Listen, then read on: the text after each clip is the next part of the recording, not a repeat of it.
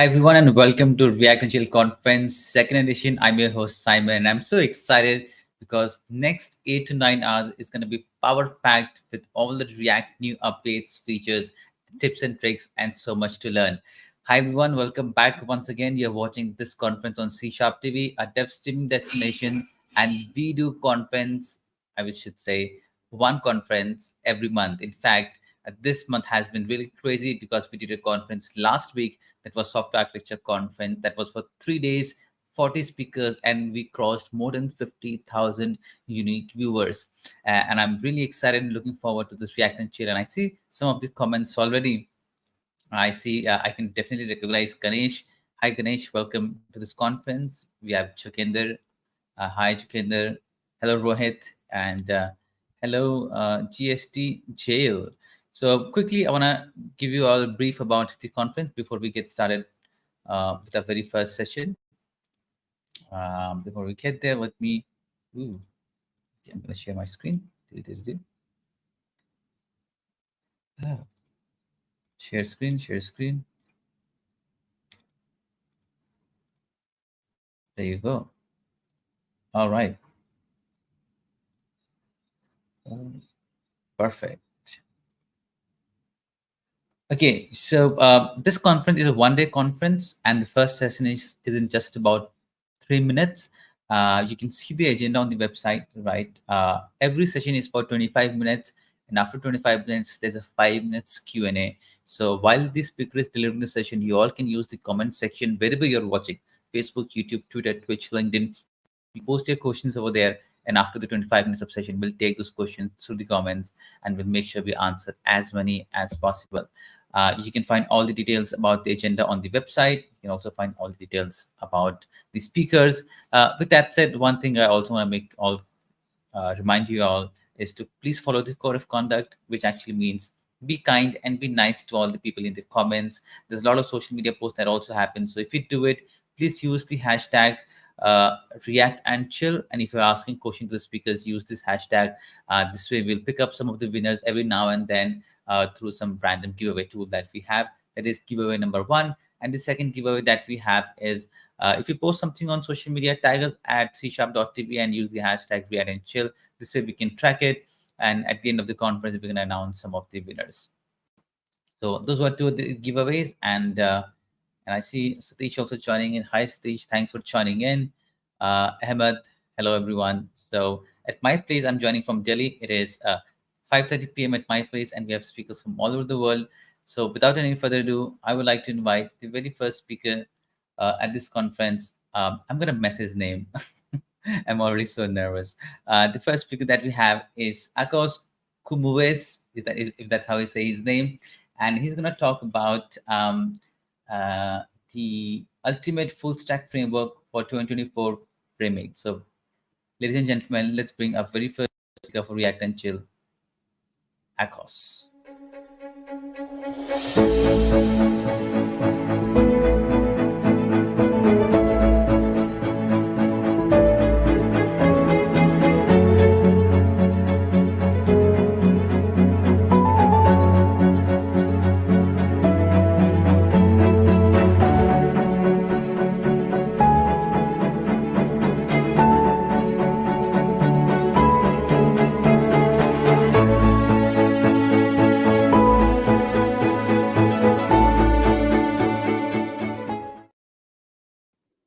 Hi, and welcome to the React and Chill conference. Hi, Simon. Hi. That was an amazing intro. I didn't expect that. Yeah, thanks. I mean, And you pronounced my it. name really good. So that's respect. Okay. Good job. Thanks for letting me know. Ákos, I'm really excited, and I believe everyone is excited to remix. Everyone loves remix, and it's getting very popular, right? So I won't take much of your time. I'm gonna add your screen to the stream.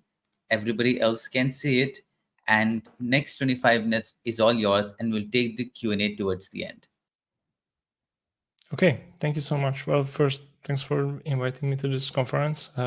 Great lineup of speakers, exciting topics. So, yeah, let's kick this off. So, I will talk about my experience with Remix and all the things that happened before Remix with me, and in the sense like me and the web.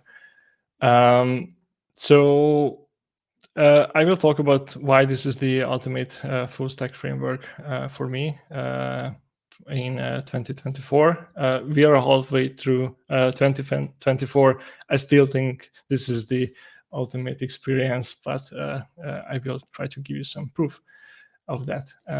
So again, thanks for the intro. Still, I will say a couple of words about me, and then talk about the brief history of web development, at least from my perspective.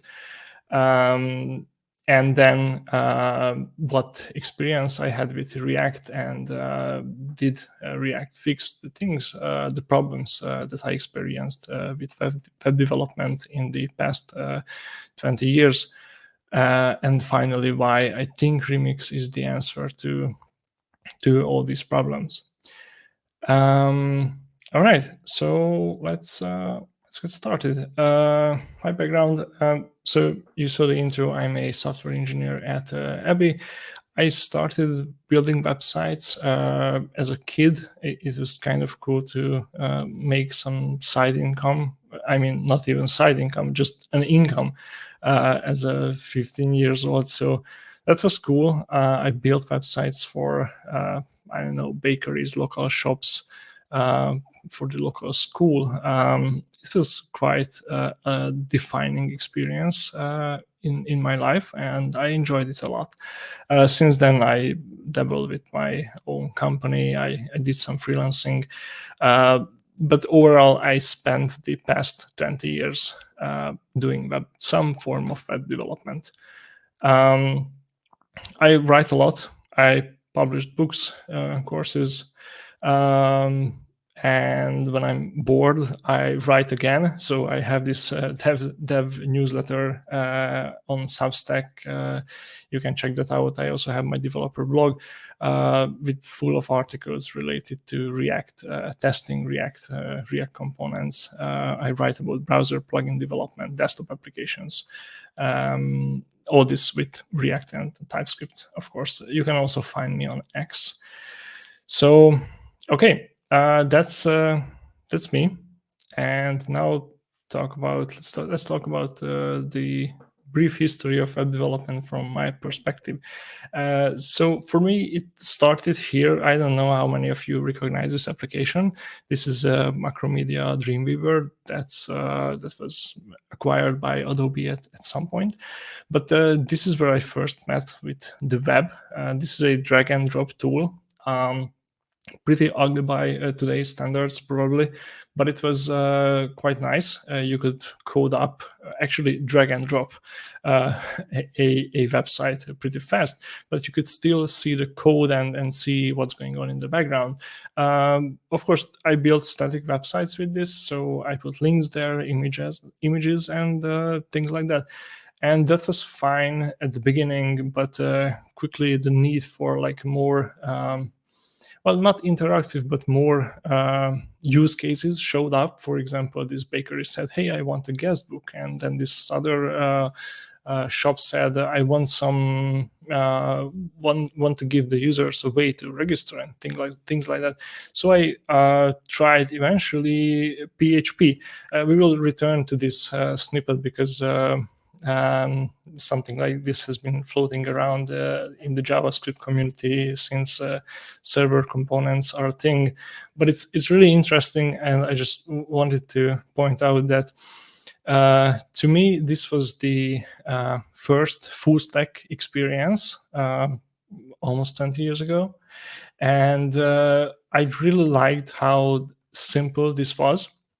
That my business logic and my representation layer, everything was front of me on the same page, and I could really like do quick iterations on my websites.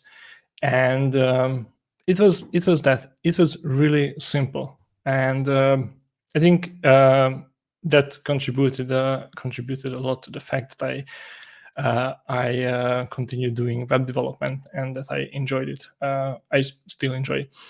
Of course, it had some drawbacks.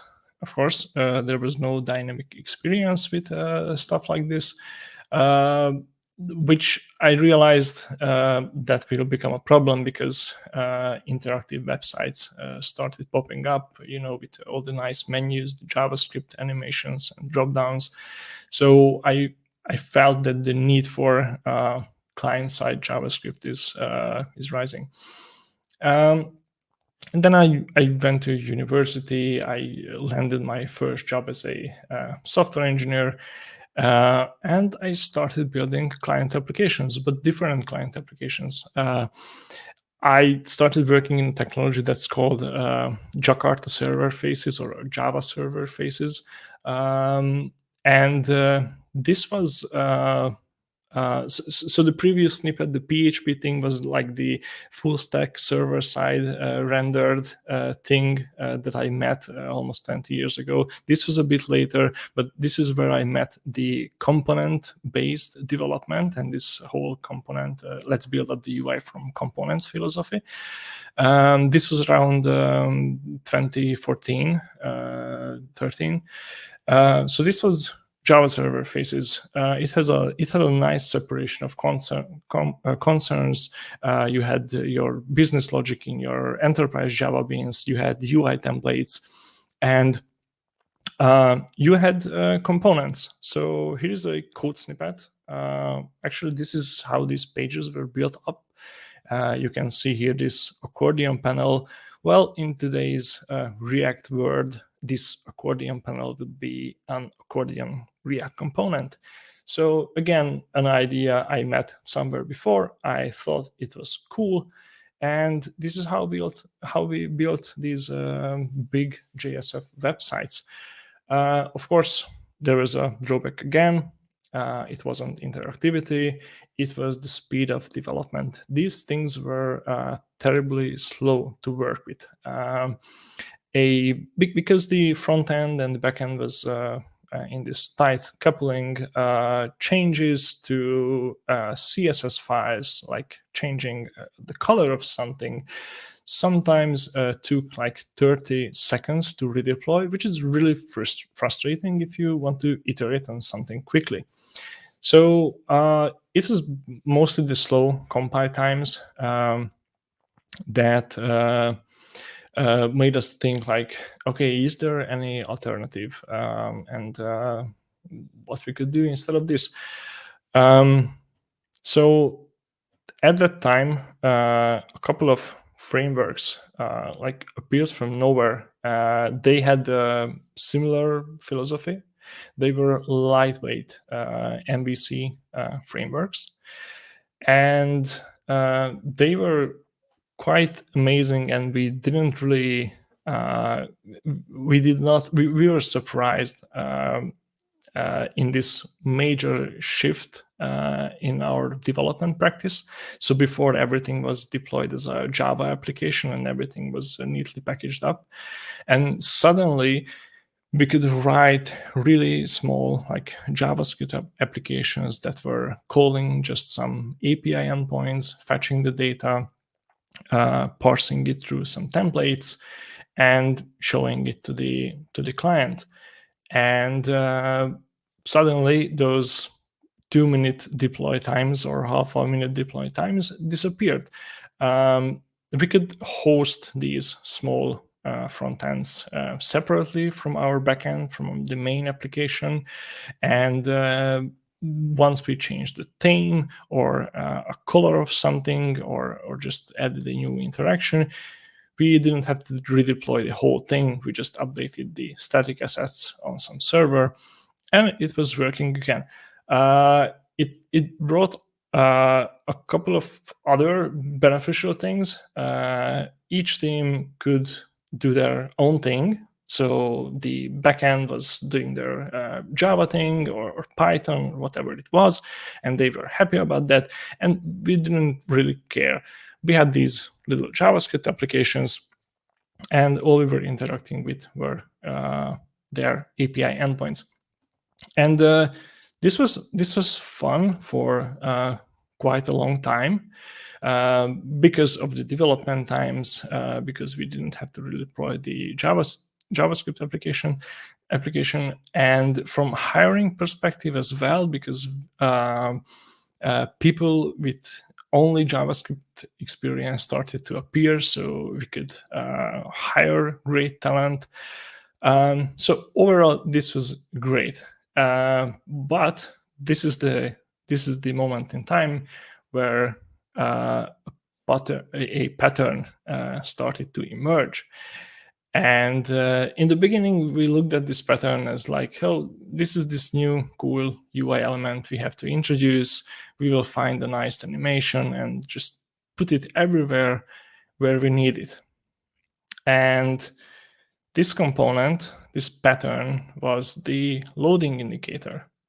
And suddenly we were full of loading indicators. We had huge dashboards with many, many components, and suddenly everything was just spinning around. And we did this in different languages. We did this in Backbone. We repeated the same thing in Angular. And although how we wrote front-end code and what practices we used improved, the overall experience kind of remained the same.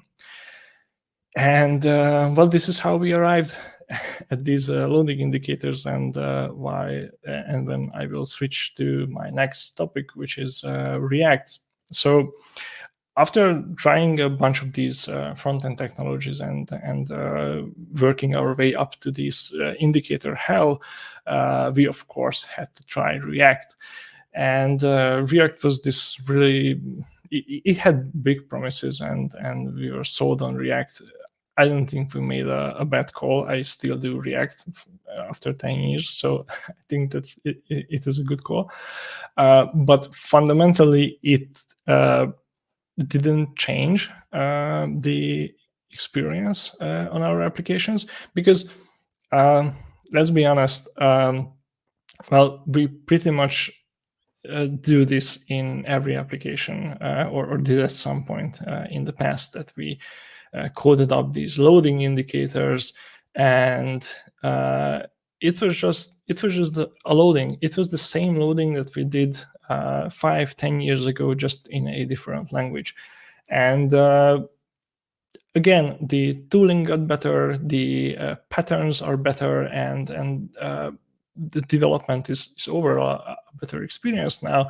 But we kind of stuck with these loading things. And one of the biggest drawbacks of these loading indicator patterns is the layout shift and that it causes on the websites. I prepared here a video. I don't know if I don't see the controls. Oh, I see it now. Okay, so I will play this. This is from Google. So if you don't know what the layout shifts are, this basically happens in these applications where you don't render an element while you don't have the data that's needed for that element to render. So let's say you arrive to a web shop and you put like 56 stickers into your cart, and you made a mistake. You wanted to type 5, but you accidentally hit 6 as well. And imagine something is going on in the background. You started maybe a fetch inside the use effect, and it's loading, but the user is ready to cancel this order and click no go back. But at the same time, this response arrives and you render this additional element, and the user ends up clicking the yes, place my order button, which is a really, really frustrating experience, and there is nothing you can do. Your order is complete. So this was one of the most annoying things with these layout shifts, and this was all thanks to these loading indicators that React did not introduce these loading indicators. These were introduced in our case with the JSF, sorry, not the JSF, but with Backbone and And later we migrated these indicators and these layout shift techniques to other languages. But this was not the fault of React, and React also didn't solve this problem. So it's probably time to talk about why Remix is interesting to me. After you heard all my frustrations with 15 years of development and the loading indicators. So Remix was probably, so when I tried Remix for the first time, it really felt like this snippet from the beginning of my presentation, where you had everything on the same page, your business logic, and how you are going to represent this thing that you are fetching. So here, everything you need to know about this user comes from this query, and on these lines, you are just printing the username. And this is pretty much the same in Remix. Of course, don't do this in production, obviously. This is just an example. But in Remix, you have basically side-by-side your representation and the business logic that fetches the thing that your representation layer needs. But yeah, let's not talk about PHP, but talk about React. This is a React conference after all. So let's see how Remix enhanced React, what it gave to React, and what it took away, because I think Remix takes away from React a lot, and that's a good thing. For example, states. I made many of these components. This is terrible practice. You have a huge form, many use states, and for every interaction, you save the value of that input in a React state, and that's how you end up with these huge forms. So one of the first applications I coded with Remix was a SaaS boilerplate. It was a multi-tenant, feature-rich boilerplate application, and I went through the tutorials. I will give you links to those at the end, but I followed the tutorials and I implemented my own idea. And at the end, I made an experiment and I was like, okay, let's see how many use states I have in this whole code base. And to my surprise, but by the way, this is an open source template. You can get it at this URL. To my surprise, there was one use state in the entire application. And later you will see exactly why and how Remix achieves this. But yeah, so it took away a lot of these repetitive use states that you had because you had a big form or something like that. It took away something else, loading. So this loading pattern is probably familiar to everyone. This is where you have the state that will hold the thing that you fetch, and then you have the loading state that indicates if the fetch is still ongoing, and then the use effect that kicks off when the page mounts. And this is essentially gone with Remix, and it's replaced by this elegant loader pattern. You have this use loader data that Remix exposes. It's a built-in function of Remix. And essentially, when the fetch is complete and you have your user, your page gets rendered. There is no need for this use effect and use state structures anymore. So this is the loader. One great built-in thing of Remix. The other great built-in thing of Remix is an action or actions. So these are the functions that are called when you post or submit a form on a Remix page. So again, if you remember my example from PHP, this is really close to that level of experience, because right here I have my form, how it's represented, how the inputs look like, and then a couple of lines above, I have my business logic that takes the data from the form. And this is, by the way, I mentioned that Remix eliminates the need for this use to these intermediary use states where you can store your data while your form is not submitted. So you don't need that, because Remix can access this form data here through your request. And the next great built-in thing is this use navigation hook, and you can clearly see at this point that Remix is made by folks who care about web development and actively do web development and build great websites, because it just has all these built-in things that you will likely use in a web application. Like, you will probably disable that submit button once the user clicks it, so they cannot submit the same thing like multiple times. And they exposed a simple hook for this. You don't have to code this feature up anymore. And another like manifestation of why this entire framework is so well thought out is that they aren't relying on some made up objects or proprietary methods, or they didn't like reinvent the wheel. They built Remix on web standards, so there is no need to for example, if you work at a big tech company or even like a medium-sized tech company, you would have to explain to your manager, like, yeah, I need these new 5 dependencies to do this cool new thing.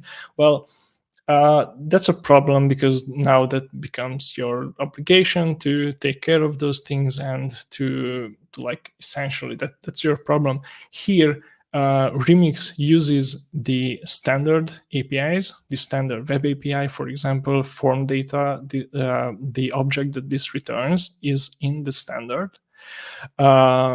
This object from entries, also a built-in JavaScript object. So there is less magic, less proprietary APIs, and more standards. So you can still so you can clearly see, I think at least, that this is made for faster adoption, and that's a really cool thing.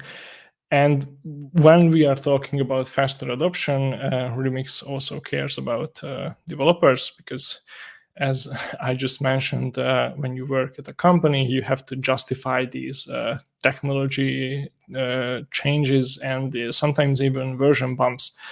So Remix did this cool thing, and they are actually rebranding themselves to, well, not rebranding, they are becoming part of React Router. So instead of releasing Remix 3, they will release those features as part of React Router 7. And this is a huge thing, because React Router right now is used by around 8 million open repositories on GitHub. It was used in all React applications I ever worked with, both as a contractor or a software engineer. So it's a technology that's almost, or maybe it is as old as React. I don't know exactly when it was released, but it's a really old technology that kind of grew with React, and many people adopted it. And now the Remix team made this great move by saying, okay, we don't want people to adopt another shiny new thing and to explain to their managers like, oh, we now want to do Remix because Remix is cool on X, or I don't know. They will make this part of React Router 7, which will make the adoption even faster. So that's some big brain moment from the remix team. Congrats. And finally, what you can do to adopt Remix as fast as you can go to remix.run and check out their 30-minute tutorial. I recommend that. I did the 5-minute, I did all of their tutorials. The 30-minute tutorial is all you need. It's as surprising it is, it's 30 minutes, but it's a deep dive into everything that you will use in most of your web applications. If that's not enough, I covered in this series on my blog a couple of edge cases, like including form inputs and whatnot, that I felt I have to write about, and that they were missing from the tutorial. And that's all from me. Thanks for having me at this conference, and yeah, I'm open for questions. Absolutely on time, Ákos. I was just looking at the clock, and you are spot on time, just the way you are spot on with your sessions. Thank you so much for that very crisp session. We have 5 minutes. We have all the time actually. Let's take a few questions. First one is by Jokinder. He's asking, Remix is by default server rendering. Can we change it client side rendering? Yes. Actually, don't take this as a 100% yes, but I think it will be possible, or it's already possible to use it as a SPA in a SPA way. Yes. Okay. Thanks for asking the question, Joginder. There's another question by Bhaskar. He's asking, can you please explain what are the performance benefits of using Remix for full stack development? Oh, well, the performance benefits. There is a great blog post from Ryan Florence on the Remix blog. I recommend you check that out. I don't know if I can put a link somewhere. You can do it in the private chat, and I'll put it then in the comments. Oh, okay. So there is a great comparison between Remix and some other, and between Remix and some other technologies. But like, in rendering terms, on that test, you will see it clearly outperforms all the alternatives. But I think your question is like performance benefit in a full stack development. You mean like developer velocity? If that's the question, like in performance of developers, it's well, essentially it's less overhead because you can develop in the same language and you can have like stuff side by side. You can see your representation, you can see your business logic pretty much inside the same component if you're working with modular applications. I don't know if that answers the question, but I'm happy to follow up. Please reach out to me. Well, to me it does. I mean, I can relate to what you're saying. That makes sense. Let's take one final question. I know we have around 5 or 6. Let's take this one by Rohit. He says, what challenges do you encounter when building with Remix, and how do you overcome them? I mean, let's compare it with React or something, right? Just building with React and versus with Remix. Yeah. Okay. So one challenge that so debugging the server side part, the actions and the loaders, I found that difficult. I haven't tested it with the latest versions, but I had issues with that outside of VS Code. I use Vim sometimes for coding, and I couldn't debug the actions and the loaders from a Vim environment. It was working from VS Code. To clarify, I did not overcome this challenge. That's a thing I have to figure out, to be honest. Okay. The challenging things were, for example, handling multiple different form submissions on the same page. That was something I had to figure out how to do in the actions, but luckily I wrote a blog post about that, so you can check out my blog, and it's explained there how you can do that. That's great. I did in your intro video, I did see a book that mentioned Supabase. Did you also work on Supabase by any chance? Yes. Yes, Oh, I'm cool. using Supabase, and my recent book that I released last week on Tuesday. That's I'm using Supabase in that, and it's about building progressive web applications with Oh, React and wow. Supabase. Yeah, I love Supabase. They recently went GA, and they also sent me T-shirts, so I love them. So anyone who sends me specs, I love them. Yeah, So they are doing great. Yeah, they yeah, are cool. Akash, before we wrap up the session and I move to the next one, it is just about time. I'm going to ask this question to all the speakers. I'm going to start this with you. Is other than all this, React remix stuff, what are some of your hobbies? What do you do in your free time? Well, in my free time, I'm a fresh father since April, so Ooh, that consumes some of my time.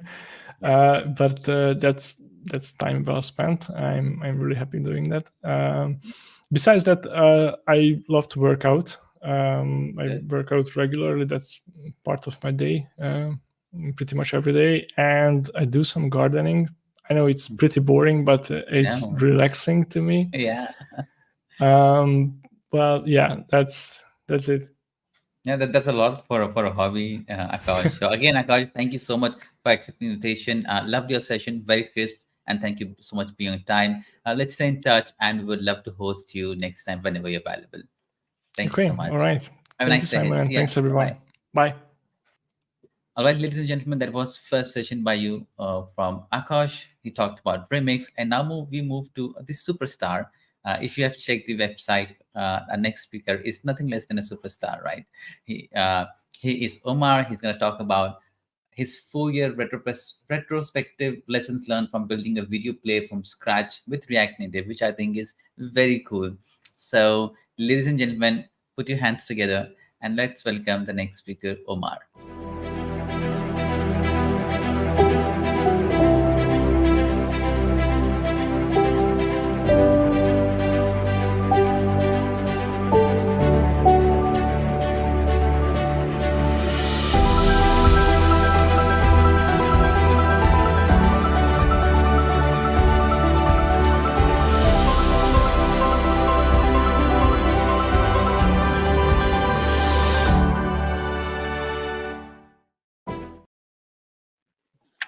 Hey Hi, there. Omar. Welcome to the React Native conference. Hello, and thank you very much. You were too kind with the introduction to tell me that I am a superstar. And well, you are, when I went to your website, I went very good work on branding, personal branding. Your website looks so good, and so does your background, very clean. What do you have on your right side? I'm just curious, right or left side? Here? Are those the Okay. conference badges? Ah, Yeah, yeah. Harold, these are all the conference badges. And Oh, this is, excellent. I wanted to disassemble an iPhone and put it in a frame, but I'm Mm-hmm. too lazy to do it, so I didn't actually finish it, Put up a the whiteboard frame. or something. Yeah. All right, Omar. So I won't take much of your time. I'm only 3 minutes in your session. I'm going to add your screen to the stream. Everybody else Awesome. can see it now. And next 25 minutes is all yours. Thank you. Hello, everyone, and it's nice to be here. And I know I always wanted to share this topic with people because I find it pretty interesting because it's kind of a niche topic because we are not so used to develop video platforms with React, especially with React Native. So without further ado, let's start. And welcome to this talk, which is a 4-year retrospective in building a video player from scratch with React Native. But before starting, I wanted to state what is a retrospective because I would love to structure this talk as a pure retrospective. A retrospective, I looked for the definition and I came across this one, which is a retrospective is a chance for a team to reflect and learn from the past without a structured meeting. So, in terms of retrospective, we intend a meeting or a session in which we take a look at what we did. So, all the good things we did in a project, all the bad things we did. So, what didn't go well, we come out with some action items and some possible solution. So a retrospective is an occasion for every team to look back, reflect to the past, and move on, improving the product. Because I love working in product. So I'm technical lead in this company, which is called Learn, and I am a software engineer, which is very passionate, very passionate about product development. So everything around product, marketing, design, UI, UX. I love these kind of stuff. So I always focused on product development, and this is a product which was born a lot of time ago, 4 years, which is a startup we did found in 2020 in Italy, but I will talk about it later. So what we're going to see today, we are going to see a project overview, so the project of the application. We will take a look at what went well during the development process. We are going to take a look at what didn't go well, which is, in my opinion, the most important part of the talk. Then we will move on to the lessons learned to hopefully save you some errors that I've done in the past while developing it. And we will, after, review all the action items. So all the stuff that we can do to improve the product and to keep achieving flawless development. And so let's start with a project overview. Learn is a startup, as I said before, which was born in 2020 in Italy. It was bootstrapped without founding, and the main product is a video platform. So we are video streaming services, which offer a lot of digital marketing courses, advertisement courses. So the goal is to make digital competencies accessible to everyone, with everyone. So the main language of the platform is in Italian. We are all in the Italy market. But since we launched, we reached 170,000 plus users. We have 350 and plus courses, and this is a premium model. It means that you can register for free to the platform and then purchase a subscription to watch all the content, because you can watch the 30% of the content, and then if you want to watch more, you have to pay the service, which is $10 a month. So it's quite low as a price. The main product is the web application, but we still have the mobile application. This was the first version of the mobile application in 2020. It was kind of an MVP. As you can see on the right, we couldn't even scroll the timeline on the video, but we built the application from scratch. So it was made with React Native and with React Native Video, which is a popular library for video managing in React. So the player currently is this one. We have a lot of features. Se siete interessati ad entrare nel mondo della programmazione o anche solo a divertirvi, perché è questo che si tratta alla fine, questo è il corso che fa per voi. Infatti, per tutta la durata di questo corso, oltre a divertirci come dei matti, andremo a vedere come realizzare prodotti di ogni tipo sostanzialmente. These were functions that we implemented in following years, so in 4 years. And this was made entirely from scratch with React Native Video, as I said before. At the moment of speaking is 6.4 version, but now the first version was 5.2.1. We used custom components, so without external libraries, we did everything from scratch. And we use an open source library, which is React Native Bottom Sheet, to display all the bottom parts.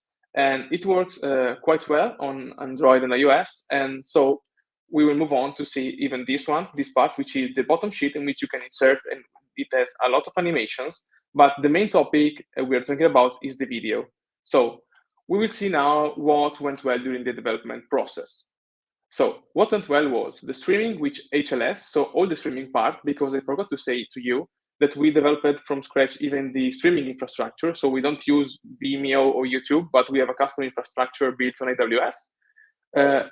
Went well the subtitles and transcripts part, as you said before, and the iOS performance, because it was quite good on iOS.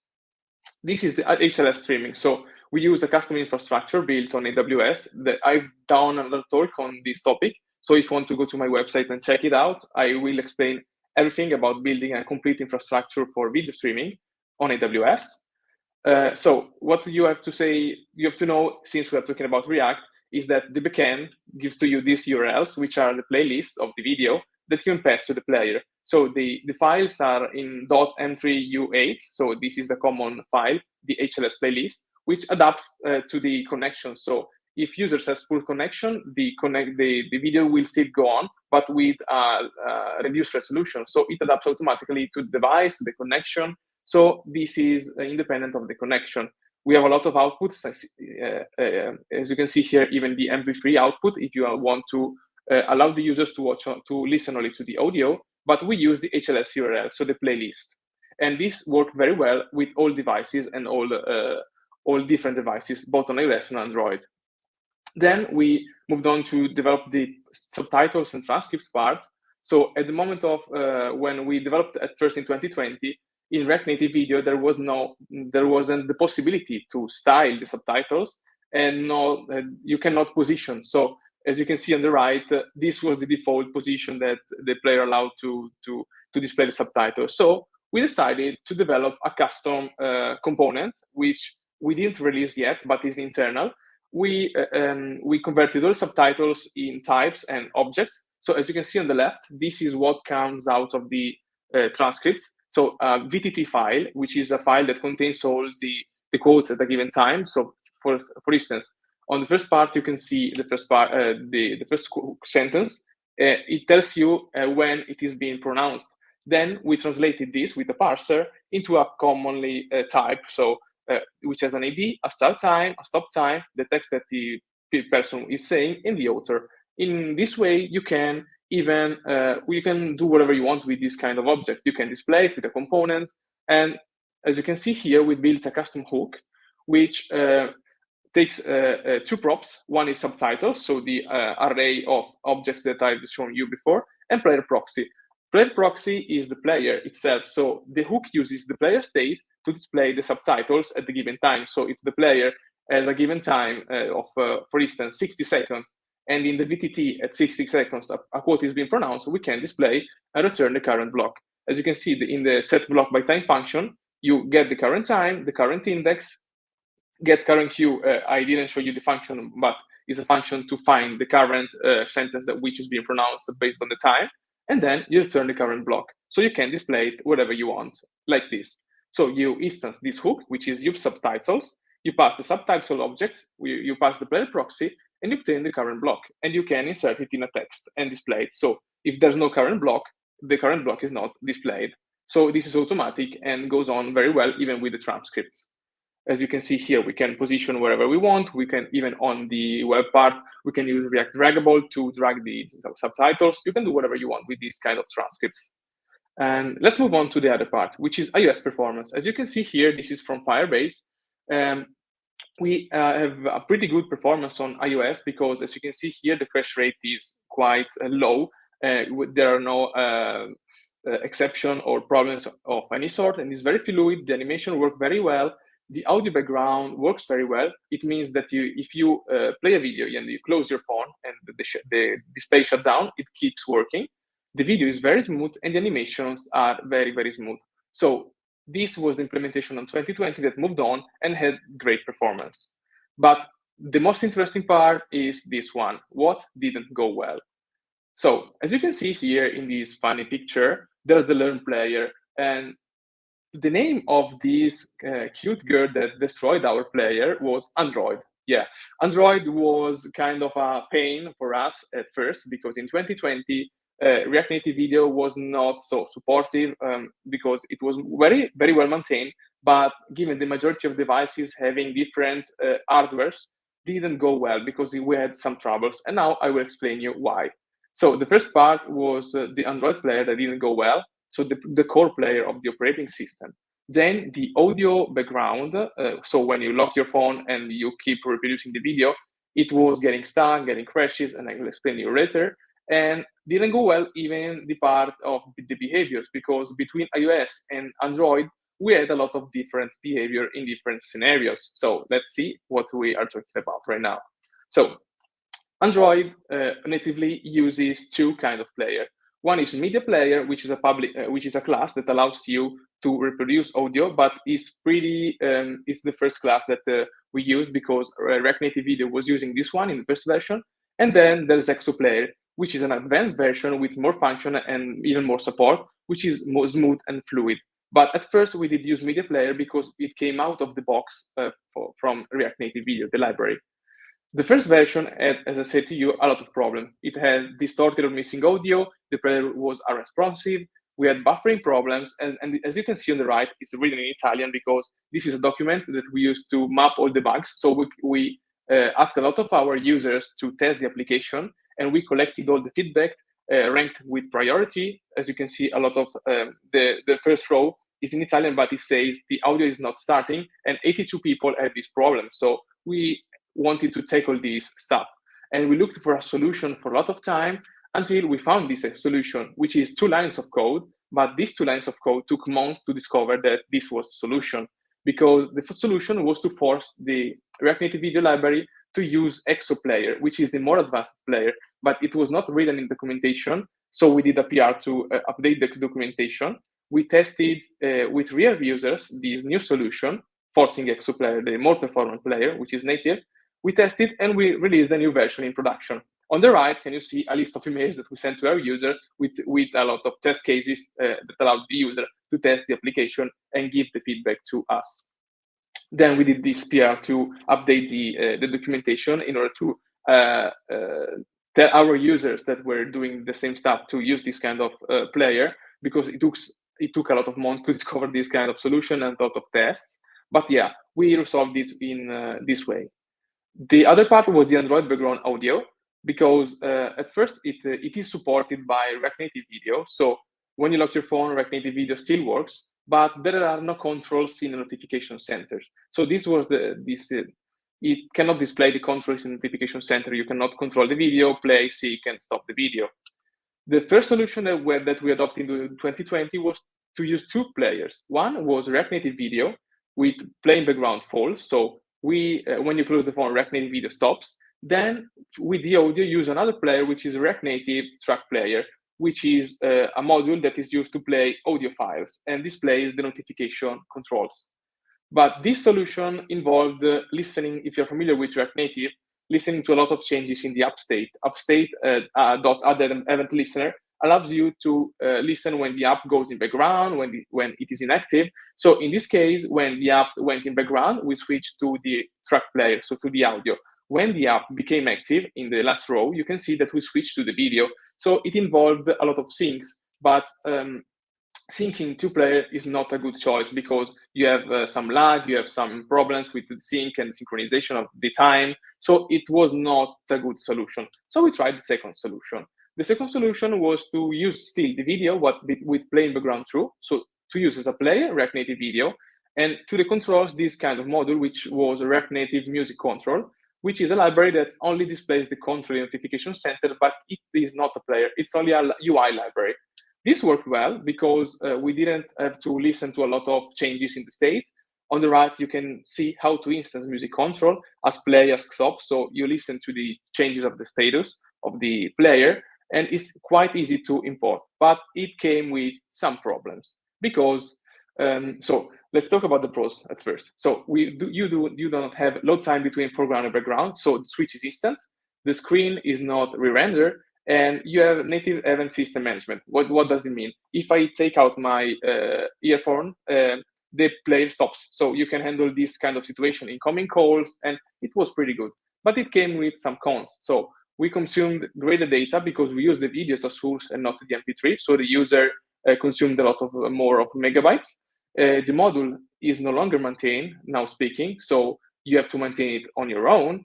And native development is needed for future Android versions because starting from Android 13, there are some problems with the kind of module. So it had this kind of con. And the other problem is that it led to some crashes. So a lot of crashes happened because of this kind of module. So, and we have finally different behaviors between Android and iOS. What do I mean by that? If you're familiar with React Native, you use platform to detect which platform are you on.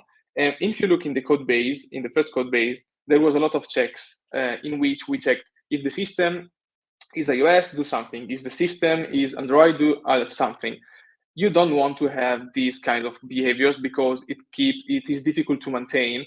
And even here, as you can see, if platform is Android, change state, seek the player, and if it's iOS, do another thing. So they are on a different order, but yeah, you don't want to have this kind of problem. So take in consideration this if you want to develop a custom player with React Native, because there's a lot of different behaviors between iOS and Android due to the fact that the native system operates differently between iOS and Android. So you have to test a lot and came across a lot of problems. But yeah, this is the part. So even here, this is a different state. And the difference is the behavior, because on Android, even we had a higher crash rate. 10% of the users had problems, which is high expected to if compared to iOS. So this was not pretty good. So we wanted to solve this problem. what are the lessons learned by these kind of developments? So managing dependencies and version is hard because we had a lot of dependencies in the project. So managing all the updates and the updates between the dependencies and compatibilities is very, very difficult. And in the long term, using many modules is quick in short term because you are fast in development, but in the long term it slows you down because you have to remove them sometimes because they're not more compatible and they're not updated. So I would suggest to avoid using too many modules, but sometimes you can develop something on your own because it's simple, but you have to maintain it. But yeah, in the long term, you don't have to remove it and you are maintaining it. Then removing a feature is worse than not developing it in the first place. What do I mean by that? We developed the audio background feature to the users, but on iOS was perfect and on Android was having problems. But if we remove the features, users from iOS would complain, but users on Android are still complaining. So at first, I would not have developed this kind of feature. I would have started very, very lean with small features, but that were working very well, not with some problems. And after that, learn once, run anywhere, more or less. Let's say that you have to test a lot of stuff if you're doing this kind of niche product and this video on React Native, because as I said, there are differences between iOS and Android and the behaviors. So you have to be careful of that. Action items. So what are the action items? What are the solutions to these problems? So the first action item is to reduce the number of dependencies, because as I said before, it slows you down sometimes and you can avoid using too many dependencies. You have to, we wanted to reduce the number of crashes on Android, so to make the same crash rate on than iOS. Then we wanted to improve the stability on Android. And for this, we had a solution, which is to update React Native video library. Yeah, you could say this is easy, update a library and that's it.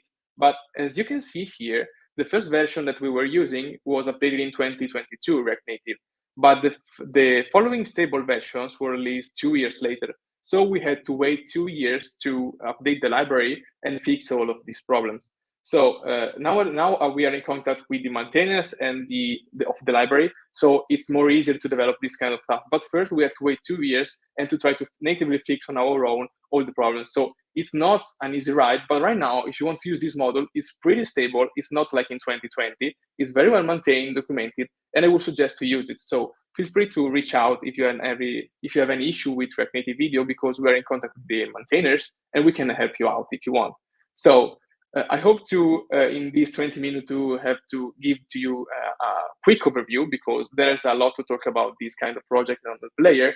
But yeah, so feel free to reach out on Twitter, via email, check out my website if you want to know more about what I do, and even about the other talk that I've done and about the streaming architecture. You can find it on my website, which is in English. So you can feel free to reach out and to check all my content. So thanks for having me. It was very, very good to be here.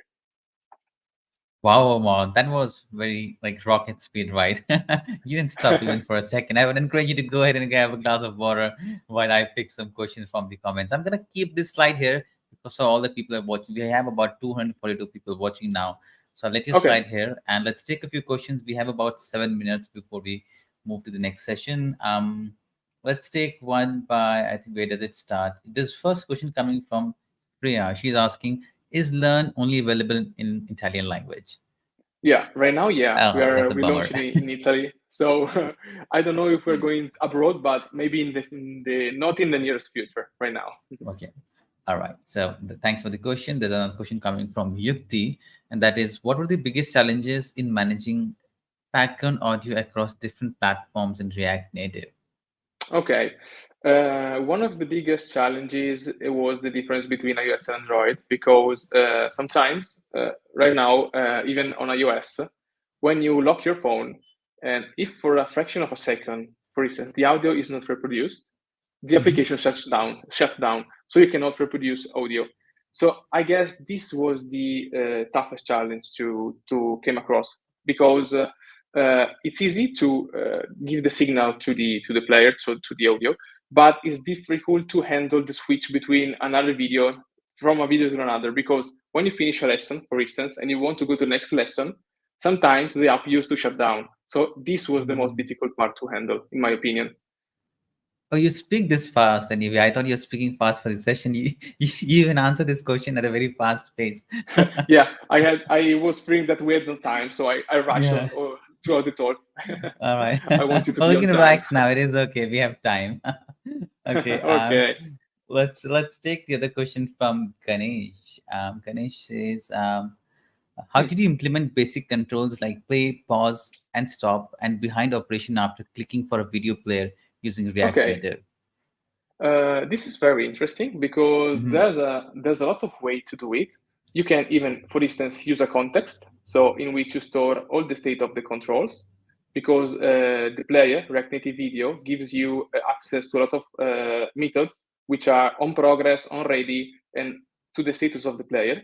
So you can handle all the logic in a context and then display the controls with a context. So on top there's a context, you put your control scene, and for instance, for the play button, if the state is stop, you display an icon. If the state of the player is playing, you display the other icon, the stop icon. But you can do it, and we did it in 2020 with event emitters. So we used to emit the events from the player. So there's an API in JavaScript which is emit the event emitter. And then in the components listen, for instance, when player stops, do this. When player starts, do this. And there's a lot of resources available, but right now I would use a context on top of the player with the status. And I forgot to add that if you don't want to develop it from scratch, nowadays there is this library which is called React Native Video Controls that allows you, does all for you. So you don't have to map all the events. You only have to display the controls if you don't want to build it from scratch. Yeah, the npm is always there, right? Yeah. Always npm for everything. Yeah. All right, let's take. I know there's a lot of questions coming, and the more you say, the questions will keep coming. So there's a question from Bhaskar. He's asking, "Hi Omar, can you please explain how did you design and develop custom controls for the video player while maintaining a responsive UI?" That's a good question. Okay. That's a really good question because we had a lot of problems when, for instance, we had smaller devices. And we try to, maybe I can go back to the slide if we have time, to the player. Like this. Okay. As you can see here on the right, there's a lot of space between the bottom tab, and the upper control. So in a lot of devices, we had some problems with the spacing because, for instance, on iPhone 5, which is small, the controls were not displayed. So we developed a custom solution to fit all the components, which are scaled dynamically. So for instance, with the text, we don't say to React, text size is 22, but we use a method which is called scale size. So it takes the dimension of the phone and scales all the stuff based on the dimension of the phone. But this is quite complex to explain right now. I will have to show some code to do it. But it's all scaled. It's not static. So. Okay, that's good. Thanks for asking the question, Bhaskar. I think that was one of the nice questions from the comments. I think that is all we can take for today. Bhaskar says it was a really non-stop, Omar.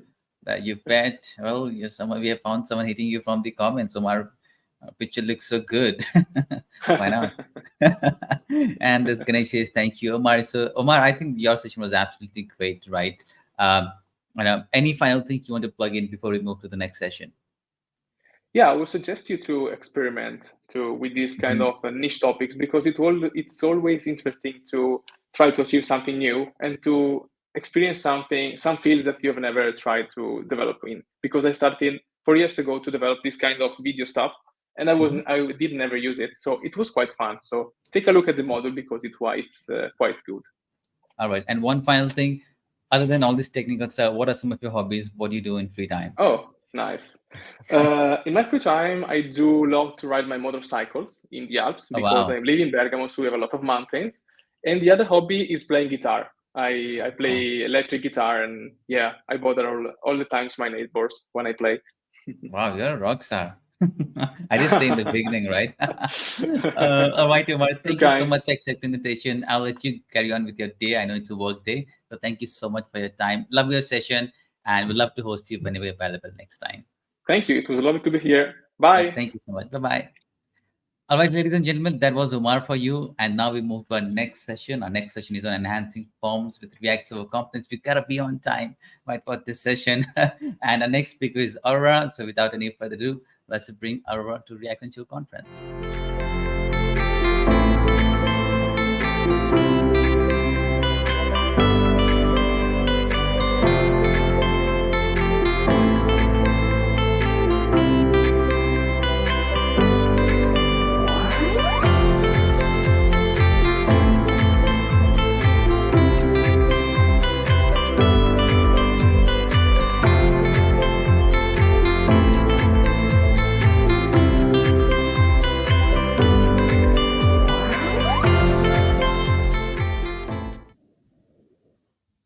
Hi, Aurora, welcome to the conference.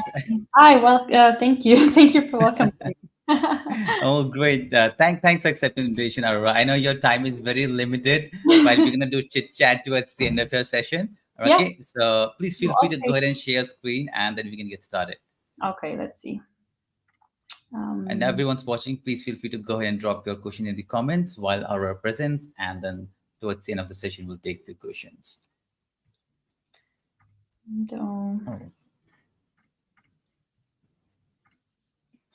Let's see. I'm just going to test this. Yeah. Can you see this VS Code now? No, not at this instance. Did you click on share? Yeah. I mean, did you select the right window? Sorry, I have to allow permissions. I should have done this. Hold on.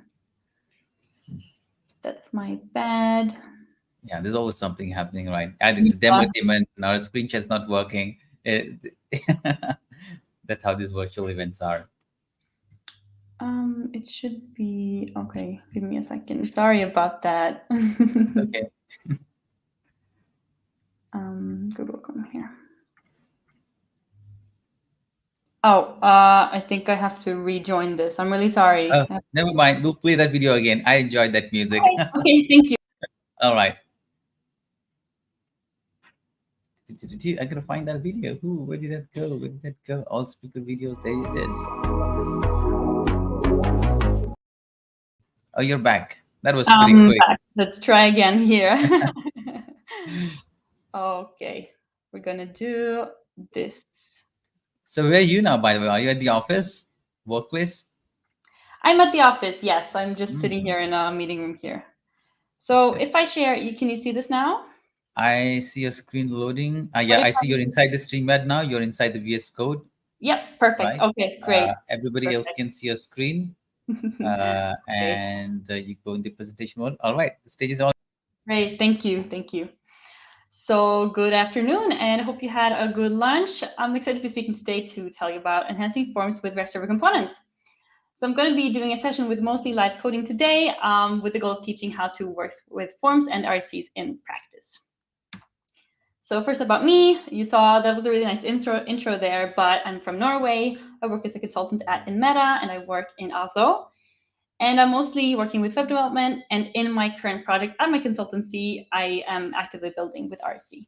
So I hope to share some of my experience here from that with you. So let's begin with looking at this typical single-page application. It's great. You have your React query, your React hook form, and all is well. But as we know, client-side apps have their problems. So they run purely with JavaScript, and the entire page or the entire application is constructed from JavaScript when the user opens the URL. If you're working from a slow device or a slow connection, it can take a really long time to download and execute and download, parse, and execute all this JavaScript to even load the page to, fill out a simple form, something like that. And in addition, to submit data to a database, you would want to need a backend because you can't rely only on the client-side validation. And even with a framework like Next.js, you might still have issues because even though you fix your problem of blank screens by rendering the pages, you now have an even bigger dependency waterfall of downloading, parsing, executing the JavaScript, then hydrating the entire page before anything really works. And let's not forget the struggles of working with form in the Next.js pages router. So back then, you had to manually create your own API endpoints every time you wanted to safely submit a form to the server. You would want to use a library like trpc to ensure type safety. You might have to write a bunch of excess, messy code, especially to handle errors and loading states.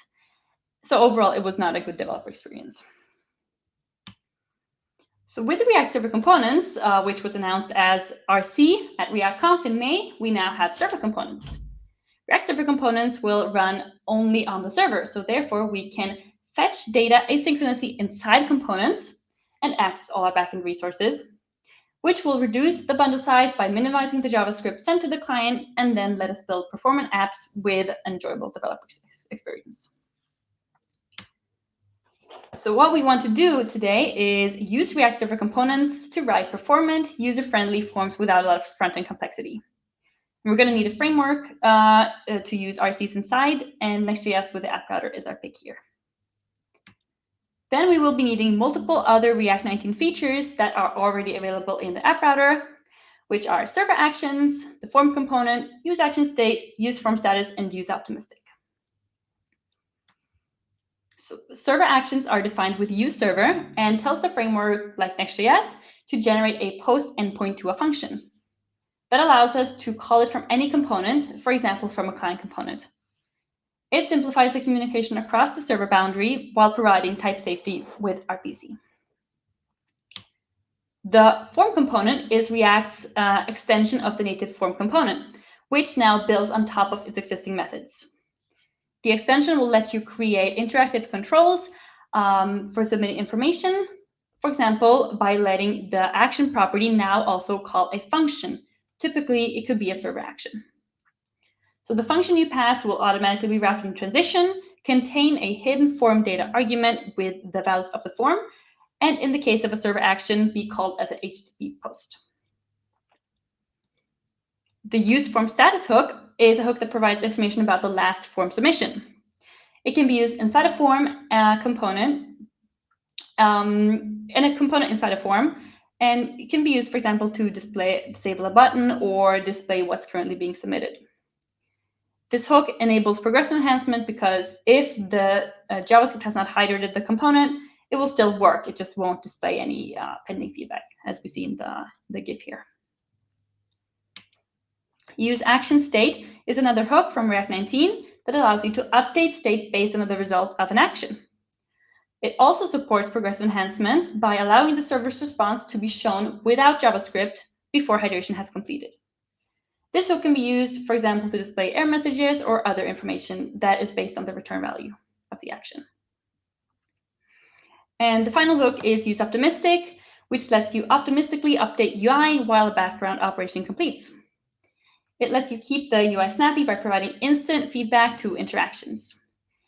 And you can use it with server actions and form submissions, but it can also be used with other potentially slow operations, such as filtering based on route params.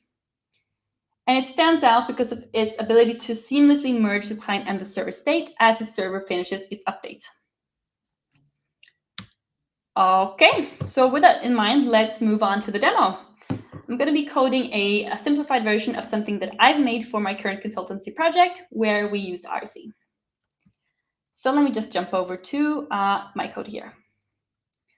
I need to reopen something here because it closed when I reset my, hold on 1 second here. And we're here, and we're going to go to localhost here.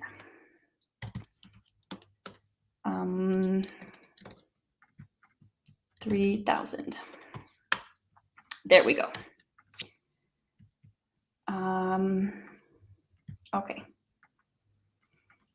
So I'm here in the Next.js app router, and I'm using Prisma as my ORM, and I have a local database, and I have Tailwind for CSS. So since we're in the app router, everything is a server component by default, and this is all server components here for this message box. So the message box component is a server component. It can be async, and it can asynchronously fetch messages from our database using Prisma. And then it's doing some nice styling and then mapping each message to individual message display components. And this is also just styling based on whether the user is the one who has written the message or not. And this is also just the server component. And finally, the message input, another server component, which is not really doing anything right now. I can try it out. Nothing's happening here. It's just an input. So what we want to do here is enhance this message box with React Server Components and React 19, where the goal will be to make this interactive while minimizing the JS on the client and reducing the front-end complexity.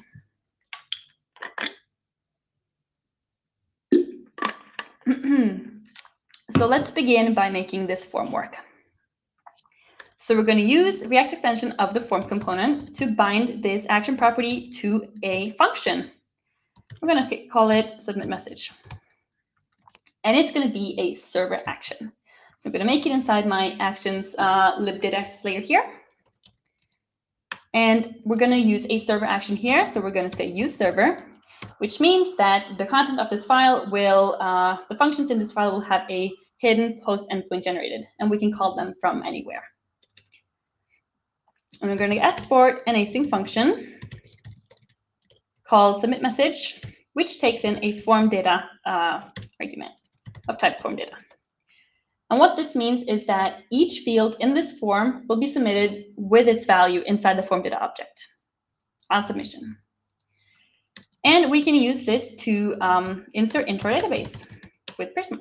I'm going to create a message where the data will be, the content will be from the form data. And we also need a user ID here. Created by ID. And I'm just going to close this up. So somehow we need to pass an additional argument to our function. And you can do this in a couple of ways. You can use a bind or just pass it inside the form data. So I'm going to do a hidden input to pass the user ID inside the form data object. And I'll import the function and remove this console log. And it's worth noting that in the real world, you probably don't want to pass your user ID from the client like this, but this is just an example to show how you can pass additional arguments. So let's try it out just like that. I'm going to say, hey, and manually refresh the page, and it's been submitted. So it's just like that, manipulated my database. But I don't want to refresh the page manually, of course. So I'm going to use the Next.js API revalidate path with the root path, which means that I'm telling Next.js to purge the server component cache and regenerate whatever is on this path. So now I can say hi, and it's been submitted without a hard refresh there. Now, when I submit my message, I'm still in the scroll position where I don't see the new message. So it would be nice if I can make it interactive by automatically scrolling to the bottom when there is a new message. So I'm going to head over to the message box component, and I'm just going to change this div into an automatic scroller. And this component is a client component because it's using an effect and a mutation observer to listen for a new child in the container and scroll to the bottom. And this requires JavaScript, obviously. So it's a client component, but since I'm wrapping it like this around server content using the children property, I do not convert the content into client as well. And we can prove that by looking inside the React DevTools and see that there is an automatic scroller in the component tree, but there is no message display because only the automatic scroller has been shipped to the client as a component and has JavaScript. And let's see what it looks like now when we add a new message. I'm going to say hi. And it's now scrolling to the bottom with this interactive scroller here. So the next thing we should do is validate our data because form data is from the client. It's we don't really know anything about it. So we're going to get a result from a message schema, which is a schema defined with SOD, which will at runtime validate or validate whatever it's being gets passed in to make sure that the content is at least one character and that the created by ID is a unique ID. So we're going to safely parse this object here that we were already using and use that to mutate our database. And we don't need to type these as strings because we're going to make sure that they turn into strings when we're done with this validation. And then we need to handle the case where this failed. So if the result is not a success, we can throw an error and say invalid message data, something like that. So now if I comment out my client-side validation and try to submit in a message, invalid message, I will get an error here because it didn't pass the validation. And you can do whatever you want with your errors, but a way to do it is by using an error boundary. So I'm going to make an error boundary around this message input and see how it looks now. So if it's invalid, the error boundary will catch my error and make sure that the whole app doesn't break. So let me just put back this client-side validation and get back to the submit message. Because maybe I don't want to throw an error, it's just a validation error. Maybe I would rather return something.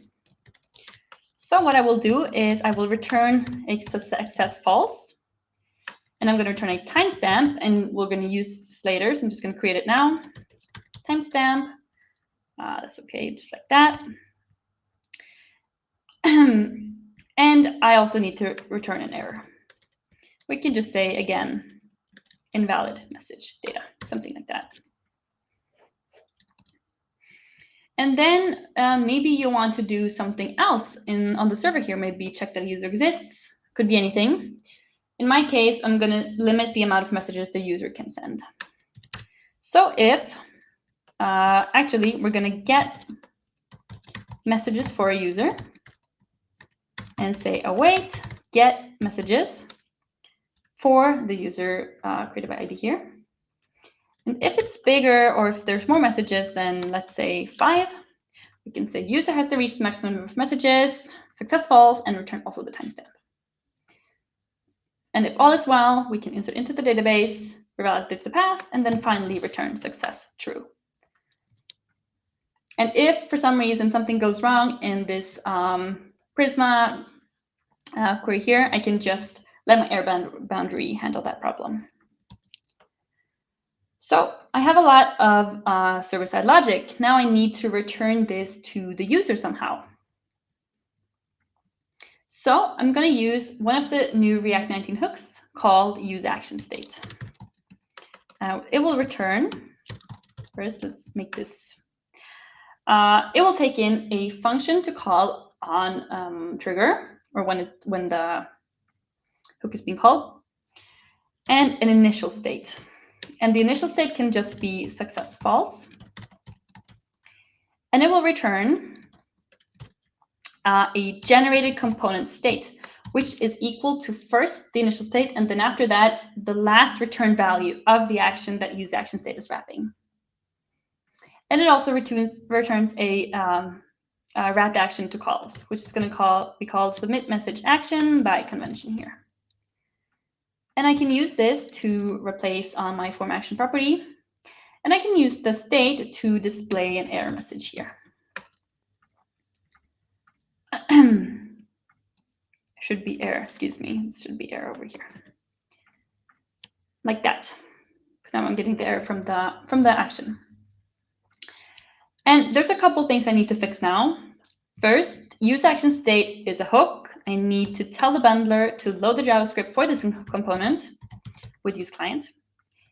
And I need to update my function that I'm passing here, because useActionState also passes a previous state argument to the function, which I'm just going to say previous state. I'm not going to use it now, but we need to put it there. And I'm just going to say message state here, so we don't have to write types in this talk. And all is good now. So let's see what happens. I say, hey, and then hi. And now I hit my max message count, and I will get the return value of the submit message function to my component here. And you could check for anything when you're doing returning something. You can maybe return each error value for the form fields, but I just have one form field here, so it's not really relevant in my case. But you could do that. The next thing that I want to improve is make it feel a little bit more interactive with this error message that I'm getting. So I'm going to use an effect to check if the state has an error. And if it does, I can just toast an error with that error. And it's going to need a dependency array, which is going to be the error, but also this timestamp that we created, so that every time the timestamp changes, we get a new toast. So now when we get an error, we're going to get also this toast here, which means I don't need my error message at the bottom here anymore. But instead of removing it, I'm just going to leave it as a no script fallback, which means that for some reason, if there's no JavaScript, you will still be able to see this error.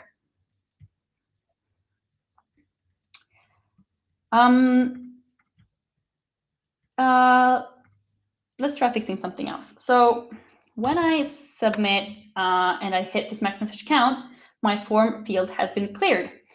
And the reason for that is because when you use React 19 form actions with uncontrolled inputs, it will automatically reset the form for you when the action completes, which is a good thing because it kind of mimics this MPA form submission behavior that we're used to in the more old ways of writing forms with the web.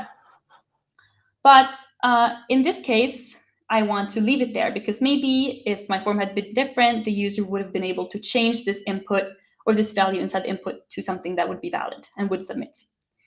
And I don't want them to rewrite whatever they just wrote. So what I'm going to do is when this error occurs, I'm going to also return the content.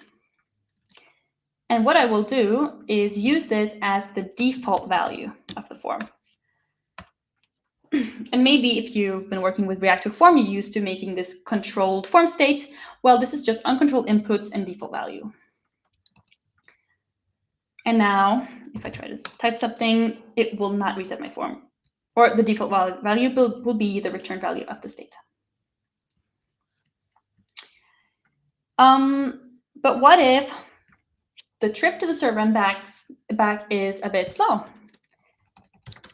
So that's realistic because I'm just using a local database here.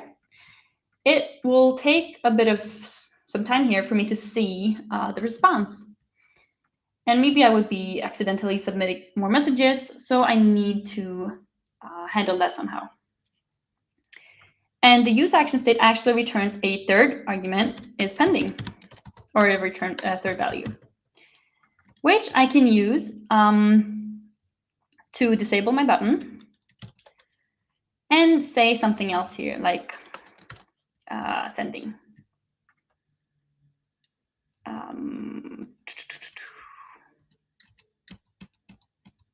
What happened here? Let's try this again. Like that. So now when it's being slow, I will see that it's sending and I won't be able to click again. So let's just increase this max message count to 8 and see the full interactive message box again. So I'm going to just open this up and say, hey, and we'll see the sending, the automatic scroll, and the field form reset. And this is just so much easier to handle than the PageRadar form submission. But what's good here is this whole form will actually work without JavaScript. So let me just disable the JavaScript to see that. So I will say no JavaScript. And it worked. I didn't get any automatic scrolling. I didn't get any pending state, but everything still worked. Say no JS. It's working. Still no JS. And then I hit my max message count and see this no script fallback. So I'm just going to turn this back on and refresh here and go back to my initial view. So what we've essentially been doing here is progressively enhancing this form, meaning ensuring all the basic functionality works at the lowest level of resources, and then, which is no JavaScript, and then adding things on top to enhance the user experience for users with those resources available. So even if your user's on a slow device or a slow connection, they don't have to wait for JS to download, parse, and execute. They can use the form while the page is still hydrating. And since we reduced the JS on the client by limiting the JS in this automatic scroller, the JS that we do want will load a lot faster. There is, however, one more improvement that I can make to this code. So what I can do is I can extract this button into a submit button.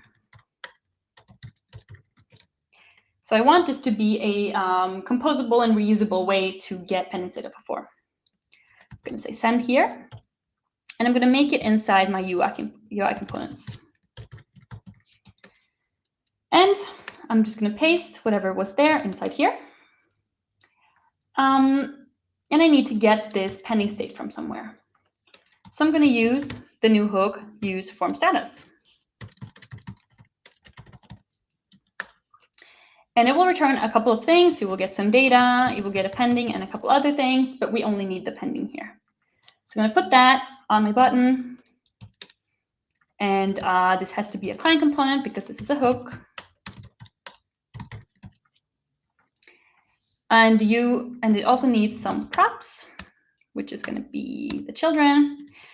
And if it's pending, we can render a nicely styled div with the spinner and the children. And otherwise, we will just render the children.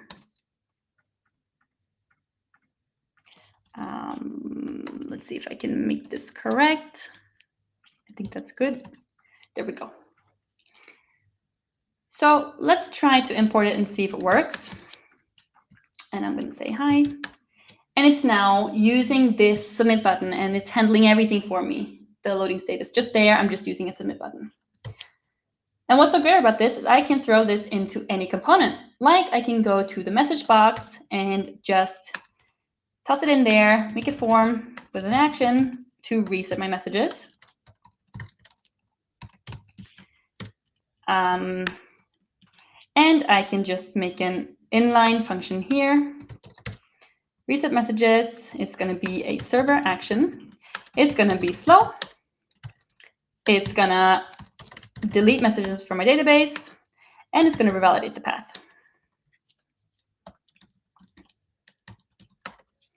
And if I now import all the things that I need, and there we go, we can see what happens. So this is a server component. I don't have any use client here, and still this submit button is handling the entire interactive feedback here for me. And one more thing I want to show is the use optimistic. So let's just get rid of all this code and jump over to an optimistic branch really quick. And in here, I haven't done that much, but I've made a messages component, which is client component because it's using the use optimistic hook. And what this does is take in a state to show when no action is pending, which is going to be our truth from the server, and an update function, which says that an optimistic message will have an is sending true. And then I'm going to pass the function to update, to trigger the optimistic update to my message input, and also use the optimistic messages for my display. And in the message input, I'm just doing the optimistic update in an onSubmit while leaving the action as a fallback. So let's just see how that feels. When I say, hey, I'm getting optimistic, everything's happening right away, and I get the sending here while the server is settling and replacing the client state with the message that does not have the is sending flag. Hi. And as you can see, we're having optimistic messages all resolving. I can send a couple more. And when I hit my max message count here, the optimistic message will be rolled back because it does not exist in the server state. And this is all still progressively enhanced, by the way. So of course, depending on the app, you don't have to make progressively enhanced forms or anything like that. But now, by using these more primitive features of React 19 with React Server components, we can make our forms very robust while maintaining a great user experience. And these are probably going to be used as primitives for other library authors to make, for example, form libraries that make it easier for us normal developers. I'm almost done here. I'm just going to quickly round it off by saying that form actions exist in other frameworks as well, but now we have them in Next, and it's great. We can do a lot more than we could before with a lot less code, sorry. And the repo for the demo is here on GitHub, and then the optimistic update is in a branch if you want to check that out. And references, most of what I've done is just from it can just be found in the docs. And the React docs have more in-depth explanations, and also considering the client side more than just the server, than the Next.js docs. Yes, I have a Twitter. I post RC there. Excuse me. RC stuff there, and a blog. So if you're interested in learning more, check that out. Thank you. Okay. There we go.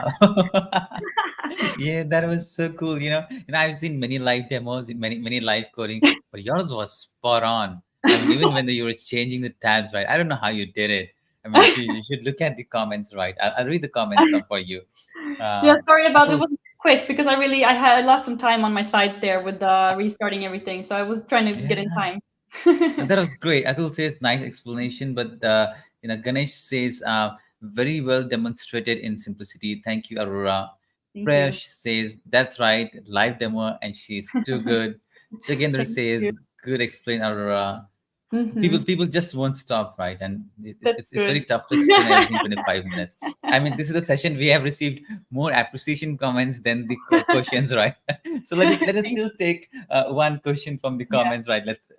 It's my Sophia, and she's asking, can you please explain how React Server components improve load time, specifically in the context of form handling? Yeah, okay. So I would consider this kind of two different ways. One thing is the fact that if you make a progressively enhanced form, it doesn't really need to wait for anything to work because it's already there in the SSR, the HTML, right? So that's one part of it. The other part is that if you have less JS on the client, whatever JS you need for your form will be there faster, right? So there's two ways to make your form more load faster, I would say. All right. Using the JS and making it progressively enhanced. Perfect. Let's take one more final question. There's one question by Jogendra, and he's asking, what about if you're using server-side component and XSS attacks? Yeah, I'm really not a security expert, but I know there's a whole docs thing in Next.js which talks about server components and security in particular. So yeah, I would recommend, if you want to know like really good explanations of that, check out the docs for Next.js. Yeah. All right. So I don't think we have enough time to take the other question, but that was a stunning session. You blew away everyone here in the comments and the viewers. Any final thing you want to plug in before we move to the next session? No, thank you for having me. It's great to hear the feedback and the people liked it. I want to get them excited. That's my goal with this. So yeah. Yeah, you got all excited. So, and other than all this technical stuff, I'm asking this question to everyone, right? What are some of your hobbies? What do you do in your free time? I love to travel. I guess that's why I do like the conference thing. So I would say making traveling my hobby through doing conferences, kind of what I would explain there, because that's what I'm doing. And then I also love to hang out with my partner and then go to the gym. Also nice. Sometimes hang out with partner is cool. Yeah.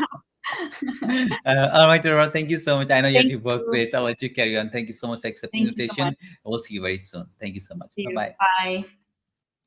All right, ladies and gentlemen, that was Aurora for you. And we now move to our next session. And thanks for all the people who are asking the questions in the comments.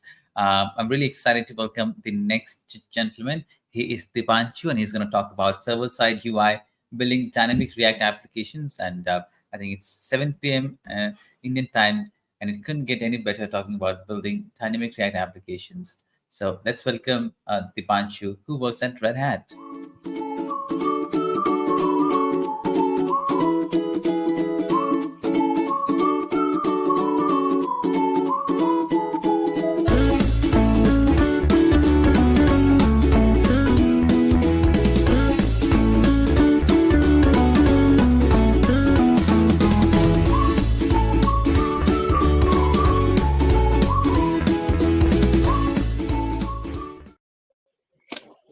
thank you so much for that warm introduction. And yeah, hi, Sam, how are you? I'm doing absolutely great, Dipanshu. How's your evening going? So I'm just preparing for my session. I'm nervous. It's my first time doing it. So God bless Yeah. me. All right, it's gonna be okay. If there's some demo demons or something doesn't work out, it's absolutely okay. I think you're already doing great. I'm gonna add your slides to the screen. Now everybody else can see it, Dipanshu, and next 25 minutes is all yours. Okay, so good morning, good evening, everyone, depending where I'm joining from.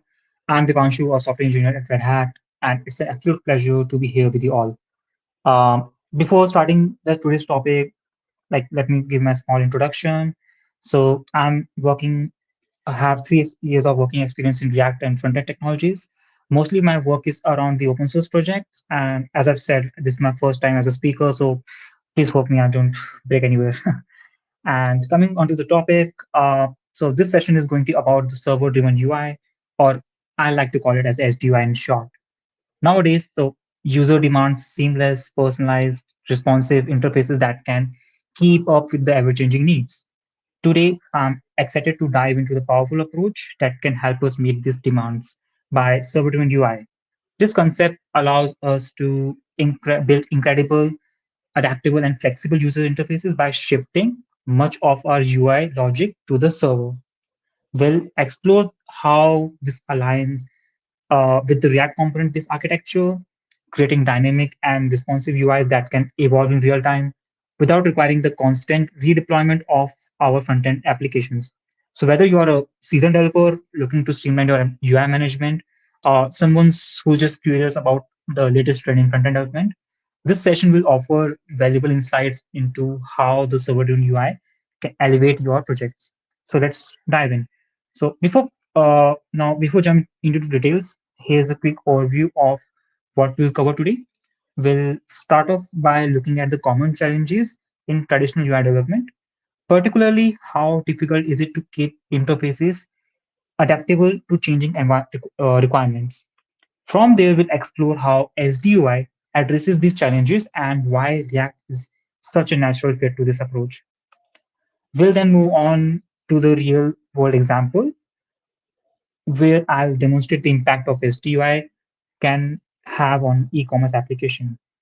Next, we'll get into the technical details, breaking down the core building blocks of SDUI, discussing best practices for designing flexible schemas, and walking through a code example to see the SDUI in action in React. And last, we'll also read the pros and cons of the SDUI, and we'll take a closer look at which companies that are already leveraging this approach in their applications. So with this roadmap in mind, let's dive into the first topic, understanding the UI adaptability challenge. Talking about a challenge that every UI developer is all too familiar with, adaptability. As developers, we find ourselves in constant race against time. New features and the ever-growing demand for personalized user experience. I'm sure many of you have experienced the frustration of trying to keep the user interface in sync with the rapid changes. But here's the thing, keeping up with these changes isn't just about adding new code. This also increases the complexity and making the UI more fragile. What was once a simple interface can quickly become a tangled web of interdependent components. So, what's the result of this? Longer development cycles, higher maintenance cost, and increasing risk of user dissatisfaction. So clearly, something needs to be changed. We need an approach that not only keeps pace with these demands, but also gives the flexibility to adapt on the fly without sacrificing the quality or speed. So this is where we enter the server-driven UI, and a concept that is both elegant, simple, but yet powerful. Imagine this: instead of locking down your logic into the client, where every change requires a tedious update and redeployment, you let the server take the control. That's right. So with SDUI, the server becomes the orchestrator of your user interface. The UI logic is no longer rigid, predefined structure. Instead, it becomes a fluid, adaptable framework that can change in real time based on the server's command. So how does it work then? At its core, the SDUI shifts the responsibility of determining what the UI should look like and how it should behave from the client side to the server. Rather than hard coding the UI components and their interactions to the front end, we let the server decide. The server sends the detailed instructions, essentially a blueprint telling the client what components to render, how they should be laid out, and even how they should behave in response to the user interactions. Think about the possibilities here. You can push updates to a UI without touching the client-side code. New features, new design tweaks, personalized content, all of it can be rolled out dynamically simply by just updating the server. There's no need to go through the lengthy process of redeploying your front-end application every time a change is needed. With this approach, you are not just speeding up your development cycle, you're also enhancing the flexibility and scalability of your application. So as we deep dive into the SDUI, we'll just see how the approach is revolutionized, and particularly when paired with a powerful framework like React, how it will work. So you now all might be wondering like, why is React a perfect fit for the SDUI? So it's a question that gets to the heart that of SDUI, like makes a powerful is React. As many of you know, is just a powerful framework. A React is just a powerful framework, a JavaScript library framework. Uh, it's a game changer in how we think about building user interfaces. The secret sauce lies in the React component-based architecture, a design that is inherently modular, reusable, and incredibly flexible. This is exactly what makes React such a natural ally for the SDUI. So I'll break it down for you. So at its core, React encourages us to think in components, small self-contained pieces of the UI that can be mixed, matched, and reused across different parts of an application. These components are like building blocks that the server can assemble in various ways depending on the context, user, or situation. So imagine a possibility where you're not just coding the static page, you are creating a flexible system of components that the server can control and manipulate in real time. Need to change, let's say if you need to change the layout for specific promotion, the server will simply instruct React to rearrange the components accordingly.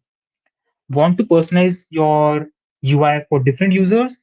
The server will send a unique configurations to the React, and React will handle and render the exact UI that the user needed. But then it's also not about the flexibility. React Virtual DOM is another key advantage when it comes out to the SDUI. The virtual DOM is like React's internal memory of the UI. It allows React to update only the parts of the UI that need to change without re-rendering the entire page. This ensures that even when the server is sending frequent updates or complex instructions, the UI remains fast, responsive, and efficient. Think about it. So React doesn't just render components, render them intelligently. And in this essence, so React and SDUI complements each other perfectly. Now, before we deep dive,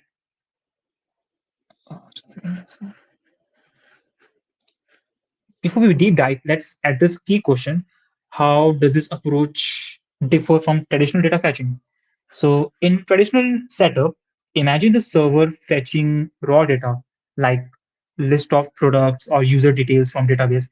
This data is just sent to the client, which uses it to pre-filled, which uses is used in the pre-filled static UI components coded inside the front end. And here the client has the control over the user interface, how the UI will look like. Now, I'll introduce the SDUI to you. This approach flips the script. So instead of sending the just a raw data, the server also provides the detailed instructions on how the UI should look like and how the UI should be structured, should be rendered. This means the server not only tells the client what data to display, but also how the data should be displayed and what components to use, their layout and behavior. To truly grasp the power of SDUI, let's walk through the scenario like many of us can relate to. That is managing an e-commerce application. Like so, picture this: like if it's a holiday season and your e-commerce platform needs to update its UI to reflect the recent latest offers, promotions, seasonal themes, and some personalized recommendations. In traditional setup, this is easier than said. Every time a promotion ends, a new one starts, or season themes need to be rolled out. Your developers have to dive into that front-end code. They meticulously update their UI components, test the changes, and then redeploy the entire application. This process is not only time-consuming, but also prone to delays and bugs. Even a small oversight can disrupt the experience, leading to the frustration and lost in sales. This is where the SDI shines. Instead of sending only the product information from the server, where the rest of information is hard-coded in the front end, we can send the information like homepage layout, offers, and other things in the e-commerce that you can see on the screenshot from the server also. So with SDUI, when a new offer starts, there's no need for developer to manually update the front end code. The developer can just update the layout and other information from the backend itself. In essence, SDUI brings a level of flexibility. It controls the game-changing e-commerce and beyond. But let's deep dive into much deeper. How will this be done in the code level? Sorry, yeah. So yeah, for this, to deep dive more, building a server-driven component application with React requires a solid grasp of its key components and workflow. So I'll break down to you into manual pieces so you can see how it come together. First of all, let's talk about the schema. So schema is basically the blueprint of the UI coming from the server. It's a carefully crafted format that defines everything from layout of components to the specific interactions. When the user sends this schema to the client via the API, it's not just sending a vague set of instructions. It's also providing a comprehensive map that guides the construction of the user interface. The schema may include details about what components to use, where to place them, how they should look, and how they should behave in response to the user. Other thing is the React components. In SDUI setup, the React components are designed in such a way that they are flexible and responsive to the schema that are provided by the server. The beauty of this approach is that the UI logic is no longer hard-coded in the client side. Instead, it's driven by the server's instructions, making the UI incredibly adaptable to the changes. So, but then how it comes all together? So enough talking. Let's dive into the short demo. I've recorded it so to avoid any last-minute server crashes that tends to happen a lot with me. So I'll play this. In this demonstration, I'll walk you through the example of a website which is made with React, Node.js, and Express at the backend. First, let's look at the backend where we define the UI schema. The schema defines the component like header, product list, banners, and footers with properties that control their appearance and content. We are using the Express.js to set up the server, and that server UI configuration is sent via the schema via the post API. And then on the front end side, we fetch the UI configurations from the backend, and we are fetching it, and then we are storing inside the state, and then dynamically rendering the components. So I've defined the structure of components in another file, but let's see how the website will look like. So let's say this is example website that I've created. So let's say if I want to change the content of the banner, right now we have buy one get one free. If I want to change the content of the banner, I just go back to the server, change that to, let's say, last day for the offer. And let's say I also want to change the color of the banner. I can just change the color, let's say green. And there you go. Now you see, the banner has been changed. And yeah, so this is a small demonstration of how the websites can use this config SDUI in the work. So that was a quick demo. In case you want to have a quick look at the code, you can visit my GitHub repository. I'll give a 2-second pause if you want to save the link.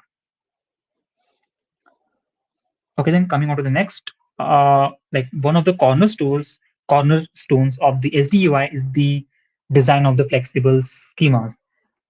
These schemas aren't just technical detail; they are the backbone of your entire user interfaces. So shaping not only the structure of a UI, but also behavior of its component. To truly harness the SDUI, it's crucial to understand how to create schemas that can accommodate a wide range of UI elements and scenarios. So consider example, let's see this in action. Imagine you have an e-commerce application with a list of products displayed on the homepage. In traditional setup, the logic for displaying this list along with the filtering or sorting options would be handled by the front end.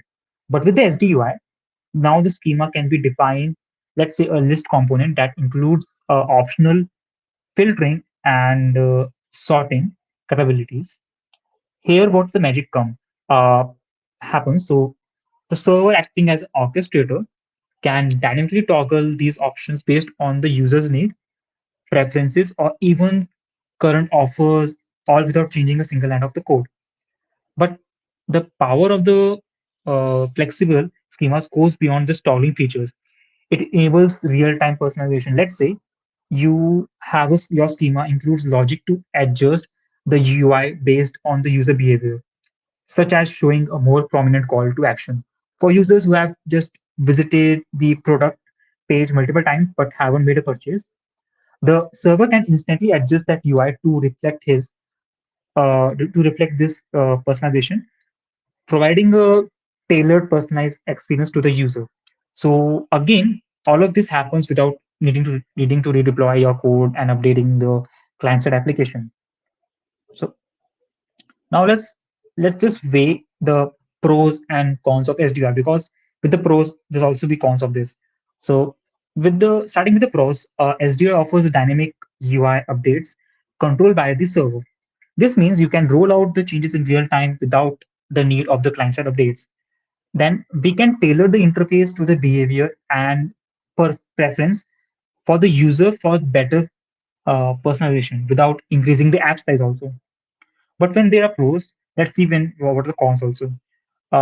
So this could means like with the SDUI, the server demand is increased a lot, and the latency could also directly get impact with the user experience. Additionally, the managing the state across server and client can also become complex, especially when striving to maintain real-time updates.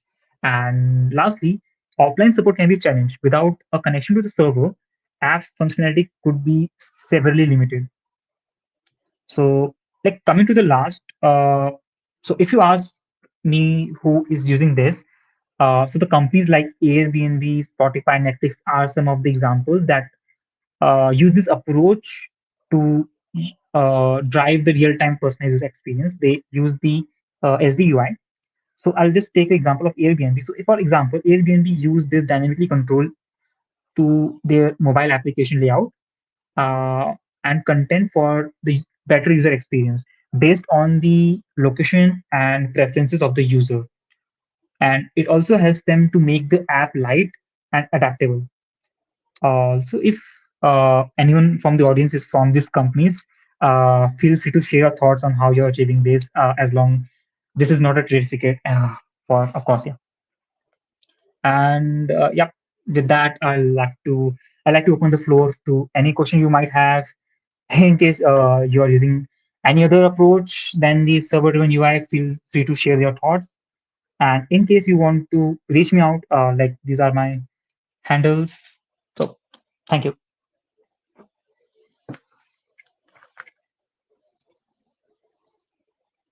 Dipanshu, that didn't look like it was your very first presentation. I'll be very honest, right?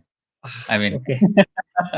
that was very Thank good. you, You sir. didn't at all, and it was a really nice presentation. And let's take a few questions. I'm going to keep this slide here so that people can see it and maybe they can connect with you later on. So let us take a few questions from the comments that we have. This one by Freya. She's asking what challenges arise in synchronizing UI updates between the server and the client and how they can be mitigated. I know there's a lot of questions. So first you can answer the part one and then you can answer the part two. So basically, it comes down to the latency and the network delays challenge. Uh, so let me read it again. So arise in synchronizing UI updates between the server and client and how they can be mitigated. So yeah, so I was saying that it can be like there should be latency and network delays, of course, with a lot of server side coming from, and also like I'm not sure about how the messaging work. Yeah, but I mean, I think it's usually about, how do you update your data when there's a change in the back end, yes, right? Yeah, how do you do it synchronously? I mean, I think it's a very generic question phrase asking, I mean, what are the challenges that you usually face?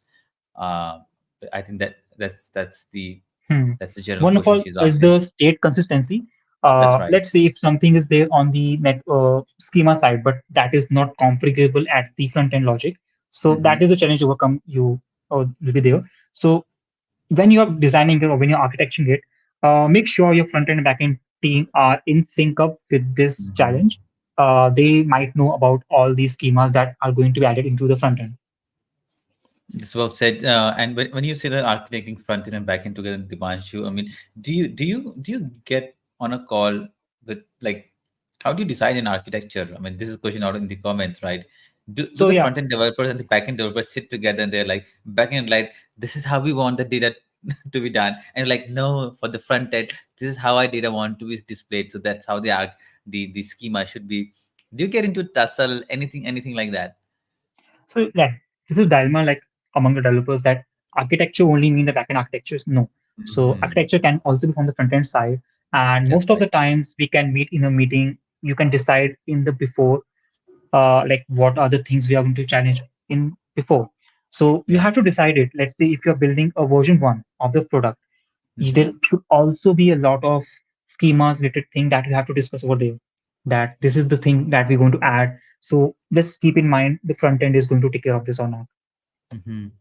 That's right. Yeah, communication is very important, right? I think that's well said. So Bhaskar actually says, Bhaskar is with me, and he says this was a pro session. I know. I mean, it should look really professional.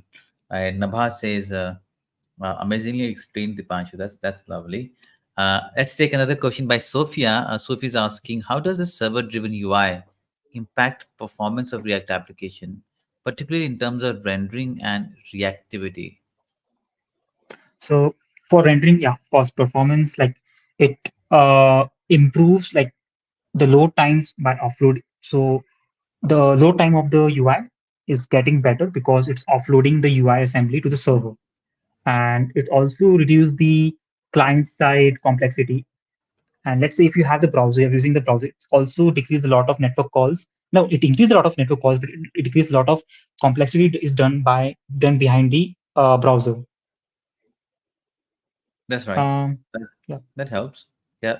Thanks for answering that question. I know this could have been more specific. This question could have been more specific, but never mind.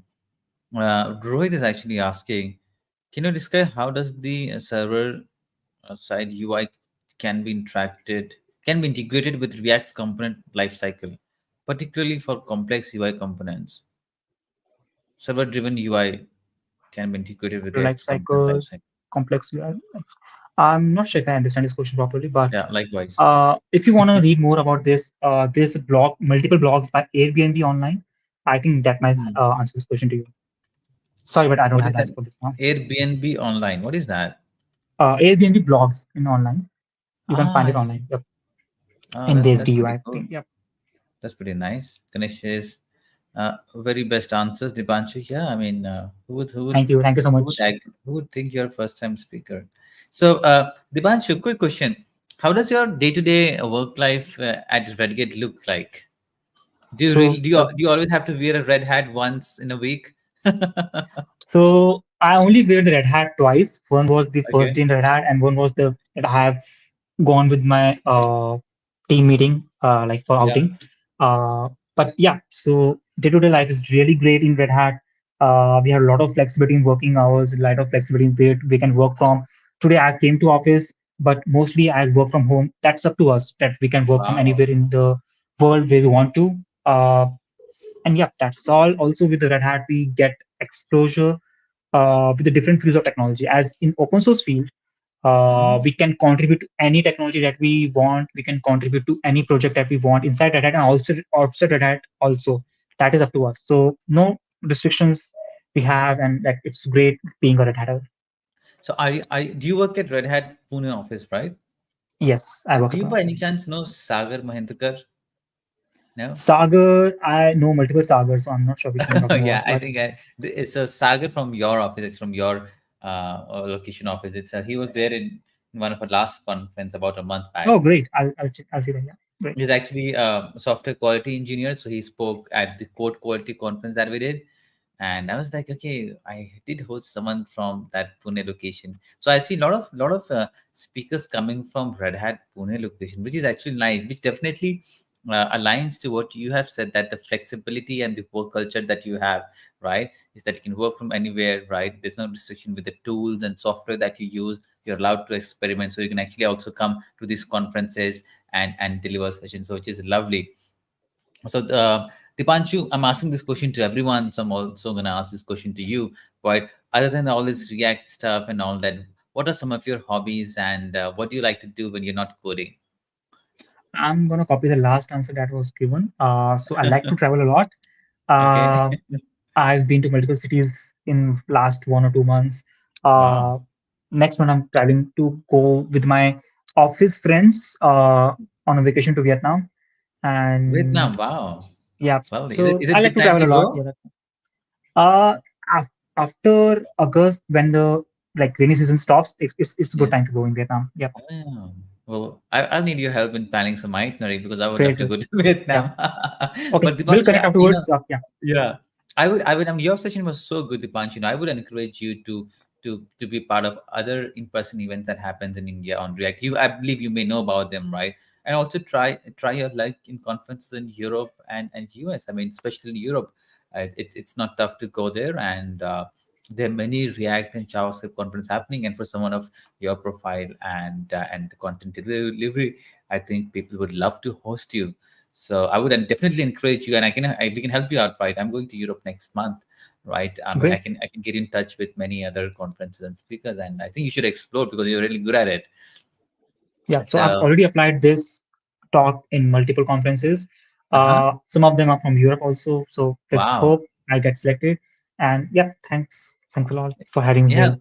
All right, Dipanshu, I know it's already 7:30 p.m. here in India. It's perhaps your tea time, or maybe you want to go for dinner or hang out with your friends. I won't take much of your time. Thank you so much, Dipanshu. Thanks for accepting the invitation, and we will see you very soon. Have a nice Thank you. evening. See ya. Bye-bye. Thank you. Bye. All right, ladies and gentlemen, that was Dipanshu for you with a very crisp session around building dynamic applications with React. We now move to our next session, but here's a quick update from you. I'm going to actually go ahead and share my screen and tell you a little update about the agenda that we have. As you can see on my screen now, I have the agenda for today. I'm gonna zoom it, more zoom out. Okay, so we have covered until now. The welcome note was not a much important one to talk about. We covered about the ultimate full stack framework for 2024, remixed by Ákos. I think I missed that name. Then we had Omar talking about how you can build video player from scratch and all the lessons that he learned, followed by Aurora nonstop. She was so good with the demos and live coding. She talked about enhancing forms with React Server components. And then we just now had Dipanshu from Red Hat, who was talking about a server-driven UI and how you can build dynamic React applications. Our next session was going to be, I say was because this speaker cannot show up, under the hood understanding React compilation algorithm. Unfortunately, he cannot join us today. But ladies and gentlemen, I have a session for you. It's by Kobe. If you are someone in the React or JavaScript community, you know Kobe is very popular. Kobe is very popular, and he has been a speaker in some of our past conferences. And this session is actually from that session, so it's a recorded one. But yeah, so he talks about. Actually, I don't know. So I'm gonna play the video. This video is about for about 25-27 minutes. Unfortunately, we won't be able to take the Q&A uh, for this session. But that reminds me that I can actually do a giveaway right now. Right, this is the time to do a giveaway. All this time we've been asking you all to go ahead and drop the comment using the hashtag React and Chill. And in this instance, we have 8 entries. So you still have time. We're gonna do one more time. This giveaway, maybe 2 more times. So again, whoever's watching now, whenever you comment YouTube, Facebook, Twitter, Twitch, wherever, right, use the hashtag React and Chill, and we will pick the winners every now and then. With that said, let's play some drum rolls and do our first draw. Are you guys ready? 3, 2, 1. Drum roll.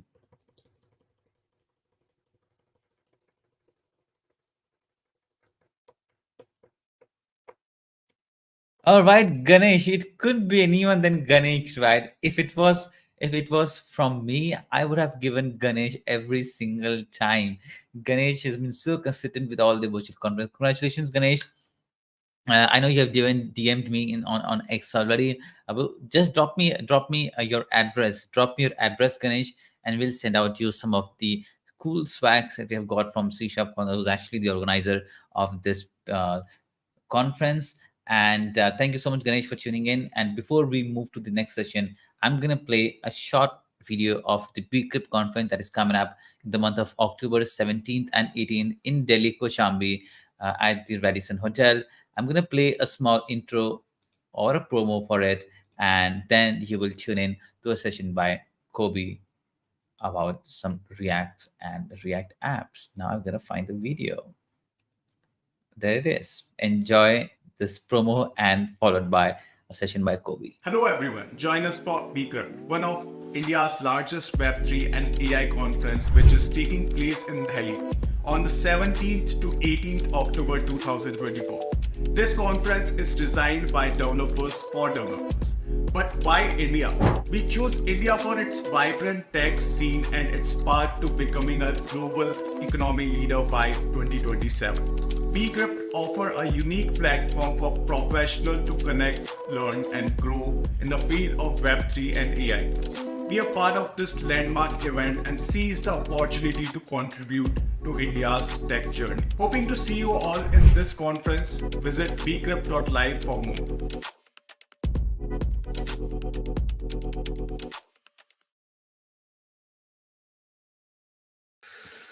Awesome. Well, hey everybody. Today I'm going to be talking about maps. We'll talk about the impact they can have on the world, and we're also going to dive in about how you can build them with a little bit of JavaScript. So who am I? I'm Colby Fayak. I'm the one hugging BB-8 and Kylo Ren over there. I work on the UX and front-end side of things at Element 84. You can find me pretty much anywhere on the web by just Googling my name, as I'm the only one in the world. So looking at this first slide, it's a screenshot of Google Maps in downtown Alexandria, Virginia, here in the United States. This is Element 84's HQ. We're all probably pretty familiar with Google Maps or Apple Maps. They provide us with a lot of features we use every day. Like here, we can check out some points of interest nearby. We can find out where we can grab a quick cup of coffee, find the best sushi, which is Momo Sushi, by the way, if you're in the area, or we can just look at some pictures. This next screenshot is of public transit directions. It's showing the metro I would take when I would get to my apartment from the last to work from my apartment. My wife and I share one car, so when I didn't have it, I was able to get a good idea of how long it would take to get downtown to work. This next one shows some driving directions. This is the route I would take to get to my mom's house where I grew up. The time here is a little bit optimistic though. It never actually took under 4 hours to get there with traffic. So how many of you like to travel? As much as we'd all love to be in another country every month, that's usually not feasible, especially now. So my wife likes to take virtual vacations around the world, which is also a little bit better for the budget, but Google Maps lets her easily travel around and check things out. Here we get a good look at the Great Pyramid of Giza, which we can see an overhead view from above to get an idea of what this area looks like. The cool thing about this, though, is we can actually get a close-up look with Street View. We can actually get an idea of the scale of the structure. It's huge, and we can get an idea of how big it really is. When I was talking to my wife about this, she was also in one of her journeys. She wandered to a place called the Valley of Geysers, which is located in Russia on the Kamchatka Peninsula. It turns out this geyser field has the second largest concentration of geysers in the world. It seems pretty wild to me that we can get a good look at this place, and it's all because someone took the time to take a picture of this remote area. This particular picture was from a local guide, so really any of us can do this. But the neat thing is we can check this kind of place out, even if we'll never have the opportunity to go. It's obviously not the real thing, but we're still able to get a glimpse of remote places all around the world. So where do we actually get the data to build out these features? Well, first, you have an obvious one. You have scientists and analysts. This is just a stock photo I found from GIS University, but they're constantly hard at work collecting and processing data. And I really have to hope that they always look this happy. You also have technology. Thanks to the cars and the people that build Street View, we can get a close-up look of the pyramids, and we can also get some fun Easter eggs along the way. This also includes a ton of people around the world, like I showed in Russia. There are local guides all over contributing to pictures and data. And did I mention there were Easter eggs? Thanks, Tokyo. There are a ton of like these all over the internet. But then we have satellites. There are a bunch of different types. Some collect imagery, some collect more in a data format, but they help produce the assets we use to create our maps. A good example of this is Cryosat from ESA. It uses its onboard instruments to measure changes in ice thickness. It can measure changes as accurate as 0.7 centimeters per year. The example on the right is showing Antarctica mapped out in 3D using the data it collected. Another example is NASA's MODIS Terra. Using its image sensors, it covers every point on the Earth every 1 to 2 days. It collects large-scale global dynamics like cloud coverage, ocean processes, and changes in atmosphere. The shot on the right is a photo over Lake Erie in the US. NASA alone is working on all the ones you see here. They published this image to show the state of missions operated by the Earth team. It shows satellites in orbit now and out until 2023. But NASA and ESA aren't alone here. There's thousands of satellites like those flying over us right now. Some of them aren't even working, but a lot of them are collecting images and data about our planet. These satellites are also cool from a consumer point of view. NASA and other teams put up pictures on Instagram for our daily dose from above. At the top, you see the International Space Station, which isn't a satellite, but it shows the Earth at night. The bottom is from Daily Overview. It gives a look at Lake Natron in Tanzania, which is just mind-blowing. Then on the right, we have this gorgeous look from NASA Earth. It's a picture of Mergui Archipelago, which is on the border of Burma and Thailand. It's awesome to be able to see these kinds of inspiring pictures right in your Instagram feed. But switching back to maps for a second, this is just a look at downtown Alexandria. But behind that, it's OpenStreetMap. OSM is an open source project. It maintains a huge set of metadata that includes the attributes and properties that define specific geographic areas. It allows mappers all around the world to contribute, so with their tooling, anyone can identify points of interest or update features. So with our powers combined, this means another source of the data is you. But millions of people all over the world have mapped on OSM. There's meetups, communities, everything all over.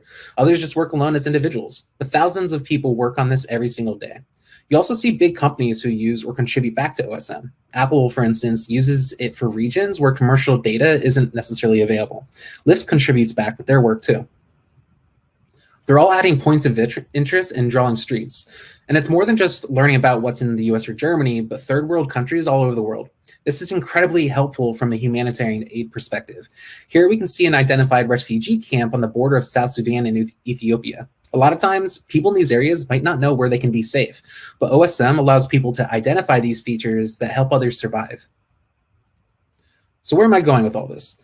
Well, the point I'm trying to make here is that these maps are for more than just driving directions. Maps are literally giving people tools to save the world. There's tons of research going on in many different areas from climate change to agriculture. By taking collected data and applying it to a map, we're providing another visualization medium for scientists that can actually make a difference in people's lives. Some examples that you can find online are services like NASA's Worldview. Here we see Tropical Cyclone Idai, which was one of the worst cyclones on record to affect Africa in the Southern Hemisphere. It affected close to 2.2 million people in Eastern Africa. It's insane to see the scale of this storm. Another is NASA's Firm service. It allows you to see active fires all over the world. Here we can see a cutout of the Bear Fire wildfires, which are currently happening in California. We can see the number of active fires in each area. You can even see, if you look closely, the gray area you can see the smoke compared to the clouds from the fires. It's devastating, but tools like these help teams manage resources for determining how to help in these scenarios. And for something else that's pretty current, which is, while we're all online, we can take a look at this map from Johns Hopkins University. It shows the number of coronavirus cases around the world. Showing the visualizations on the map help people identify the larger areas of impact. Similarly, this map from NextStrain shows the evolution and spread of the virus. If you visit this page, you can actually play an animation that shows how the virus spread. These types of tools are incredibly helpful for anyone in the science community that's trying to study and understand more about the virus. But on a lighter note, people are also doing some fun things with maps. We're here at radio.com. They have this map that lets you select a country and a time period. So I can listen to music from Germany in the 50s or Brazilian music from the 30s. But there are a ton of well-known teams doing great work trying to help. These are just some of the ones from the United States. We have USGS helping to map out earthquakes. USDA is monitoring food access. And they're not just monitoring the US, they're monitoring all around the world. They're all working towards providing more information to the people who can actually make a difference, which is directly translating to lives saved. So how does all this actually work? It could definitely seem intimidating. There's a lot of information there, but getting started probably isn't as bad as you think. So let's break it down a little bit. Mapping applications look like a standard Jamstack app. So for those who are unfamiliar with Jamstack, Jamstack sites are JavaScript APIs and markup. It's pretty much a static HTML website, but utilizing JavaScript in the browser to make any requests to your APIs that would provide dynamic data. It's not necessarily a new idea, but the architecture's got a cool name now, which comes with a lot of cool references as well. Boom shakalaka. But the Jamstack concept is pretty much what you're working with out of the box with maps. First, you have the JavaScript that makes the map and the libraries that load the map run. Then layered on top of that are your APIs, which for maps look like underlying imagery and anything you put on top. That compiles down to your markup, which the output is your standard HTML. That ultimately gets served to the person using the app. So let's start at the top with JavaScript. We're going to take a look at Leaflet, though it's not the only one. It's the most popular mapping library available right now. Here we have a simple example of a map that we get from Leaflet's homepage. It's a pretty basic map. On top of that, we have a simple marker and a pop-up. But behind that, we're using OpenStreetMaps, as we saw before. That's providing our base map layer. So how do we get there? Believe it or not, this small snippet is really all it takes. So let's break this down. From the top, we create a map instance. That map instance takes an ID, which is the ID of the div that we're mapping on. Kind of similar to the concept you would imagine when you're working with React. But next, we set the view of the map using latitude and longitude. We also set zoom level that allows us to determine how far into the map we're zoomed in. Next, we describe the layer we want to add to the map. This part is called the tile layer. I'll go over tile layers in a little bit, but we set up a new tile layer instance using an endpoint URL. We also provide an attribution to give the service credit. So this will give the base of the map, but how do we get that marker? This last snippet creates a marker. We're using Leaflet's marker instance. We set the position of where we want that marker to be using latitude and longitude again. Then we bind a pop-up to the marker with some simple text, and we continue to open it up in its place. And after that little bit, we have our map. All right, so if you're anything like me, and I think you are since you're at this conference, you like to build your applications in React. Luckily, we have React Leaflet, which is a library that takes Leaflet and builds out native React components to help quickly build maps. Here we have the example that's shown on the React Leaflet homepage. If you notice, it's the same map that we saw before, but it's now built with React components. Breaking this down again, we have a map component that wraps everything. We set our lat and long using the center prop, and we set our zoom with the zoom prop. Inside our map component, we have a tile layer component. Then we add our endpoint and an attribution, same as before. Then we add a marker component. We set the coordinates with the position prop. Inside that, we set up a pop-up component, which we can then nest our simple text. And again, we have our basic map. There are some other flavors of Leaflet available if you find yourself in another framework. Angular and Vue both have libraries to help you get started. Unfortunately, though, I couldn't find a logo with an Angular and Leaflet mashup. But while React provides a good base to get started, the real magic is working directly with the Leaflet API. The way Leaflet works is by attaching itself to the browser window. This is probably less common than it used to be, but once we have our component mounted, we have access to all the Leaflet APIs where we can create some maps not of this world like this example here. But that kind of thing isn't without its ups and downs. And when trying to mix it with React, React has its own internal state that it's trying to manage. So once you start building complex solutions, this can start to get out of sync with the map if you're not careful. The solution that we've been trying to take is that we start with a React foundation, but we build on top of it with the Leaflet APIs. This allows us to easily construct our base map, but then perform some complex operations with the data we want to display.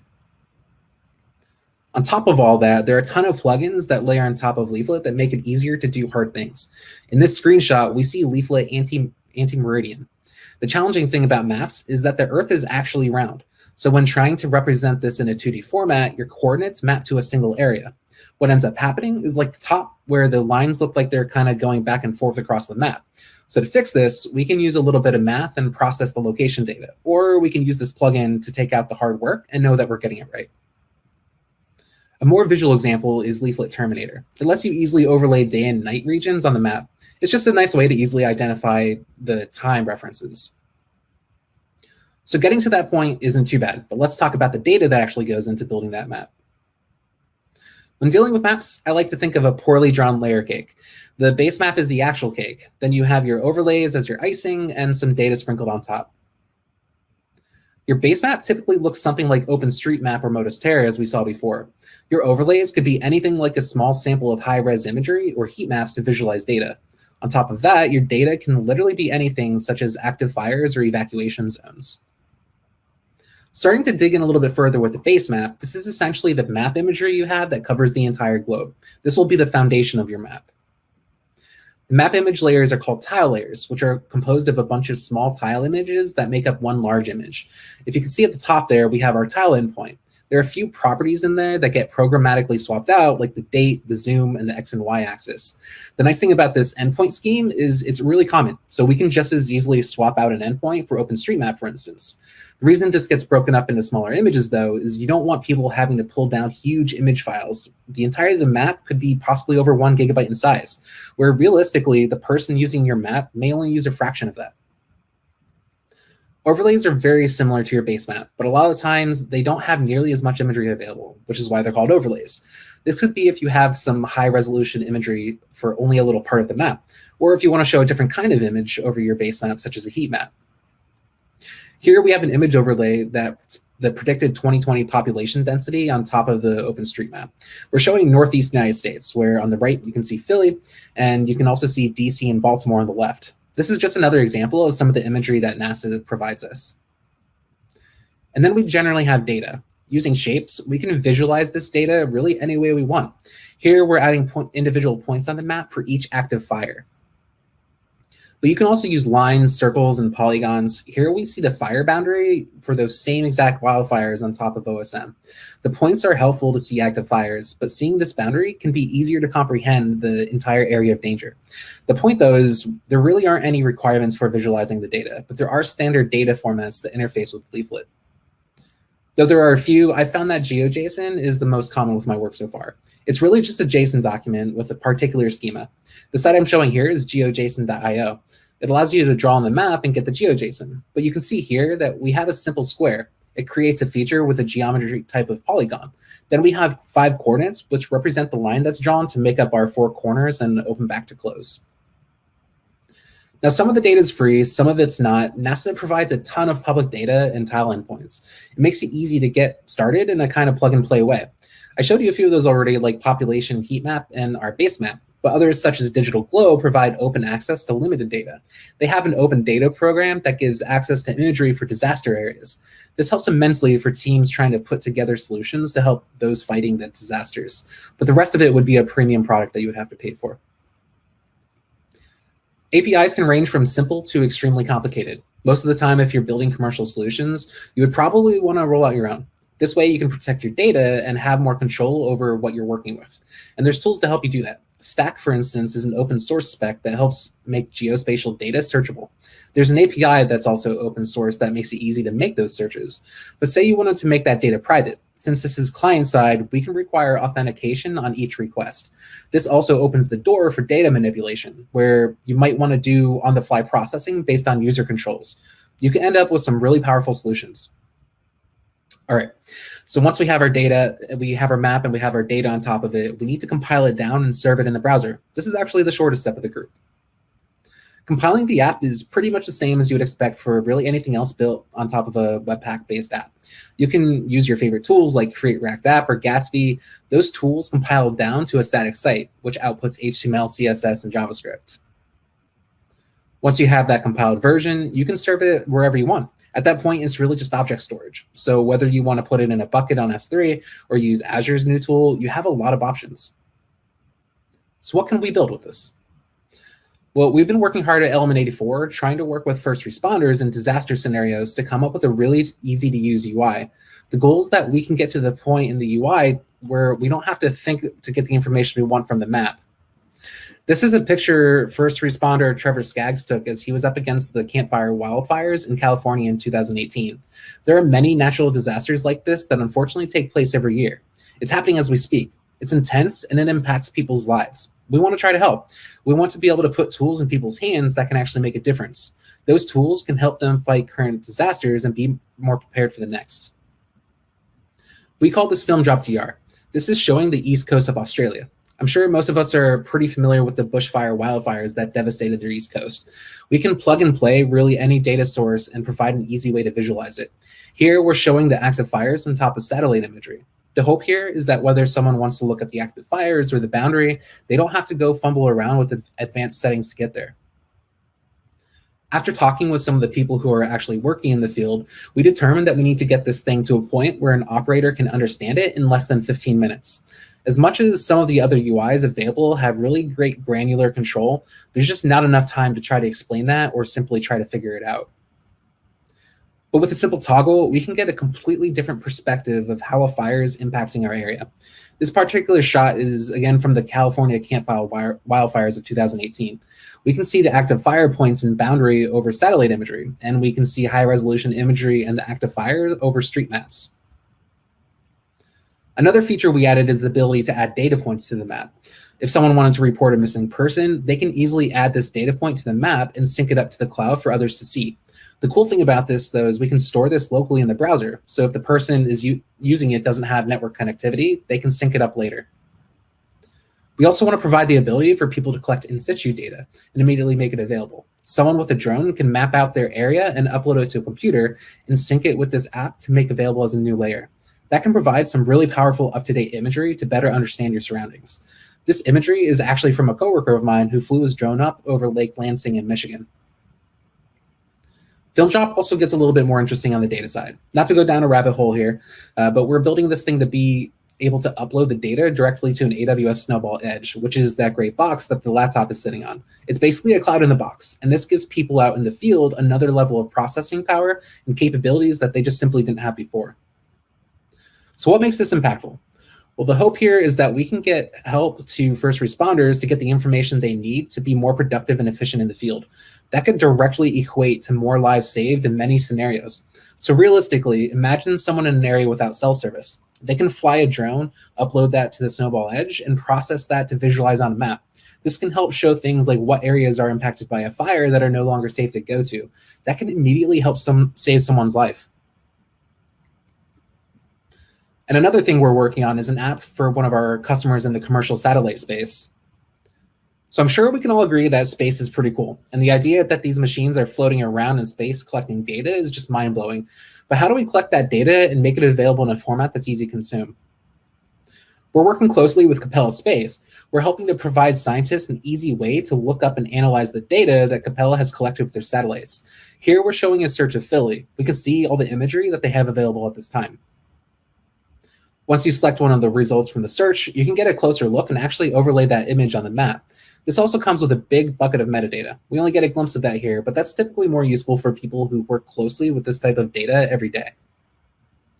If Capella doesn't already have the imagery that they want, we provide an interface that lets them actually task their satellites in real time. Once Capella receives this request, they'll utilize their open and close date to capture imagery over the requested area the next time their satellites pass over that area of interest. Once Capella's satellites successfully capture that image, we run it through a processing pipeline using AWS Cloud Services as part of our FilmDrop solution that we talked about a little bit earlier. Here we use S3 buckets for storage. We allow Capella to set up custom lambdas for running their science code on that data. The output is a metadata repository that we can put a search API on top. Once they find that data with a search or a new task, they can proceed to order it. The order provides pretty much The order provides access to pretty much all the assets. That's usually the high-resolution imagery and a dump of the metadata.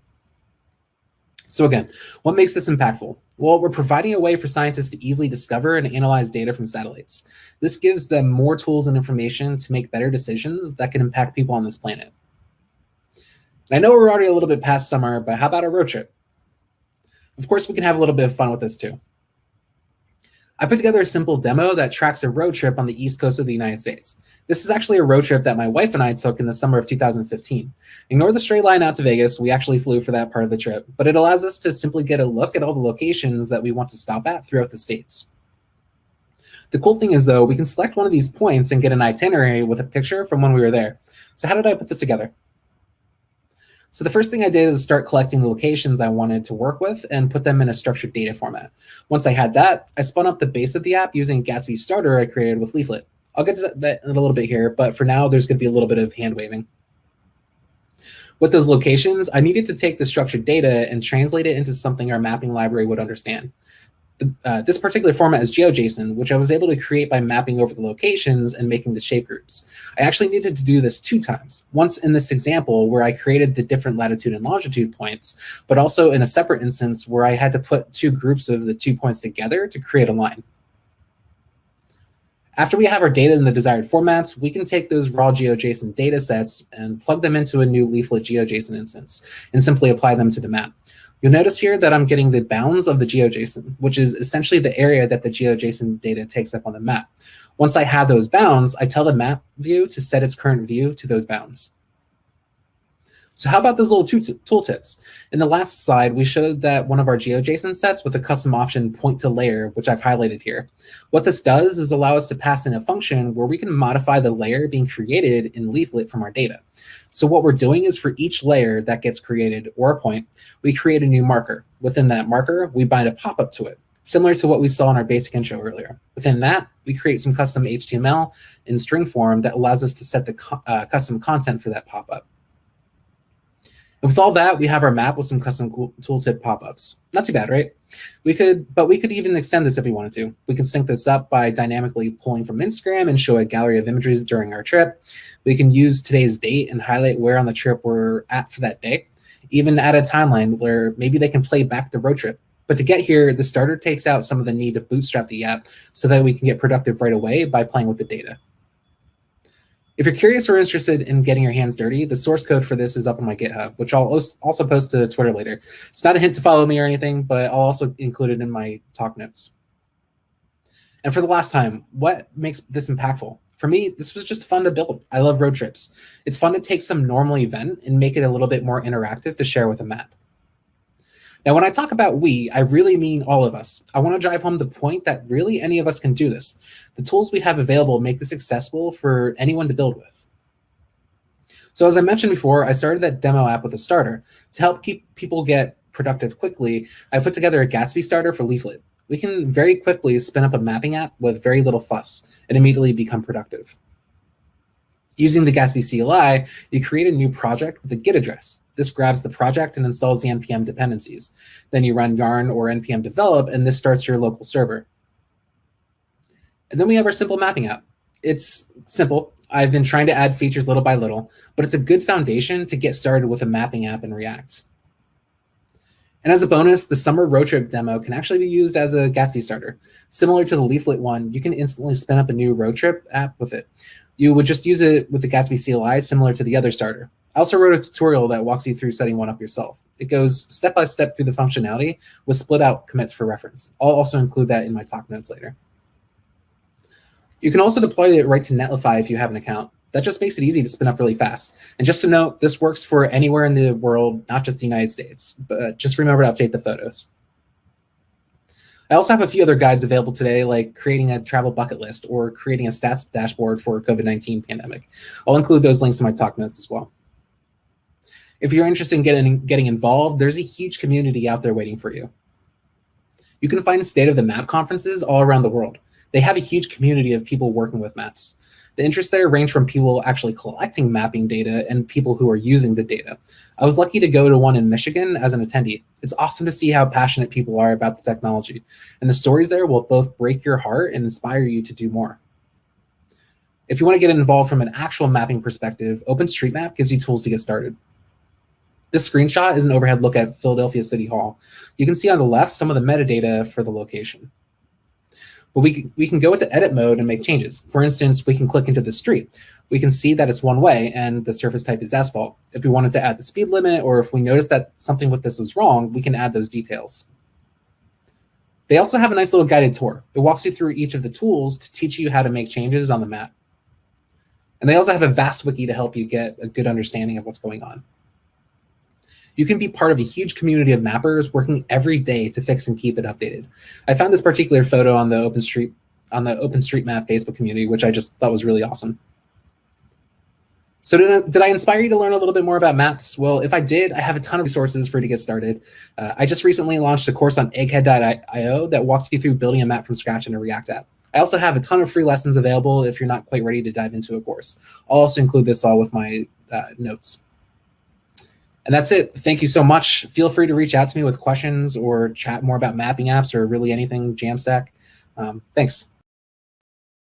Well, ladies and gentlemen, that was Kobe for you. Unfortunately, we cannot take any questions after this session because it was a recorded one. Thanks for Kobe for sending that out. We now move to the next session. I already know we have 4 minutes in, so I'm quickly gonna run and invite the youngest champ in this conference. He is Arnab Chatterjee, and today he's gonna talk about one of his own project. I saw that project on his Twitter profile. I think he shared it on his portfolio, and I just loved it. And I said, we would love to host you. It is so cool. I used it. I uploaded some pictures. I'm not gonna tell everything about that project, but I have personally used it, and I even recommended that to my graphic designer. So, ladies and gentlemen, please welcome the youngest champ and the most talented guy, Arnab Chatterjee. And today he's going to talk about Pick Palette, one-stop solution for palette hunt.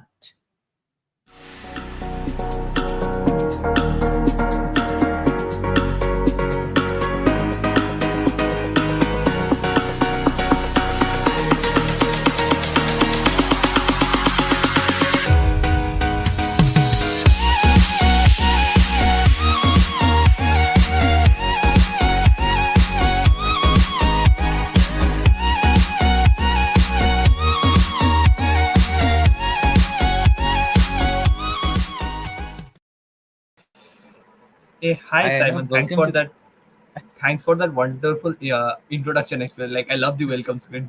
Thanks to Arnab, to you for accepting the invitation. You're the youngest one here, and I can't wait on all that you do when you grow up. I mean, you're already doing so great. So thanks for accepting the invitation. I know it's 8 p.m. here in India, so I'm not going to take a lot of time. I see you've already shared your screen, right? So once you move away from StreamYard, like your presentation, I'm then going to add it to the stream because I know you're inside StreamYard now. I think it's visible. Yeah, your slide is visible. I have added your screen to the stream. Everybody else can see it, Arnab, and next 25 minutes is all yours. Yeah. So, hey, hi everyone. Today I'll be welcoming. I will be presenting my project Pick Palette, which in one term I call it as a color craft. And if a brief introduction or a brief achievement that I wanted to achieve while launching the project, actually, like it was one of my summer afternoon project. I coded it for myself and then I launched it this January only during my winters after I came from an hackathon. If you want to visit the project, you can use this URL, or you can also scan the barcode, the QR code as well. For the metrics, if I want to say, currently I'm having 45 plus users, and currently I'm having around 3,500 plus colors. So a little bit about myself. I'm currently an SD intern at a YC-backed startup, Pickflow.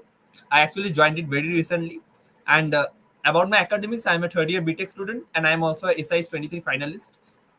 Technically, the runners-up, which is the largest India's hackathon, hosted by the central government.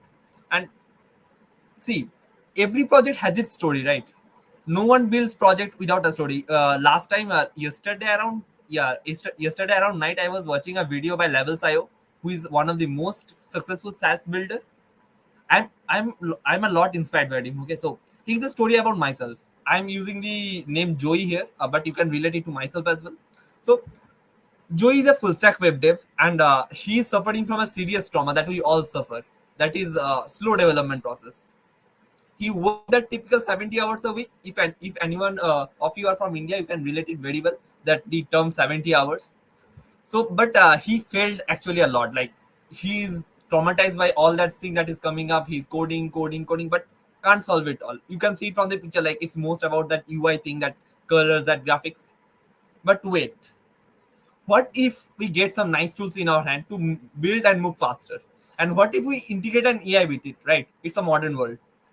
Yes, Joy, we can. Actually, with all developers, we can.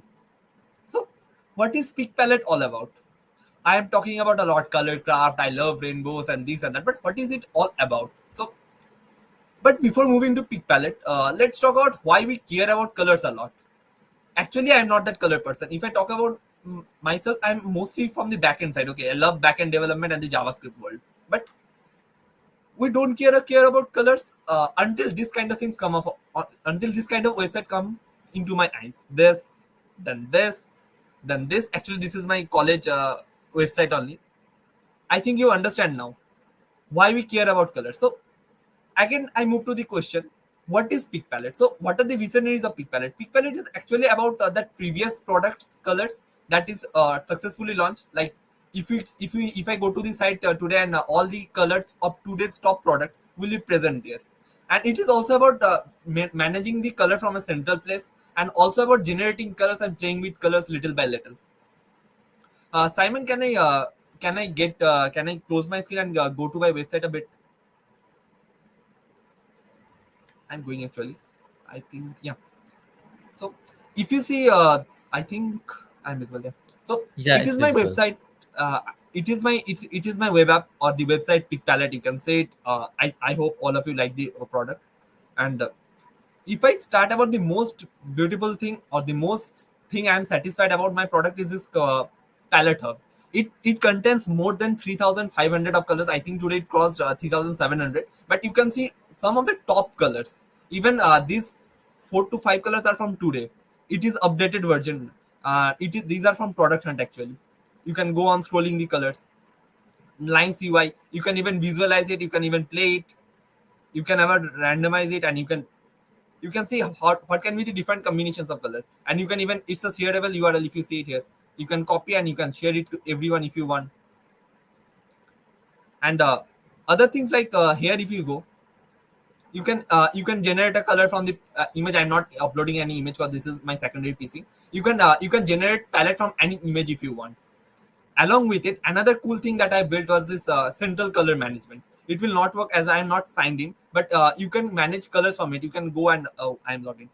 If I go to this project only, this pick palette, you can see tons of color will be present, like that I'm using in this project.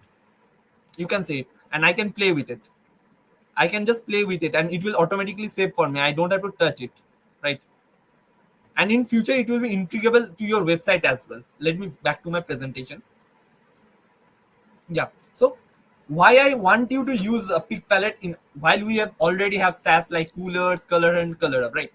So if you saw the product pick palette, it has a cool feature called Palette Hub. Like it is containing all the daily updated colors of the top products, some of the great products like Live Blocks, Eternity UI, Super Memory AI, a lot of colors. Instant generation of colors, like I'm not using any AI for generating the colors. It is just using the plain image processing, both in the Palette Hub along with that generate image, and also a dashboard to manage your colors, right? You can build your project and you can integrate your colors that you want to use. And it's kind of Figma. You can connect it to Figma as well. When I will be exposing the UI, like I have a future scope as well for connecting your front end to this directly to this Palette Hub or that dashboard. And the last thing that I loved about my product is it has a great user experience. Like you can just use, or you can just go on using the product, and it will do all the things automatically for you, like the saving, the likings, the saving of the colors, like managing of the colors. So what are the technical aspect of it, right? It is a React and Chill conference. We should talk about a React ecosystem also, like how the React ecosystem is fundamentally powering pick palette. So some of the technical aspects that I'm going to cover here are how I am updating the colors and how I am managing all the things, along with that optimistic mindset with the React ecosystem, Tan Stack or Just Tan, along with that how I am leveraging the Google Sandbox for going on free, and how I ended up deleting all my data due to a silly bug that I coded. I lost around 1,000 data. That will be a great story to tell. So here's a little infrastructure how this pick palette is working. You can see it's a pretty simplistic thing. No microservices, nothing. It's just a simple API calls and simple segregation of services. I have this pick palette, and I have divided my application into two sections. The CRUD side, the user that is interacting with, like I'm using the multi-edge, multi-routes edge functions provided by Superbase. Actually, it's loading Express app. I hope all of you understand edge functions, right? It's a API, but maintained by the service provider themselves, like the AWS Lambdas or GCP Cloud Functions or Firebase Functions. Similarly, I'm using that Superbase edge functions. It is directly integrated to their Superbase client, and I can use their Postgres database directly. And the Palette Hub is actually using is not actually using any database. That is the cool thing. I'm not using any database. Rather, I'm using a Excel file, a hosted Excel file. I'm using Google Sheet for it. Okay, like it is acting as a CDN. Like I can send the data, and believe me, it is one of the game changer for this app. Like it runs so smooth without any hesitation. You can expose your API. You can do limitations. Kind of CDN. You can cache the data there, and you can send the data from there. Yeah, it's a great thing. And how am I collecting this data, right? Like you can see, if you go to this pick palette. If you go to the pick palette,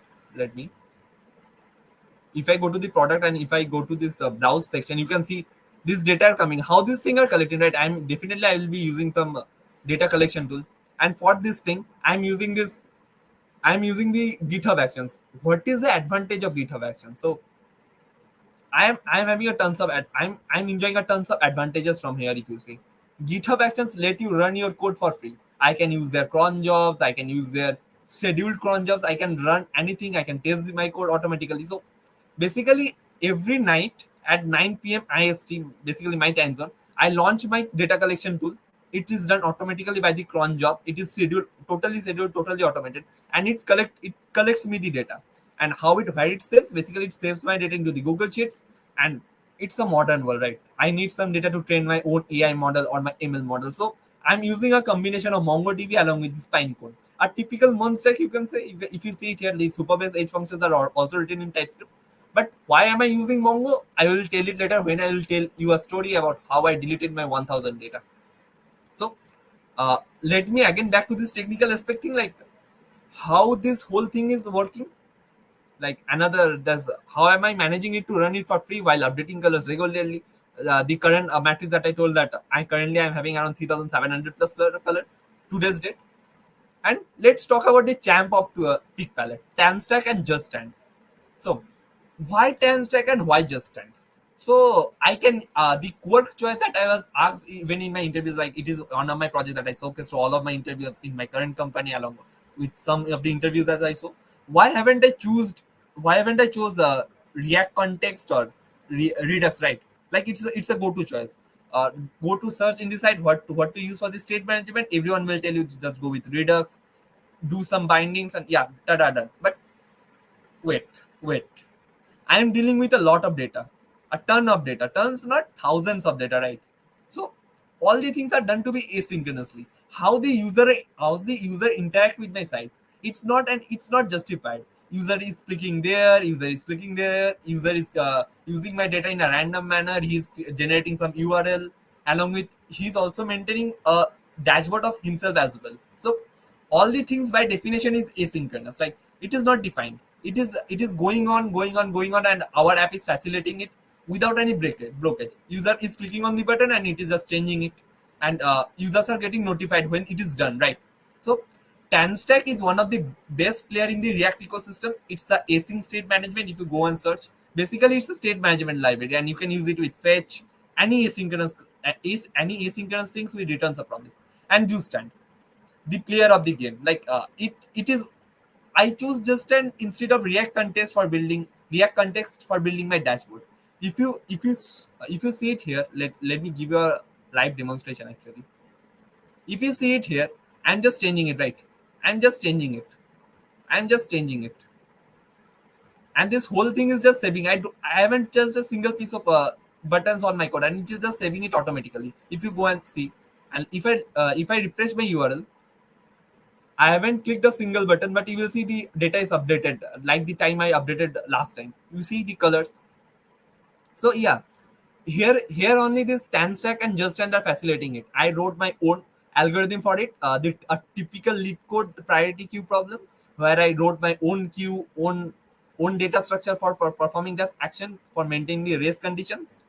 And another hot topic that I wanted to talk about is that how am I leveraging this Google Sheets and this Google ecosystem for running my whole code in a free environment. Basically, if you search in the Google add-ons, in the Google Office suite, you can run tons of their API in their own sandbox, so that you don't have to manage that API keys yourself, because it's a React project, right? It's a bare-bone React project. I was probably in my first year when I coded this project, and I was having no idea of how to code a secure backend or front end. So I just picked up the Google API and just connected with it.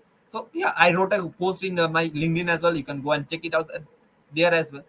And another cool thing that I want to talk about, rather a silly mistake we all programmers make, is how I ended up deleting all my data. Let me back to the infrastructure. Okay. So you can see a lot of database operations are happening. Technically, it's a database, it's a database, it's a database, it's a database. A lot of database operations are happening, and we all know database the records are unique, right? We can't have that duplicate record. So by mistake, I wrote a code that was repeating the IDs, and I ended up having only 18 data after the end of 2 months. Like literally, believe me, and I just ran into a data corruption issue. Like it was data corruption, right? I was supposed to have more than 1000 of data, but I was having only 18 set of data.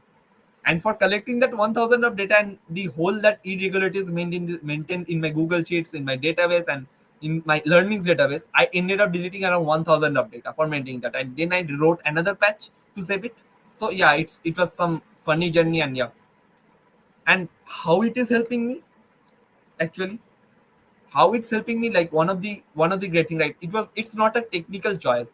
You go and say to any startup, I want to leverage Google Sheets for launching my backend.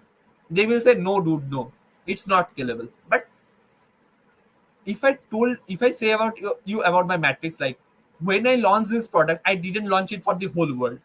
Believe me, an Indian YouTuber is there named Harkirat Singh. He actually told in his video, why don't we have something like a color dashboard management tool? Then I thought of let's launch it. Let's launch it. I have already built this project. Let's launch it. But before that, it was my only personal tool, and some of my friends were using it for generating colors, for getting a hands-on, right? So how it's helping me again? So it's actually running me whole thing in free.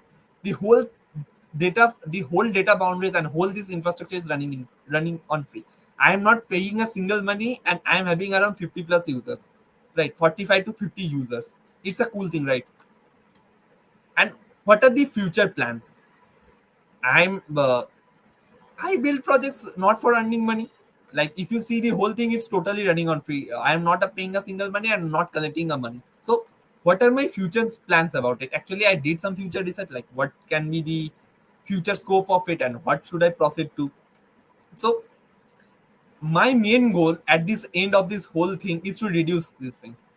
If anyone of you worked in did some internship or worked on any of your project, you can see a typical curve is made between the development time, the test time, the production time. We need to test our code a lot.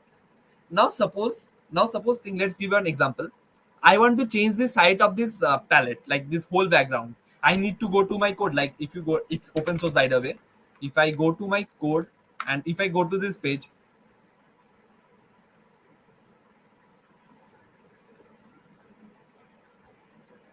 and I need to change the code, and it will run through some checksums, and then it will confirm a whole. For changing that a single tailwind color, it's running on tailwind. So a single tailwind value, I run this whole flow again, from development to test to production and again to development. So lot of waste of time. Why can't we have this? Why can't we connect this whole dashboard to this? The whole color dashboard. This, suppose I'm taking this as example. Suppose this is my website, and why don't we connect to this dashboard? I can change color from here or this, and this whole color gets changed, right? A single centralized server, actually, like a total centralized management for managing our production. And that's what I told, like why don't we decentralize it and have some remote control for our website for controlling our colors. And another thing, that Google, we all know that Google I/O event, that AI. Why don't we generate that? If we saw the first slide, I saw Joey, our main character, want to integrate AI into his product as well. So why don't we join this AI into our product? And the good news is, Joey, that is me, that is Arnav, already integrated AI into our product in the form of Discord bot. I haven't launched it yet, but yeah, I'm going to launch it very soon. So this whole AI actually gonna, what I say, gonna change the whole scene. Suppose you say, I want to build a website for a summer school, or for some summer vacation, or for React and Chill. It is already having some metrics of the data. If you see, if you see it here, like let me go to this whole page, and already I'm having some data here. Like let it get loaded. I'm already having some data. I already collected it from some products, right? What I've told, like all the data are collected from the previous matrix products, right, which are already topped in the form of ratings, user liked it, user like that, user experience, and all that stats businesses. So why don't we use their sentiments, their mathematical values, right? That's my plan. Let's integrate the AI and let's move in that direction. And what can be my improvements? If you listen one of the talks today in this React and Chill only, like there was a session about server driven UI. A whole lot of these things is happening. I have to maintain it myself as I am doing it in the client side. React is the client side framework, right? If we integrate some server driven UI, like if I talk about the server driven UI, the most common technology that comes to my mind is Next.js. If I have to build this product by myself now, I will integrate Next.js into it and not any other things, right? Like I will connect my all the things will remain, and instead of React, the vanilla React, I will use Next.js and server components with it, and all the things will be really magic, especially that authentication and authentication forms, this loading of the data, all things will be seamless actually. And here's some of my promotion. Why don't you folks go to the product hunt and just upvote my product, right? It's a great product, right? I told you why you should use it and why shouldn't you. Believe me, all of my friends uses it and they really compliments me a lot for saving their time in front end. One of my friend is working at a remote startup in Dubai and as a front end intern, and he uses my product a lot. He just uses it a lot and he's amazed by this. So let's if you want to connect to me, I'm available on socials, on LinkedIn, Twitter, and GitHub on this platform mainly. You can send me a hi, you can send me a DM, or any improvements you needed regarding the project. And if you found any issue, like I'm planning to change the landing page, some UI a bit, you can help me. You can help me in raising the future concerns as well. So you can do an open source contribution in the GitHub as well. Any questions? Let me see the comments. Okay.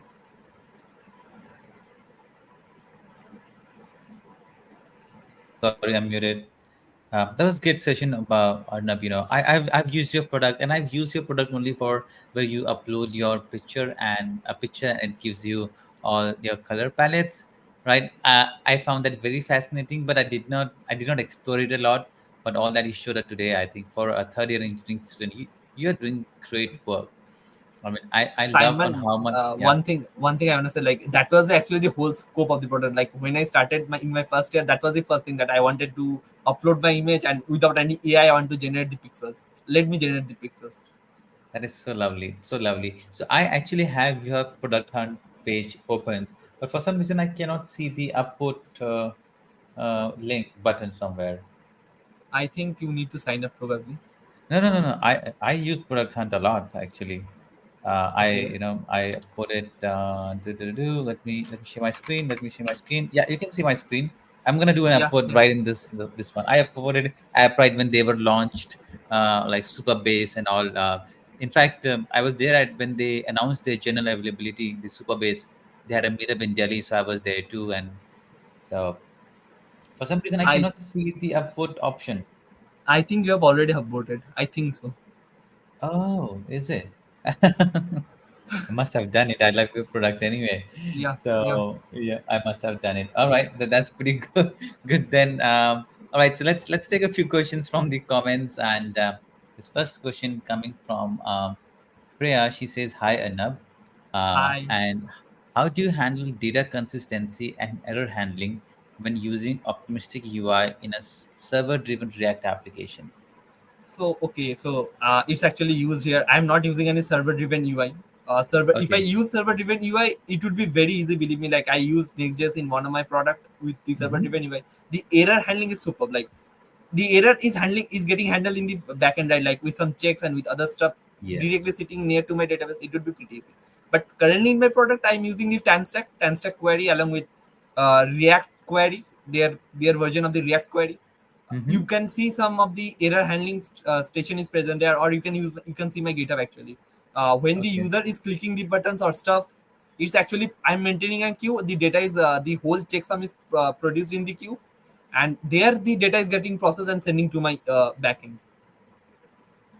Kind of pops up in the front end if you software architecture live happened, right? Yeah, there are a lot talked about pops up. I implemented pops up in the front end. I implemented pops up in the front end.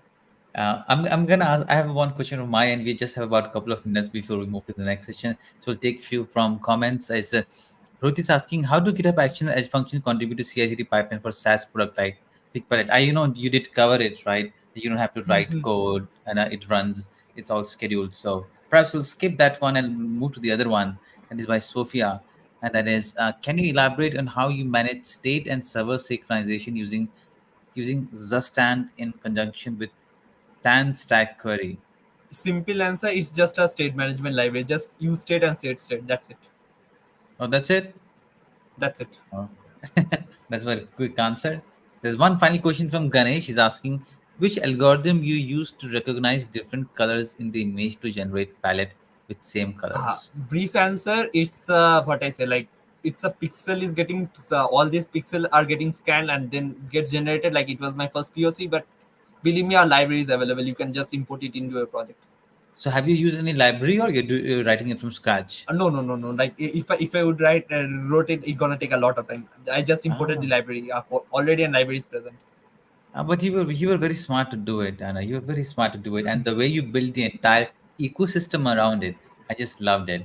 So I think that is all we have in from the questions. I'm going to ask one question from you, Arnab, is that you're a third-year engineering student, right? And there was so much of content out there to learn, right? What are some of the resources that you use to learn all this? And how do you learn? Like, do you just wake up someday and realize I'm gonna learn Next.js today? I'm gonna learn Supabase. I'm gonna learn MongoDB. So how do you learn new things?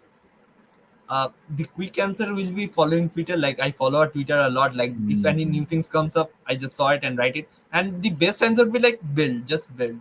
I learned WebSocket. I learned PubSub by building a project. Like I built a multi-action terminal critic system and just learned WebSockets, rooms and all that scaling WebSockets. You're gonna be a great developer, Arnab, I'm telling you. Thank you so much. Right. I know you build this project in your free time and hobby, but still I'm gonna ask you, other than all this coding, and what do you do when you have free time, and what are some of your hobbies other than this tech stuff?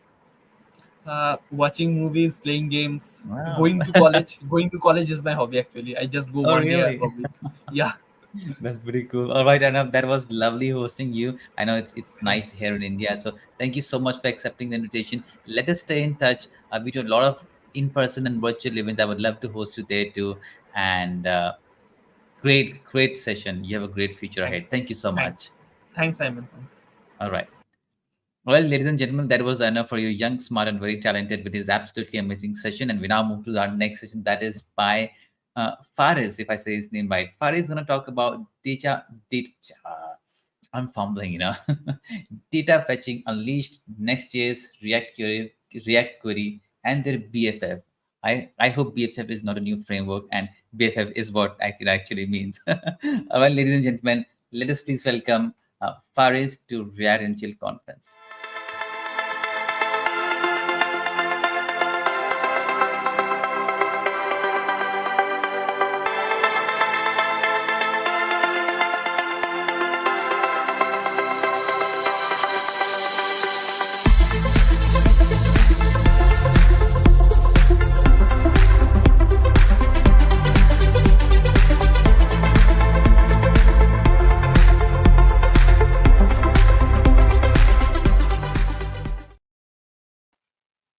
Hello, Simon. Thank you very much. Can you hear me loud and clear? Yeah, you're loud and clear. And look at you. You have a very bright, sunny day, isn't it? Yes, always sunny in Switzerland. We've got cheese, cows, and grass and chocolate everywhere. Chocolate, and you tell about Switzerland. Faris, how are you doing today? I'm doing excellent. I'm assuming it's a good night for you. And then for a couple of people, probably good morning joining from other time zones around the world.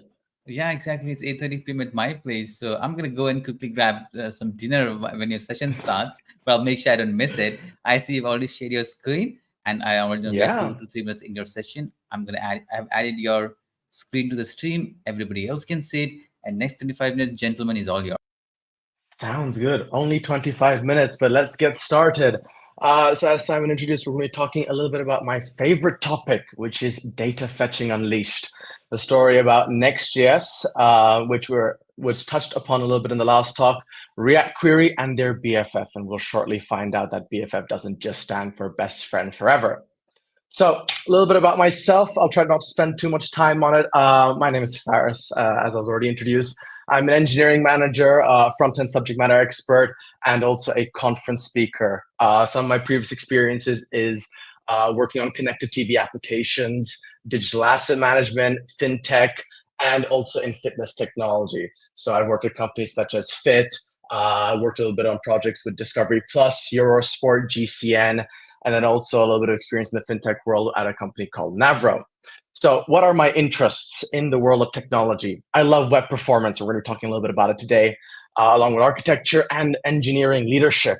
And of course, as software engineers love, I also contribute to open source projects, predominantly one called Raycast. Absolutely love it. If you're a Mac user, it's a really great way to enhance your Spotlight search and get a couple of extensions that you can build in with React Native. Really, really recommend checking it out, and something I've been contributing to for the past couple of years. So let's set the stage about what we're going to be talking about today. So there's no one size fits all. Every project has its own unique requirements, and this talk is not about finding the one true way.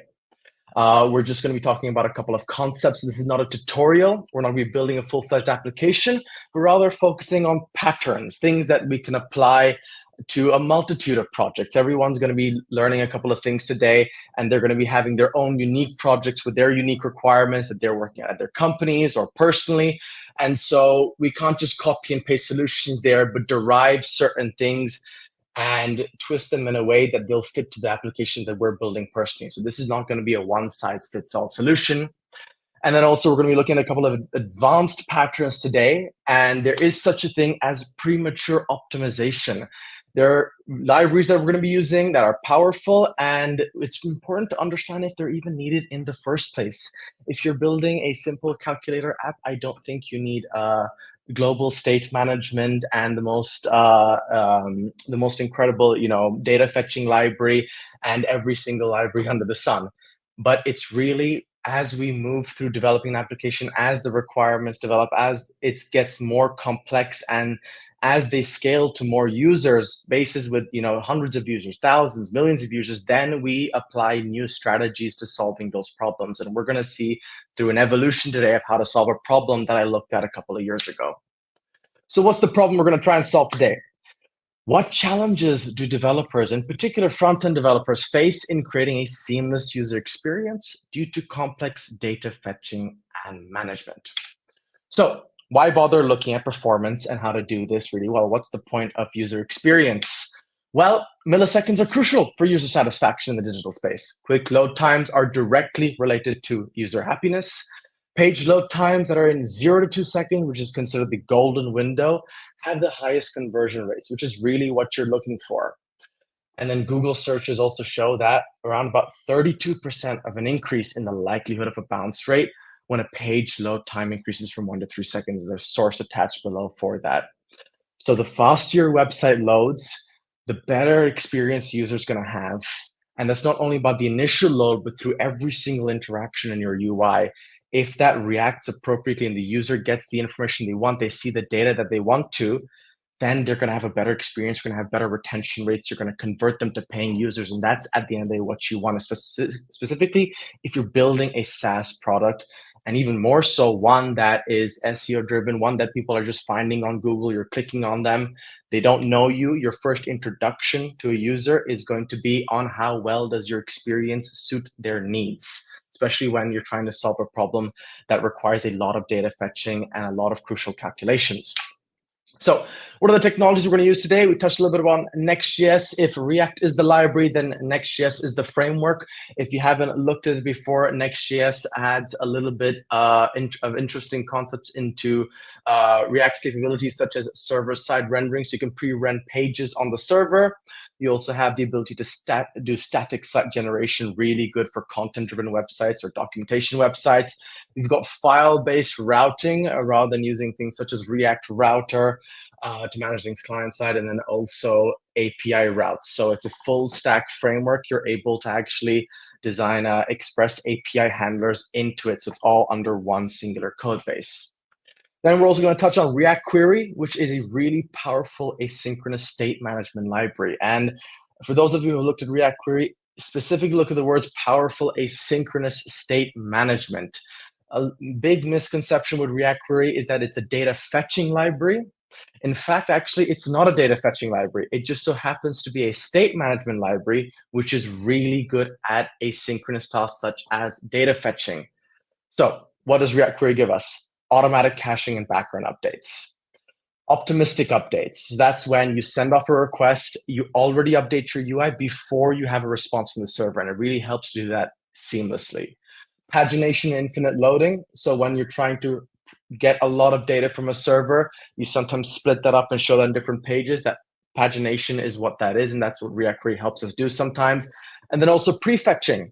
So when we're on the server and we want to prefetch some data before we show it to the UI, before the UI hydrates, we're able to do so.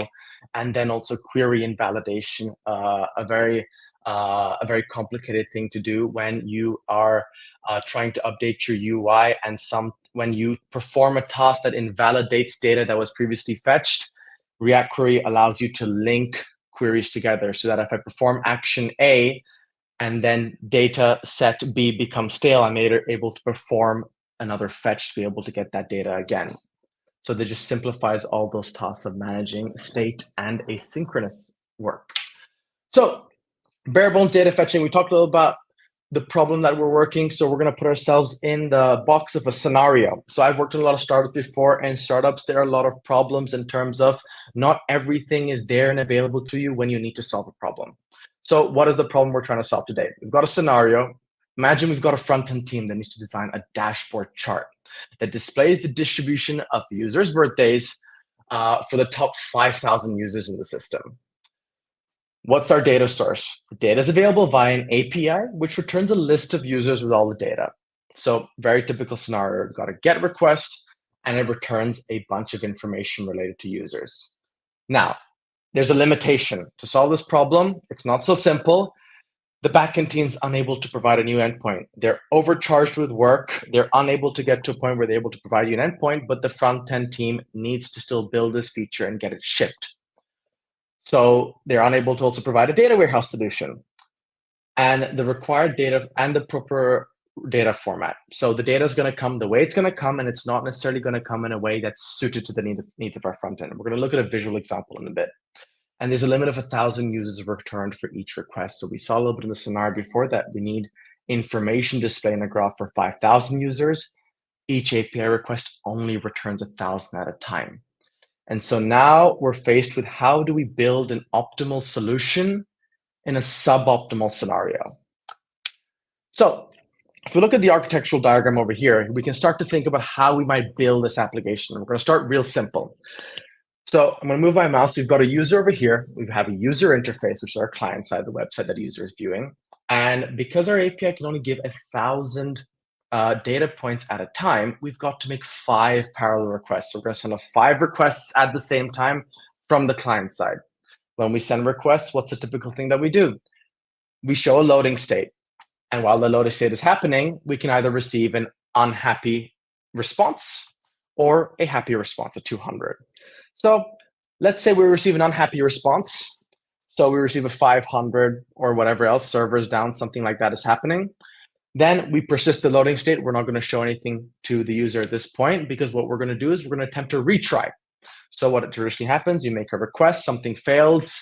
You don't just give up. You perhaps retry once or retry a second time.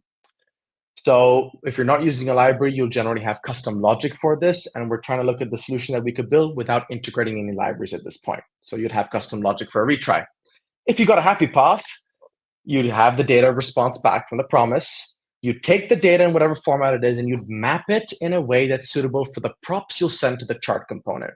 You'll set it in state, your UI will re-render, and then let's say you have another piece of UI which you can perform an action on, a button somewhere. And when you click that button that's linked to state, it sends another state dispatch. And if you don't organize your state correctly, a React state change can cause a re-render for component that can cause a refetch of the data. And if you're doing 5 parallel API requests and you're repeatedly refetching that due to other states changing in the application that are not related to the graph that you're seeing, you risk timing out the server with too many requests and receiving a 429. So that's a little bit of a problem. We're going to see what that looks like in terms of code and then with a visual UI example. So this is what the code may look like. You may create a hook called useFetchData. You may have a function that gets fake data. Right now, this is getting fake data from a fake server that I built. And then once it receives that, it's going to map the data client side. So it's going to get the birthdays by month. It's going to do a little bit of work there. It's then going to map it to the chart data, and then it's going to set the data in state. So let's look at a demo and see what this looks like when we bring it all together. So we've got a chart, really basic one, and it's taking a little bit of time to load because we're making a lot of requests to server and we're getting back a lot of information. That's not a fantastic experience. We go look at the network tab and we go and click a hide and show button, which toggles state.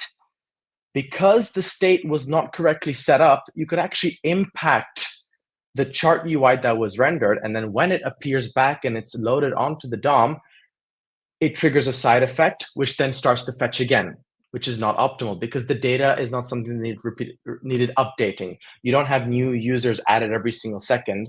So you don't need to update your data constantly. You can actually cache it at some point in time, but that's not something we're doing. So because our state is not set up well, it's a little bit problematic. Now, if you had a look at the network requests, maybe you noticed one thing. The next slide shows that to fetch all that data, 5 times 1,000, 5,000 data points with a lot of key value pairs in there that we did not need. Actually, 2.3 megabytes of a payload was received. That's massive, especially if you're querying that in countries where you've got limited data bandwidth, where it's going to take even longer if you don't have, a Wi-Fi connection or so on and so forth. Or if you're on a data roaming package, using up a lot of that package just to load a simple website, sometimes those things need to be optimized. And by my calculations, around about 73% of the data we received is actually unused and unnecessary to be able to show the chart that we want to. So we need to rethink this solution because we're not really showing something optimal. So a couple of key factors. Custom retry. If we developed a custom function to manage retries, it needs testing, it needs maintenance, it's subject to bugs. Retries, we don't want to reinvent the wheel. There are a lot of libraries that do that. So generally, they'll fit a solution. Caching, we've got none by default, and there's no reason why we can't cache that data. So we're going to look at that in a little bit. State, complex to manage state globally and sync the data with staleness. So with data staleness. And so if you don't set up your React component structure and hierarchy correctly, you may have parents that affect child components that cause unnecessary re-renders and side effects that increase the amount of data you're fetching when you don't need to. And then we're doing data mapping, a lot of effort on the client side. And if this calculation is really complex, which in this case is not necessarily, you may need to memoize, which is additional overhead. And again, we're not optimizing the payload for state and caching. So introducing the backend for front-end pattern, that's what it stands for. It's not best friend forever. It's otherwise known as the transformation bridge or the aggregation proxy. And a couple of key points on this. So it adds a little bit of adaptability to platform requirements. The BFF pattern allows developers to create a backend service, a proxy that caters to each platform's unique requirements. So let's say you've got a backend and then you've got a web UI, you've got a mobile UI. You can have a proxy that sits in the middle, whether it's a Node.js service you spin up or an Next.js API endpoint that takes the data from an endpoint that you can't control. You can then go manipulate the way you want to, and then it finally arrives on your client side. So whatever the data format you need, whatever the interaction patterns are, you can have a more efficient resource usage. you decouple the concerns. So instead of doing all the logic on the front and all the calculation on the front end, you delegate the data aggregation. So the calculation of the birthdays, the chart data, and all that transformation task it's being taken care of on the proxy, which then if your front end's doing a lot of work, a lot of other calculations, you're saving up the amount of work that it's doing. So you're able to offload a couple of tasks somewhere else and really keep that separation of concerns. Then you optimize for performance. You can dedicate a backend for each front end. You can even have a couple of your team members work on that particular proxy to do additional caching optimizations, reduce latency, manage reducing the payload size, and just overall increase performance. You're not doing all that work on the client side. So what could we potentially do? We can take that larger payload we're receiving and we can condense it down to the minimum that we need. And there's a lot of key value pairs that we shrunk right there. And so what's changed in our architectural diagram if we do that, if we bring in this BFF pattern? So if we do this, we only make one API request to a Next.js handler on the client side. So instead of 5, we initiate our loading state, and now our Next.js handler or whatever microservice that sits in the middle is going to be the one that makes the 5 parallel API requests. It handles then the retry logic if need be. And if you've got a happy path, you receive the data, you map that on the server, and the client only receives the minimum amount of your payload in order to be able to display the UI that you want. Send the data to the client, you set it in state, but then we're still subject to the same problem where if you have any other state updates that happen that are not related, you may risk re-triggering the entire flow. And so the code that we wrote before may be optimized to just this. We're going to just fetch from our proxy, and we don't need to do any of the calculations on our end. That's a little bit cleaner in terms of the code. We don't have to do any complications on the client side. So key factors, there's failure isolation here. So you're making just a single client-side request rather than managing multiple. Let the server do that. Clear code-based management, payload optimization, and then you're able to do the data mapping on the proxy. We're going to go for a second demo, and we're going to see how this affects your application. And it already loads a little bit faster, and we'll see why. We'll dig into the network tab. If we refresh, you'll see that only one API request is made, and the data comes back exactly the way we need it for the chart. And we're only loading 666 bytes versus what we were before, which is a 99.9% payload reduction. Now, this is a scenario that was designed to prove a point in this talk. You're not going to see a 99.9% payload reduction in your production applications or all the other projects that you work on. So you will see some optimization, but this is a little bit of an exaggerated case. Bring in React Query, or otherwise known now as TanStack Query, which is the powerful asynchronous state management library. And I'm not going to go through all the features. That's something you can look up on the website yourself, but we're going to dig in a little bit to how this changes our architecture if we bring it in. So we know that we have a user interface. We're making one API request to Next.js, from Next.js to the handler, and now we're using React Query to manage that. So instead of us using a useState or any other state management library to handle the loading state, React Query takes care of that for us. So we don't care about loading. Then our proxy is going to make still 5 API requests. Nothing changes. If something fails and it comes back as a 500, we return an error code to the client, and we attempt a retry. And React Query handles that retry on our behalf. So we don't have to have any retry logic. We don't have to have anything that's tested on our side. We don't have to have anything that may be maintained or subject to bugs. We are offloading all that retry mechanism to the React Query library.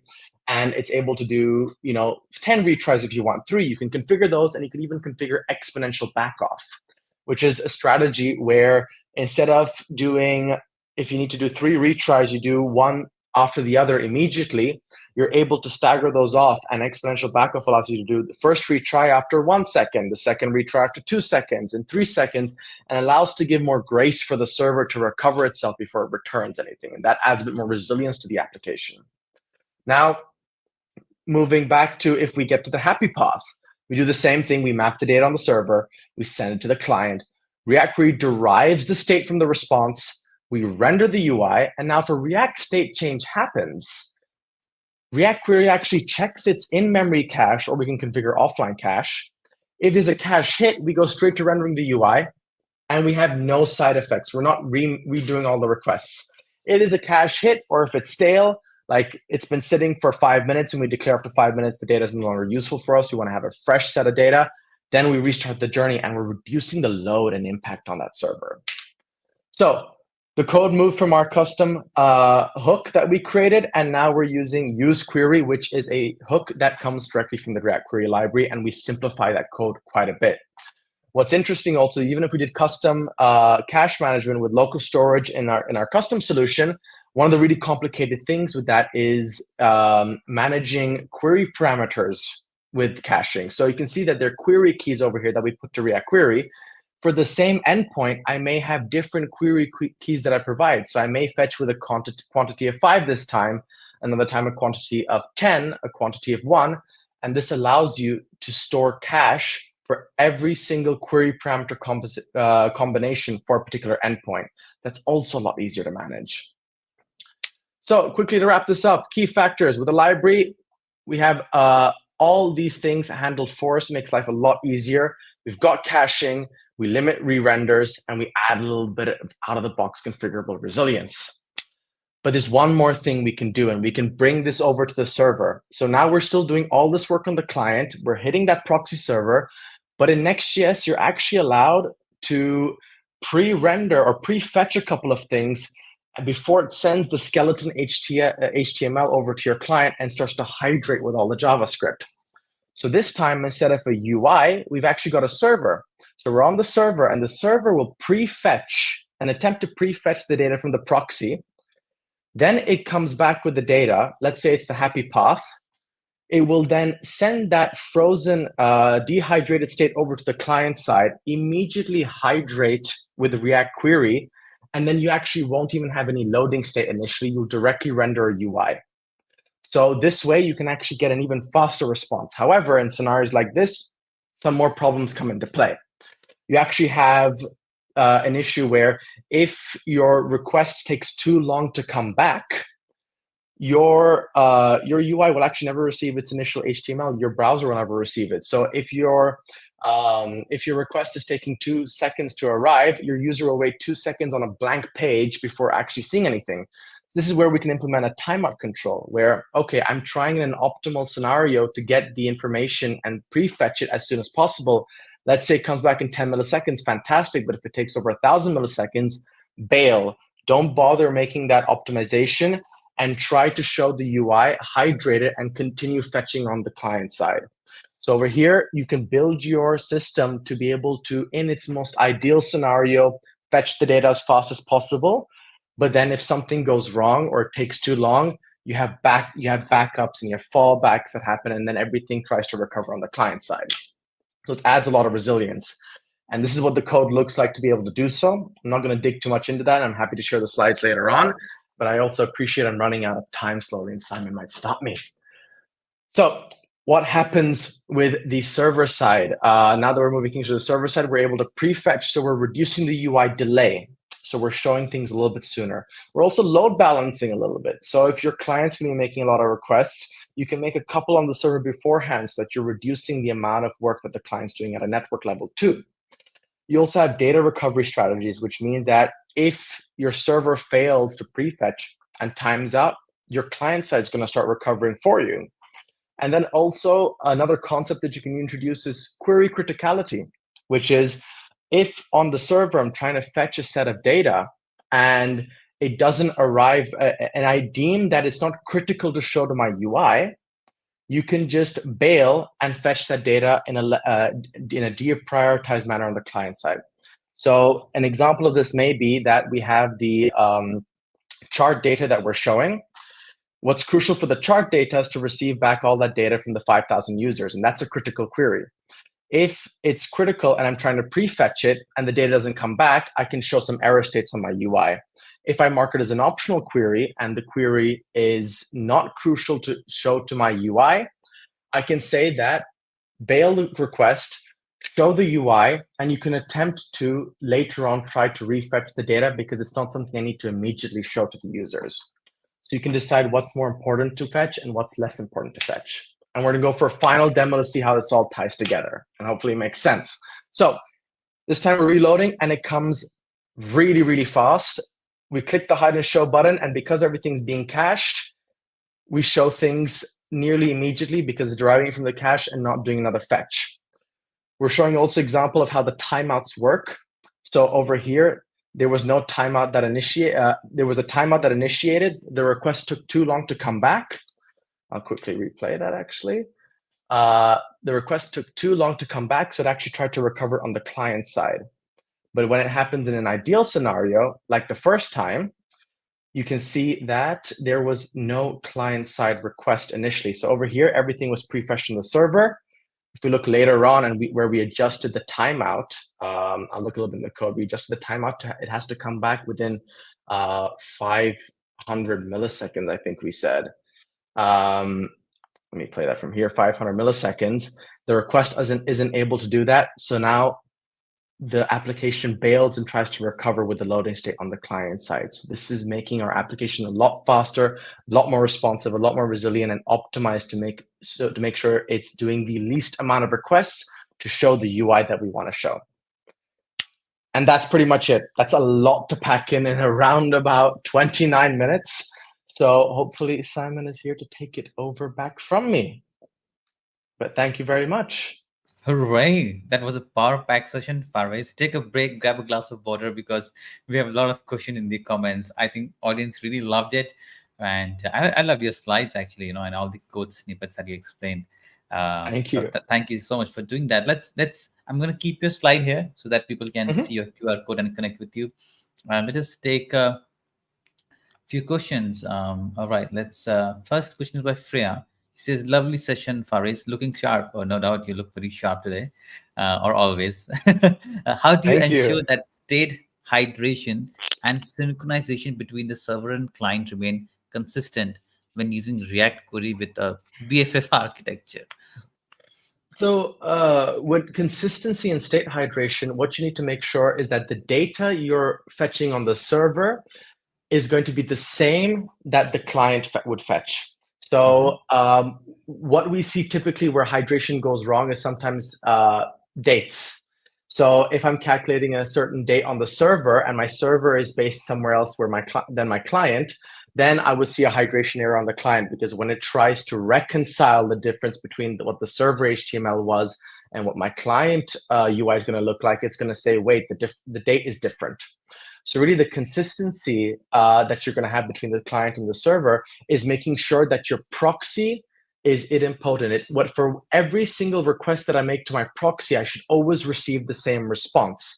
And if my server receives a response and I try to make the exact same request on the client side, I should receive the exact same payload.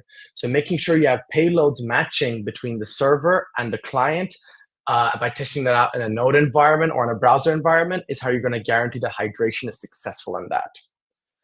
Wow, that's hopefully that makes sense. Yeah, that was a very detailed answer. So I hope, Freya, you got the answer, and thanks for answering that question, Faris. There's another question from Sophia, and that is, how do you manage the balance between server-side rendering with Next.js and client-side data fetching with React query for optimal performance? This question is more about the performance. I think I touched on this a little bit, but I didn't get into it in depth enough. I like this concept of, and it's not something that's part of what React queries capabilities are, but it's something you build as a custom functionality, which is query criticality. If I have 10 endpoints I need to fetch data from, and I'm doing that all on the client side, and I need all the data to come back before I'm able to show any UI, it's going to be really, really slow. And so not every request that you make to a server is going to be critical to showing to your UI. So I may be receiving data that's for a page that I'm not even showing to somebody right now. So if you are able to choose what are the API requests that I need to make at like a minimum viable product, the minimum amount of API requests I need to make in order to show something, and you try to prefetch those on the server, not more than 1, 2, or 3, because you don't want to show too much delay before the HTML is shipped to the browser, then you're going to be able to balance the load by fetching a couple of requests at the server, being able to show something initially once the HTML ships to the browser, and then continuing to fetch the rest of them. So balancing is by trying to calculate which are the optimal requests to make on the server, which ones are the optimal ones to make on the UI, and you want to basically balance those to show something as soon as possible, whatever that balance is, but it's going to be on a case-by-case basis. Perfect. Well answered. Thank you so much, Faris, for that. I think it's time we move to the next session, right? I think we're only a couple of minutes in. But Faris, I'm asking this question to everyone in this conference. I'm also going to ask you, right? Apart from all this, all this God level stuff that you do with React and React Query, what are some of your hobbies? I like actually completely detaching from my computer and going on the racetrack with motorbikes. I like that quite a bit. When you're spending so much time sitting down on a desk, just being able to go breathe fresh air, drive a motorbike in the mountains, or go on a racetrack and really focus on something entirely different to all these technical complexities, it's something I absolutely love. And then also Olympic lifting and gymnastics. I'm an avid CrossFit fan. I do that every now and then. Wow, so it means you're flexible too. As flexible as the architecture that I'm showing you guys. Wow, it was lovely hosting you. Let's stay in touch. Thank you so much, Thank Simon. you so much for accepting the invitation. I really enjoyed hosting you. Loved your pace, loved your energy, and definitely loved for all the pearls of wisdom that you shared. Thank you so much once again. I'll let you carry on with your day. I know it's almost evening at your time, right? And yeah, thank you so much once again, and let's stay in touch. Thank you so much. Take care. Have a fantastic rest of your day. Bye. Yeah, bye-bye. Well, ladies and gentlemen, that was Faris for you. I know we're already 5 minutes into the next session, so I'm quickly going to run and invite the next gentleman. He is Miran, and he's going to talk about type-safe configuration. And he's founder of Hypertune, and we would love to know what is Hypertune and what he's building there. So let's actually bring the speaker, Miran. Hi, Miran. How are you doing today? Yeah, good. Thanks. How are you doing? I'm doing great. Where are you joining us today from? From London, actually. Oh, yeah, London. That's good. That's good. What time is it? Almost like evening there? It's about 4:30 in the afternoon, so not too late. Yeah, it's tea time. Yeah, exactly. All right, Miran, I won't take much of your time. We're going to do a lot of chat towards the end of your session with Q&As. So I'm going to add your screen to the stream. Everybody else can see it. And next 25 minutes is all. Great. Well, great to be here. So today I'm going to talk about app configuration. Now, if you've heard of feature flags, you can think of them as the tip of the app configuration shaped iceberg. Now, the best way to understand what app configuration is to see it in action. So let's imagine we're a SaaS company called Potion, and this is our mobile app. And it's the plans page of our mobile app where users can subscribe to one of our paid plans. Now, let's say the marketing team wants to run a 20% discount across all of the paid plans.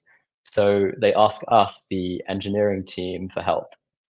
So what we'll do is go into our code base and we'll write some code to implement this 20% discount for them. So we'll do that. And once we're happy with how that looks, we'll deploy it to a test or staging environment. And we'll send the marketing team a link so they can test it out and make sure that this discount looks good. So they do that and they tell us that the discount looks good. We're ready for it to go to production. So we submit this code to production now. And then once it's live, we tell the marketing team, and then they confirm that it looks good again. And the discount is running in production. But then after a few days, the marketing team says that they want to pause the discount. So we have to go back into the code base and make the change to disable the discount. And then we have to deploy this to production, which takes some time. And then we'll tell the marketing team it's paused. They confirm that it's paused. And then we don't hear from them for a while. But then after a few days, they get back to us and they say they're ready to resume the discounts. Now, this is getting a bit tedious for us. So we decide to put the discount behind a feature flag that the marketing team can toggle on and off themselves. Now, we've already set up a feature flag system in our app called Hypertune. So what we'll do is go into the UI for Hypertune, and we'll create a new feature flag, and we'll call it isDiscountEnabled. And this will be a Boolean, which just means it could be either on or off, and we'll leave it off for now, and we'll save that. Then we'll go into our code base, and we'll run npx hypertune to regenerate our type-safe client. And we'll use the feature flag in our code. So we'll write hypertune.isDiscountEnabled, and we'll pass a fallback value of false. And then we'll deploy this to production. And then we'll tell the marketing team they can now control whether the discount is enabled from this flag in the UI. So right now it's off, but they can flip it on and then hit save, and then the discount appears. So this is great, as now they can make changes to the discount themselves without having to ask us every time. And then we don't have to wait for them to tell us when the discount should be live. So our work streams are decoupled, and we can both move a lot faster. And because it's a flag, they can also add more complex logic now to say who the discount should be on for. So they actually decide that they only want to run the discount in the UK. So they can add a rule to say if the user's country is one of this list of countries, and they add the UK here, then the discount is on. Otherwise, for users in all the other countries, it's off. And whenever they make a change here, it's updated instantly. So they don't have to wait for a code deployment or an app release. They can see their changes live immediately. And the other great thing about having this flag is they can also run an A/B test on the discount. So rather than it just be on for everyone, they can drop in an A/B test here, and they can set it on for half of users, off for the other half. And then this would let them measure the impact of running the discount on the metrics they care about, like signups, revenue, profit, and so on. So we don't hear from the marketing team for a while because this system is working pretty well. They're not bothering us to change the discount logic. But then one day we hear from them, and they tell us that instead of running a 20% discount here, they want to run a 40% discount. Now, the problem is that this 20% was hard-coded in the code base, so we need to change it for them to 40%. But we could just change it for them, but then that would lead to that same slow back and forth process that we had before we had the feature flag. So let's see if there's something that we can do to give them control over this percentage as well. So one thing that we can do is in the Hypertune UI, instead of returning a true or false Boolean from this flag, we could return a whole discount object with subfields to say whether the discount should be on, and another field to say what the percentage should be. So to do that, we'll go into the schema in Hypertune, and we'll define a new object type called discount. So we've actually set one up here already, and we've got a field, this Boolean field called isEnabled, and another field called percentage, which is a float. And we'll remove this field for now. So we'll deprecate this Boolean flag, and we'll add a new flag called discount. And instead of returning a Boolean, we'll return a discount object type. We'll save that, and then we'll go back into the code base and run npx hypertune to regenerate our client. And then we'll see a type error where we're still using that deprecated flag. So we'll replace that with a new flag, which is hypertune.discount.isEnabled. And we'll also replace this hard-coded percentage with hypertune.discount.percentage, and we'll pass a fallback value of 0 here. So we'll deploy this to production, and then we'll tell the marketing team that they can now control whether the discount is on or off, just like before, but now they can also control the percentage. So instead of 20%, they can have 40% here. But just like before, they can also have complex logic to say who the discount should be enabled for, so they can have it on for specific countries. And they can have that same kind of logic for the percentage. So they can have different percentages for different users, or even A/B test the percentage to see which percentage works best. So they're pretty happy with this system. They're pretty excited. And in their excitement, they ask whether they can also control the copy, which we show next to the discount over here as well. So instead of summer sale, they can have different messaging and see which one works best. So to do that, we'll go back into the schema for our discount object type, and we'll add a new field called name, which we'll set to a string. And here's where we'll control the copy that we show to the user. So we'll save that, and then we'll go into our code base and run npx hypertune. And then we'll replace this hard-coded copy with hypertune.discount.name, and we'll pass a fallback value of just discount. So we'll deploy this to production, and now the marketing team can control the copy of the discount too. So by default, it's summer sale. But like we said, they want to test different variations of this messaging to see which one works best. So instead of summer sale, they decide to drop in an ABC test to test a few different variations of this copy. So they have summer sale ends soon, and summer sale ends today. And now, instead of running a traditional experiment where they wait for the experiment to run and then see which variation works best and then ship that variation to 100%, they instead go to the experiment page in Hypertune and they set it to a machine learning loop so that Hypertune will automatically converge on the best variant over time to maximize the number of upgrades.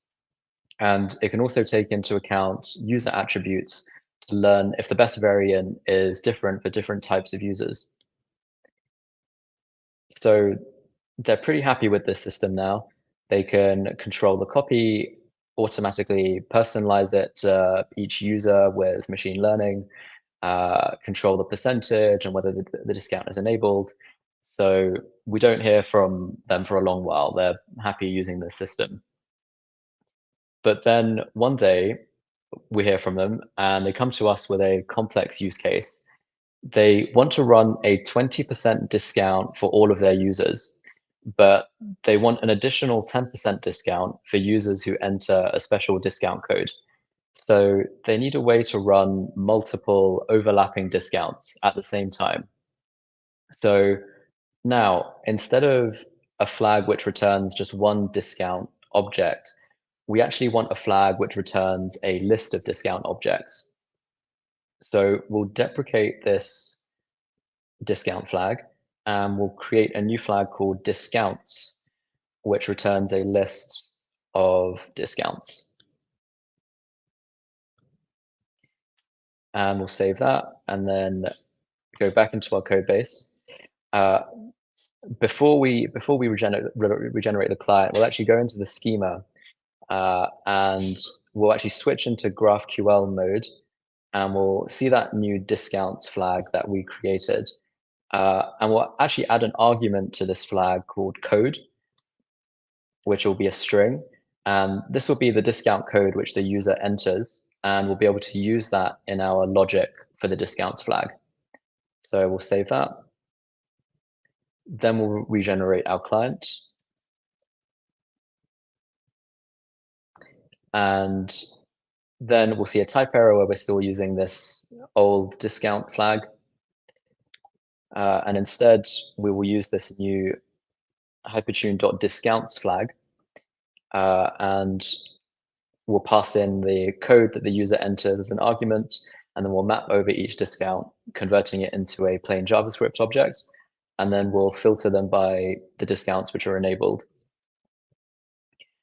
So we'll deploy all this to production, and then we'll tell the marketing team they can now add as many discounts as they like to this list flag. So the first thing they do is they add a discount called summer sale, which is on for everyone, and it is for 20%. And so they save that, and they can see that live in the app immediately. And then they add a second discount, but this time it's only enabled if the user has entered a special code, which is React and chill. And otherwise it's off. And this is for an additional 10%.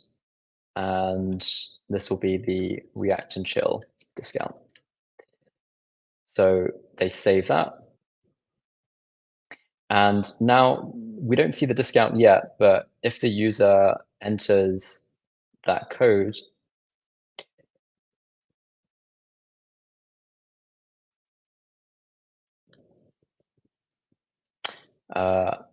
then we'll see that extra 10% discount appear. Cool. So just like before, they can have complex logic for each discount to say whether it should be on or off, or to A/B test it. They can have logic to have different percentages depending on which users are looking at the discount. And they can use machine learning to personalize the copy to each user to maximize the number of upgrades. So with minimal engineering work, we've converted this simple Boolean feature flag that we had before into this flag which returns a list of discount objects. And we've empowered our marketing team with this flexible platform to manage discounts themselves. Now, we actually had an app configuration system just like this, or similar to this, at Meta, and it was called Configurator. And it was used in a similar way to platformize products and backend services at Facebook. And Meta actually released a paper on this called Holistic Configuration Management at Facebook. And it dives into how Configurator was used for lots of different use cases. For example, it was used to configure automated backend jobs, like user notifications, where you can configure templates for different notification types, pricing, billing, and discounts, like we've just shown in the demo, permissions and features available to users, API rate limits, in-app copy for guidance, error messages, tooltips, modals, forms and wizards, metrics, health checks, and alerts, search and ranking configuration, rules, policies, filters, and classification thresholds, machine learning model parameters and versioning, complex rollouts, kill switches, and experiments, constants, API keys, and third-party integration settings, and this large long tail of niche configuration use cases. But across all of these different use cases, we got the same high-level benefits. Number one, we decoupled dependencies in our organization so we could enable other teams to self-serve and make changes themselves without the slow back and forth process with engineering. And as engineers, we could focus on shipping code to production without being blocked by other stakeholders. Number two, we got instant updates decoupled from code deployments and the release cycle. Number three, once we had all of this configuration, we could optimize it with hand tuning, A/B testing, and machine learning. Number four, we reduced complexity by extracting all this configuration logic, like user-specific code, out of different code bases and into a single source of truth. And we also got this clean separation of concerns between code and configuration. So we could focus on the high-level logic in our code and worry about the configuration details later, or delegate that to another stakeholder. And number five, we got increased flexibility. So after writing our code, we could configure it in lots of different ways without any extra engineering work. So app configuration is great, but how do we go about building a general app configuration system that can scale to complex use cases? The first thing we need is a flexible type system to define the inputs going into our system, like the current environment or user, and the outputs coming out of our system, like the feature flags or the list of discounts or the list of onboarding guides in our app. The second thing we need is a flexible configuration language to define the logic that maps those inputs to the outputs. So we should be able to embed A/B tests and machine learning loops into our logic too. And we need a UI for non-technical people to edit the logic visually. So when we combine those two ingredients, the flexible type system and a flexible visual configuration language, we can scale to all of those complex use cases that we went through earlier. So this is really powerful, but it's also a bit scary because we're moving critical business logic out of our code base and into this configuration system. So if the system fails or we make an incorrect change, it could cause major issues like the one CrowdStrike experienced recently. And we also don't want to impact the performance or efficiency of our app by depending on a configuration system. So how can we make the configuration system as safe, reliable, performant, and efficient as our own code? First, we can design the SDK to locally evaluate our configuration logic. So it fetches all the configuration logic from the server up front in one initial network request. And then after that, there's no dependency on the network to evaluate configuration. So it's super reliable, performant, and efficient. But we still have that one initial request which could fail. So to make this more robust, we can include a snapshot of our configuration logic in our app bundle. So the SDK can use that as a fallback in case it can't initialize from the server. And we can also set up a webhook to trigger a new build and deploy of our app whenever the configuration logic changes, so we can keep that build time snapshot up to date. And then if we do that, if we have that build time snapshot, then we don't even need to initialize from the server at all. And we can use the SDK in local only offline mode. But then we do lose the benefit of being able to update the configuration instantly. But with a blended approach, where we initialize from the server and we have the build time snapshot, we get the best of both worlds. The next thing we can do is that when we evaluate configuration, we can also pass hard-coded fallback values for the case when the SDK hasn't initialized and when there's no build time snapshot. And we can also ensure that the configuration is evaluated with full end-to-end type safety to avoid typos, catch errors at compile time rather than runtime, and enable this great developer experience with IDE features like code completion, find all references, and JS comments. And then finally, we can version control all of our configuration logic in a Git style history. So we can see exactly what changed and when, with clean diffs of our logic and schema changes and branches to test and preview configuration changes before merging them into the main branch with a pull request. So we manage our configuration just like we manage our code base. And we can also layer on team roles and permissions to safely onboard non-technical team members by requiring that all their changes are first reviewed in a pull request. So to recap, with this local evaluation, build time snapshots, type safety, and Git style version control, we can get a similar level of safety, reliability, performance, and efficiency as our own code. There was no tool out there like this, so we built Hypertune, and here are some links to check us out. It's free to get started, and the setup takes under 10 minutes. So why did we decide to work on this? Well, we believe there's a lot of slow back and forth that happens in organizations during software development. There's a lot of waiting for updates to reach production, especially for apps with a slow release cycle, like mobile apps. There's a lot of low-hanging fruit to improve product conversion rates and the overall efficiency of software systems, especially as they scale. There's a lot of complexity in those software systems that can be simplified, and there's a lot of slow iteration. And we believe that app configuration, when done in the right way, can be the solution to those problems. So thanks for listening. I hope you enjoyed the talk.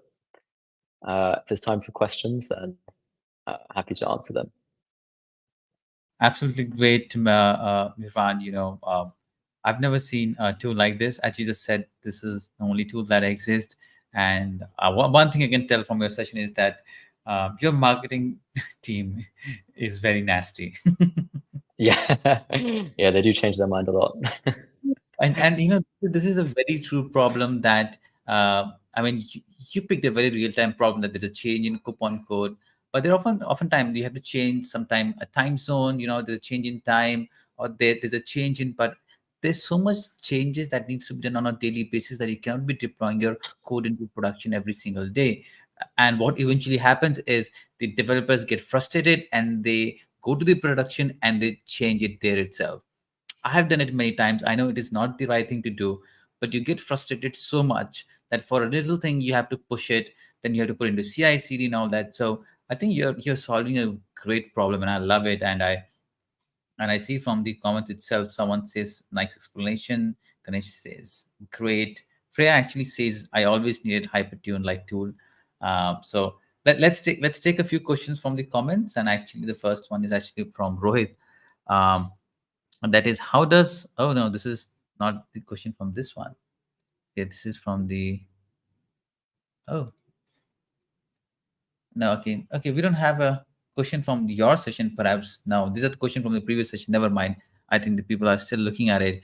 So, Miran, let me ask you, right? How big is your team actually? Like, I know you're based out of London, but do you have a remote team? Do you have raised any kind of series fundings, anything like that? Yes, we're a venture-backed company, so we raised a significant round, and we have like a team. We're based in London, so yeah. That's pretty good. That's pretty good. So as you said, it's free to get started, right? So, what are some of the roadblocks one may face? I know this is not a good marketing, but if someone is getting started with Hypertune, right? What are some of the couple of things someone has to take care? Right, they may face a problem here or there, or this may be some of the challenges that they would like to address. Yeah, I guess one thing, one kind of thing to figure out is the best way to set up the structure of your project in Hypertune. So it's quite a powerful tool, and you can use it for something as simple as a feature flag, which is just an on or off switch in your code. But you can also use it for more complex configuration, like you could use it to manage discounts, like shown, or even to manage all the copy and content in your app. So figuring out the best way to structure your project to manage all the configuration is like one thing which you got to figure out at the start. Perfect. And we're at the React conference, so some people now these days people build their project in public, right? So do you guys also use GitHub, or is any part of your project open source entirely process? Any kind of contributions there? Yeah, so all our SDKs, the source is available. Wow. So you can kind of poke around and see how it works under the hood. And yeah, we kind of welcome any kind of suggestions there as well. That's great. And I suppose even is your documentation open source? Because I see it's powered by Gitbook. So is it open source documentation? Yeah. So I mean, if there are suggestions on the documentation, then we accept them. But yeah, you can't edit it directly. Yeah, you don't want that too, right? But yeah, you can still have it on GitHub, right? Let people do PR, and I see sometimes people contribute a lot. I mean, I do it sometimes a lot on tools like MongoDB, not MongoDB, Supabase app, right? These modern backend, and you can just go ahead and do some update. If there's a new update in Next.js, this community is very active. They would just go ahead and make some pull requests. So it becomes very easy. But your product is very promising for Miran. Any final thing you want to plug in before we move to the next session? No, just that, yeah, it's been great to be here. And yeah, thanks for having me. And thanks for accepting the invitation, Miran. I'm asking this final question to everyone, and that is, what do you do in your free time? What are some of your hobbies other than you're not building this product? I've been doing a lot of yoga recently. Oh, wow. So yeah, you look fit. That's it. Thank you. All right, Miran, I'll let you carry on with your evening. Thank you so much. It's a lovely session. We'll stay in touch, and we do a lot of shows at CSharpCorner, in-person events also too. So if you ever come to India, we would love to host you there too in our conferences. And have a nice evening, and thank you so much once again. Thanks. Bye. All right, bye-bye. Well, ladies and gentlemen, that was Miran for you. I quickly wanted to pull up the Joginder says, nice one, Miran. Thanks, Joginder. Thanks for joining in. I quickly wanted to share my screen and show you the agenda that we have up now. There has been slight update. As you can see, the next session that we have is from Sanvar, but unfortunately he cannot make it. And we did see quite a few comments from the audience that they do want to actually watch the Kobe session once again. So what I'm going to do is I'm going to run the Kobe session once again because it was really lovely. And after that, we're going to have a session by Kevin, who's actually going to talk about integrating AI with maps to generate. But ladies and gentlemen, here's once again your session for Kobe, and he's going to talk about maps. So there you go. Awesome. Well, hey, everybody. Today, I'm going to be talking about maps. We'll talk about the impact they can have on the world, and we're also going to dive in about how you can build them with a little bit of JavaScript. So who am I? I'm Colby Fayak.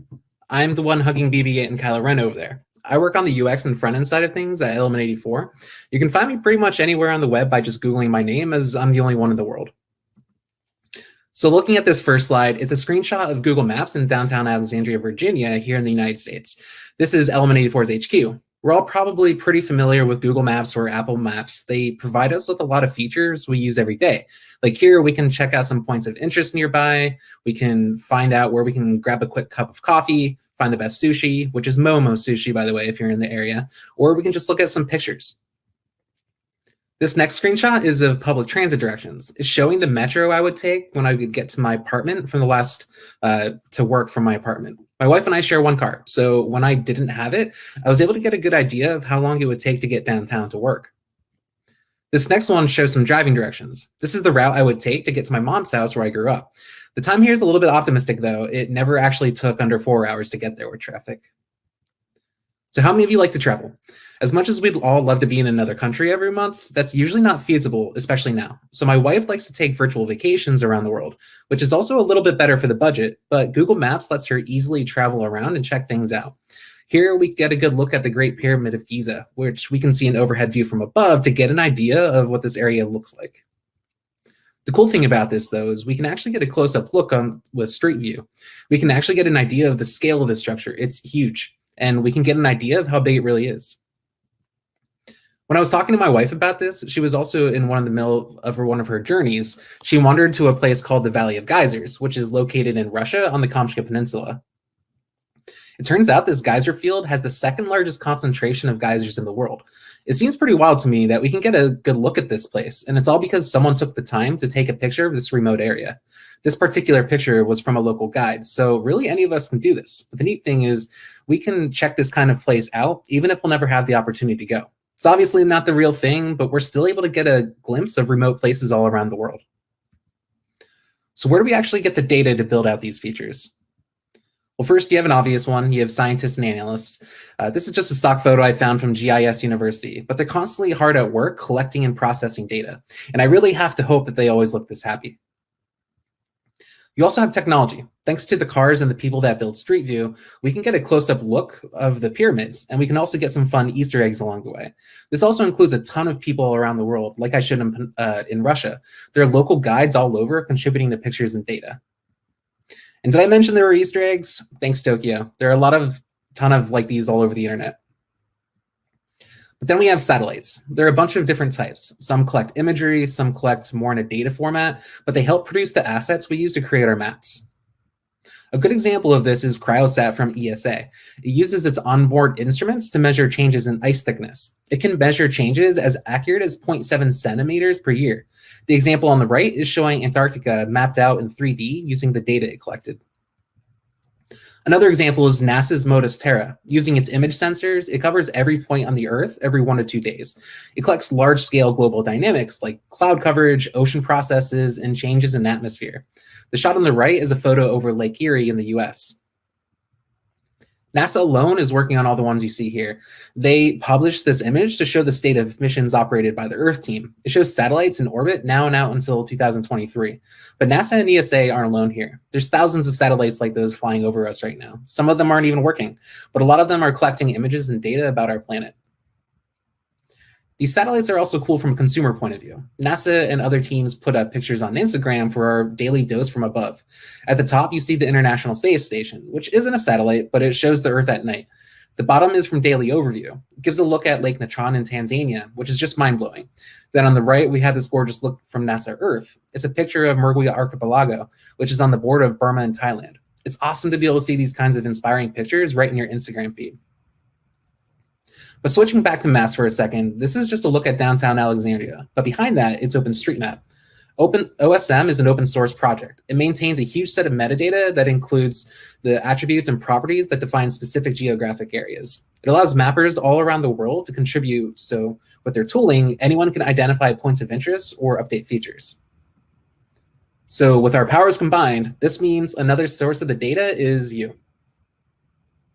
But millions of people all over the world have mapped on OSM. There's meetups, communities, everything all over. Others just work alone as individuals, but thousands of people work on this every single day. You also see big companies who use or contribute back to OSM. Apple, for instance, uses it for regions where commercial data isn't necessarily available. Lyft contributes back with their work too. They're all adding points of interest and drawing streets. And it's more than just learning about what's in the US or Germany, but third world countries all over the world. This is incredibly helpful from a humanitarian aid perspective. Here we can see an identified refugee camp on the border of South Sudan and Ethiopia. A lot of times, people in these areas might not know where they can be safe, but OSM allows people to identify these features that help others survive.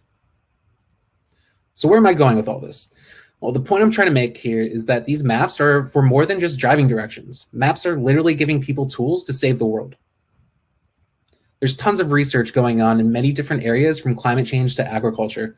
By taking collected data and applying it to a map, we're providing another visualization medium for scientists that can actually make a difference in people's lives. Some examples that you can find online are services like NASA's Worldview. Here we see Tropical Cyclone Idai, which was one of the worst cyclones on record to affect Africa and the Southern Hemisphere. It affected close to 2.2 million people in Eastern Africa. It's insane to see the scale of this storm. Another is NASA's Firm service. It allows you to see active fires all over the world. Here we can see a cutout of the Bear Fire wildfires, which are currently happening in California. We can see the number of active fires in each area. You can even see, if you look closely, the gray area you can see the smoke compared to the clouds from the fires. It's devastating, but tools like these help teams manage resources for determining how to help in these scenarios. And for something else that's pretty current, which is, while we're all online, we can take a look at this map from Johns Hopkins University. It shows the number of coronavirus cases around the world. Showing the visualizations on the map help people identify the larger areas of impact. Similarly, this map from NextStrain shows the evolution and spread of the virus. If you visit this page, you can actually play an animation that shows how the virus spread. These types of tools are incredibly helpful for anyone in the science community that's trying to study and understand more about the virus.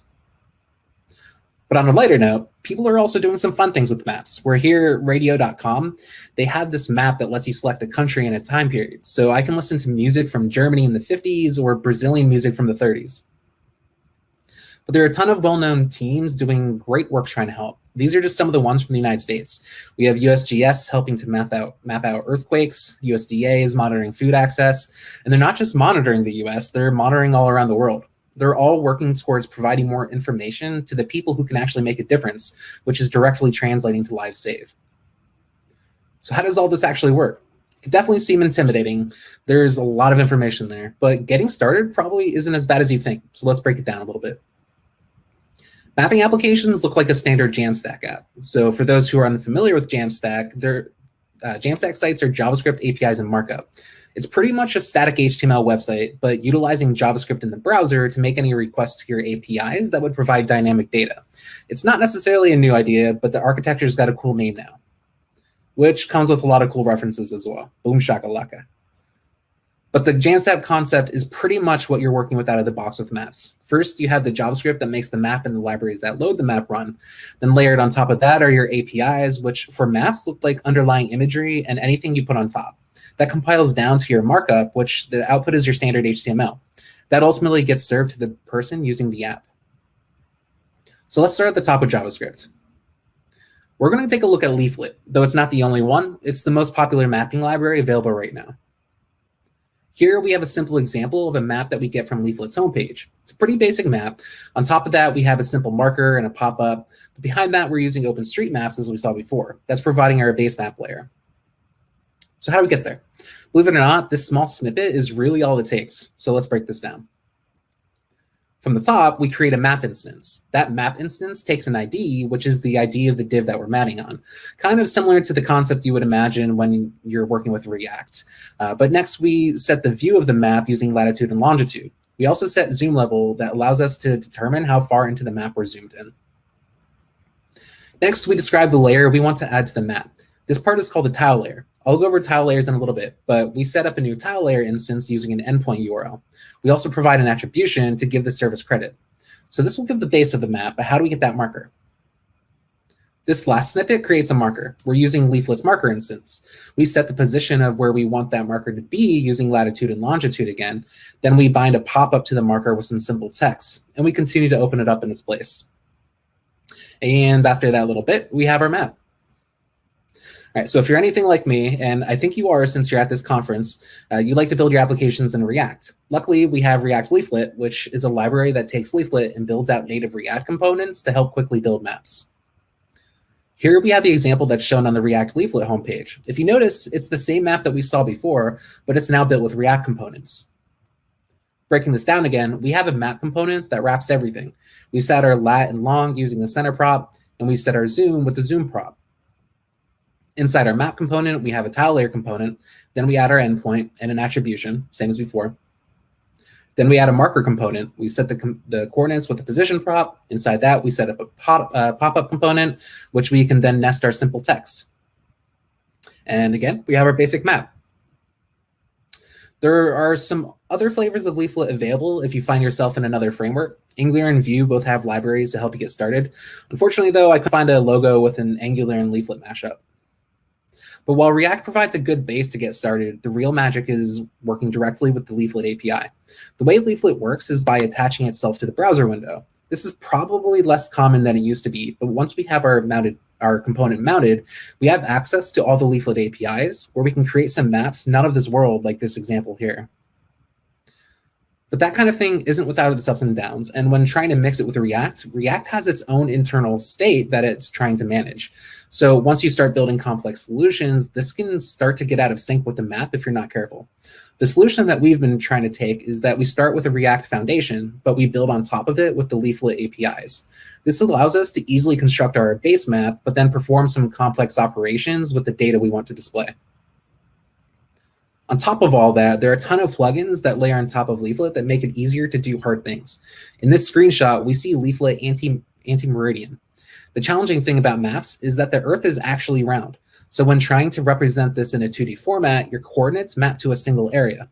What ends up happening is like the top, where the lines look like they're kind of going back and forth across the map. So to fix this, we can use a little bit of math and process the location data, or we can use this plugin to take out the hard work and know that we're getting it right. A more visual example is Leaflet Terminator. It lets you easily overlay day and night regions on the map. It's just a nice way to easily identify the time references. So getting to that point isn't too bad, but let's talk about the data that actually goes into building that map. When dealing with maps, I like to think of a poorly drawn layer cake. The base map is the actual cake. Then you have your overlays as your icing and some data sprinkled on top. Your base map typically looks something like OpenStreetMap or Modus Terra, as we saw before. Your overlays could be anything like a small sample of high-res imagery or heat maps to visualize data. On top of that, your data can literally be anything such as active fires or evacuation zones.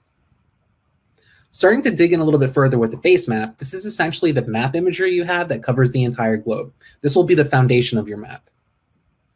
The map image layers are called tile layers, which are composed of a bunch of small tile images that make up one large image. If you can see at the top there, we have our tile endpoint. there are a few properties in there that get programmatically swapped out, like the date, the zoom, and the X and Y axis. The nice thing about this endpoint scheme is it's really common. So we can just as easily swap out an endpoint for OpenStreetMap, for instance. The reason this gets broken up into smaller images, though, is you don't want people having to pull down huge image files. The entirety of the map could be possibly over 1 GB in size, where realistically, the person using your map may only use a fraction of that. Overlays are very similar to your base map, but a lot of the times they don't have nearly as much imagery available, which is why they're called overlays. This could be if you have some high-resolution imagery for only a little part of the map, or if you want to show a different kind of image over your base map, such as a heat map. Here we have an image overlay that's the predicted 2020 population density on top of the OpenStreetMap. We're showing Northeast United States, where on the right you can see Philly, and you can also see DC and Baltimore on the left. This is just another example of some of the imagery that NASA provides us. And then we generally have data. Using shapes, we can visualize this data really any way we want. Here we're adding individual points on the map for each active fire. But you can also use lines, circles, and polygons. Here we see the fire boundary for those same exact wildfires on top of OSM. The points are helpful to see active fires, but seeing this boundary can be easier to comprehend the entire area of danger. The point, though, is there really aren't any requirements for visualizing the data, but there are standard data formats that interface with Leaflet. Though there are a few, I found that GeoJSON is the most common with my work so far. It's really just a JSON document with a particular schema. The site I'm showing here is geojson.io.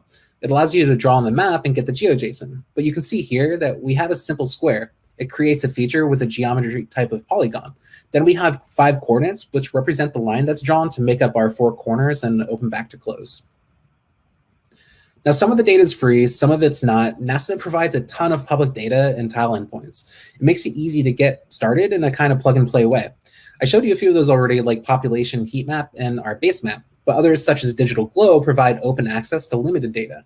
They have an open data program that gives access to imagery for disaster areas. This helps immensely for teams trying to put together solutions to help those fighting the disasters, but the rest of it would be a premium product that you would have to pay for. APIs can range from simple to extremely complicated. Most of the time, if you're building commercial solutions, you would probably want to roll out your own. This way you can protect your data and have more control over what you're working with. And there's tools to help you do that. Stack, for instance, is an open source spec that helps make geospatial data searchable. There's an API that's also open source that makes it easy to make those searches. But say you wanted to make that data private. Since this is client side, we can require authentication on each request. This also opens the door for data manipulation, where you might want to do on-the-fly processing based on user controls. You can end up with some really powerful solutions. All right, so once we have our data, we have our map and we have our data on top of it, we need to compile it down and serve it in the browser. This is actually the shortest step of the group. Compiling the app is pretty much the same as you would expect for really anything else built on top of a Webpack-based app. You can use your favorite tools like Create React App or Gatsby. Those tools compile down to a static site, which outputs HTML, CSS, and JavaScript. Once you have that compiled version, you can serve it wherever you want. At that point, it's really just object storage. So whether you want to put it in a bucket on S3 or use Azure's new tool, you have a lot of options. So what can we build with this? Well, we've been working hard at Element 84, trying to work with first responders and disaster scenarios to come up with a really easy-to-use UI. The goal is that we can get to the point in the UI where we don't have to think to get the information we want from the map. This is a picture first responder Trevor Skaggs took as he was up against the Campfire wildfires in California in 2018. There are many natural disasters like this that unfortunately take place every year. It's happening as we speak. It's intense and it impacts people's lives. We want to try to help. We want to be able to put tools in people's hands that can actually make a difference. Those tools can help them fight current disasters and be more prepared for the next. We call this Film Drop TR. This is showing the east coast of Australia. I'm sure most of us are pretty familiar with the bushfire wildfires that devastated their east coast. We can plug and play really any data source and provide an easy way to visualize it. Here, we're showing the active fires on top of satellite imagery. The hope here is that whether someone wants to look at the active fires or the boundary, they don't have to go fumble around with the advanced settings to get there. After talking with some of the people who are actually working in the field, we determined that we need to get this thing to a point where an operator can understand it in less than 15 minutes. As much as some of the other UIs available have really great granular control, there's just not enough time to try to explain that or simply try to figure it out. But with a simple toggle, we can get a completely different perspective of how a fire is impacting our area. This particular shot is, again, from the California Camp Fire wildfires of 2018. We can see the active fire points and boundary over satellite imagery, and we can see high-resolution imagery and the active fire over street maps. Another feature we added is the ability to add data points to the map. If someone wanted to report a missing person, they can easily add this data point to the map and sync it up to the cloud for others to see. The cool thing about this, though, is we can store this locally in the browser. So if the person is using it doesn't have network connectivity, they can sync it up later. We also want to provide the ability for people to collect in situ data and immediately make it available. Someone with a drone can map out their area and upload it to a computer and sync it with this app to make available as a new layer. That can provide some really powerful up-to-date imagery to better understand your surroundings. This imagery is actually from a coworker of mine who flew his drone up over Lake Lansing in Michigan. FilmShop also gets a little bit more interesting on the data side. Not to go down a rabbit hole here, but we're building this thing to be able to upload the data directly to an AWS Snowball Edge, which is that great box that the laptop is sitting on. It's basically a cloud in the box, and this gives people out in the field another level of processing power and capabilities that they just simply didn't have before. So what makes this impactful? Well, the hope here is that we can get help to first responders to get the information they need to be more productive and efficient in the field. That could directly equate to more lives saved in many scenarios. So realistically, imagine someone in an area without cell service. They can fly a drone, upload that to the Snowball Edge, and process that to visualize on a map. This can help show things like what areas are impacted by a fire that are no longer safe to go to. That can immediately help save someone's life. And another thing we're working on is an app for one of our customers in the commercial satellite space. So I'm sure we can all agree that space is pretty cool. And the idea that these machines are floating around in space collecting data is just mind-blowing. But how do we collect that data and make it available in a format that's easy to consume? We're working closely with Capella Space. We're helping to provide scientists an easy way to look up and analyze the data that Capella has collected with their satellites. Here we're showing a search of Philly. We can see all the imagery that they have available at this time. Once you select one of the results from the search, you can get a closer look and actually overlay that image on the map. This also comes with a big bucket of metadata. We only get a glimpse of that here, but that's typically more useful for people who work closely with this type of data every day. If Capella doesn't already have the imagery that they want, we provide an interface that lets them actually task their satellites in real time. Once Capella receives this request, they'll utilize their open and close date to capture imagery over the requested area the next time their satellites pass over that area of interest. Once Capella's satellites successfully capture that image, we run it through a processing pipeline using AWS Cloud Services as part of our film drop solution that we talked about a little bit earlier. Here we use S3 buckets for storage. We allow Capella to set up custom lambdas for running their science code on that data. The output is a metadata repository that we can put a search API on top. Once they find that data with a search or a new task, they can proceed to order it. The order provides pretty much The order provides access to pretty much all the assets. That's usually the high-resolution imagery and a dump of the metadata. So again, what makes this impactful? Well, we're providing a way for scientists to easily discover and analyze data from satellites. This gives them more tools and information to make better decisions that can impact people on this planet. And I know we're already a little bit past summer, but how about a road trip? Of course, we can have a little bit of fun with this too. I put together a simple demo that tracks a road trip on the East Coast of the United States. This is actually a road trip that my wife and I took in the summer of 2015. Ignore the straight line out to Vegas. We actually flew for that part of the trip, but it allows us to simply get a look at all the locations that we want to stop at throughout the states. The cool thing is, though, we can select one of these points and get an itinerary with a picture from when we were there. So how did I put this together? So the first thing I did was start collecting the locations I wanted to work with and put them in a structured data format. Once I had that, I spun up the base of the app using Gatsby Starter I created with Leaflet. I'll get to that in a little bit here, but for now, there's going to be a little bit of hand waving. With those locations, I needed to take the structured data and translate it into something our mapping library would understand. This particular format is GeoJSON, which I was able to create by mapping over the locations and making the shape groups. I actually needed to do this 2 times. Once in this example where I created the different latitude and longitude points, but also in a separate instance where I had to put 2 groups of the 2 points together to create a line. After we have our data in the desired formats, we can take those raw GeoJSON data sets and plug them into a new leaflet GeoJSON instance and simply apply them to the map. You'll notice here that I'm getting the bounds of the GeoJSON, which is essentially the area that the GeoJSON data takes up on the map. Once I have those bounds, I tell the map view to set its current view to those bounds. So how about those little tooltips? In the last slide, we showed that one of our GeoJSON sets with a custom option point to layer, which I've highlighted here. What this does is allow us to pass in a function where we can modify the layer being created in Leaflet from our data. So what we're doing is for each layer that gets created or a point, we create a new marker. Within that marker, we bind a pop-up to it, similar to what we saw in our basic intro earlier. Within that, we create some custom HTML in string form that allows us to set the custom content for that pop-up. And with all that, we have our map with some custom tooltip pop-ups. Not too bad, right? We could even extend this if we wanted to. We can sync this up by dynamically pulling from Instagram and show a gallery of images during our trip. We can use today's date and highlight where on the trip we're at for that day. Even add a timeline where maybe they can play back the road trip. But to get here, the starter takes out some of the need to bootstrap the app so that we can get productive right away by playing with the data. If you're curious or interested in getting your hands dirty, the source code for this is up on my GitHub, which I'll also post to Twitter later. It's not a hint to follow me or anything, but I'll also include it in my talk notes.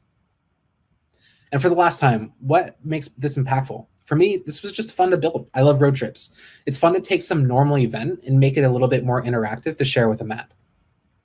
Now, when I talk about we, I really mean all of us. I want to drive home the point that really any of us can do this.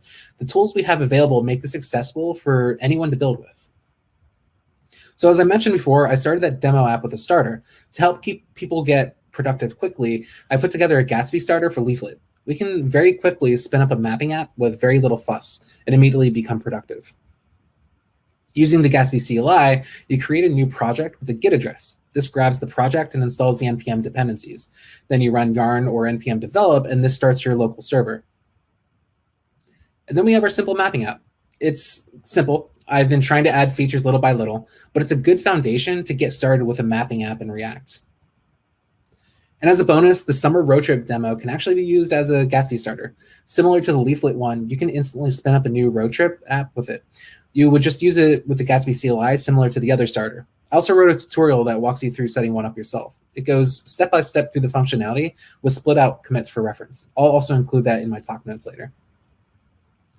You can also deploy it right to Netlify if you have an account. That just makes it easy to spin up really fast. And just to note, this works for anywhere in the world, not just the United States, but just remember to update the photos.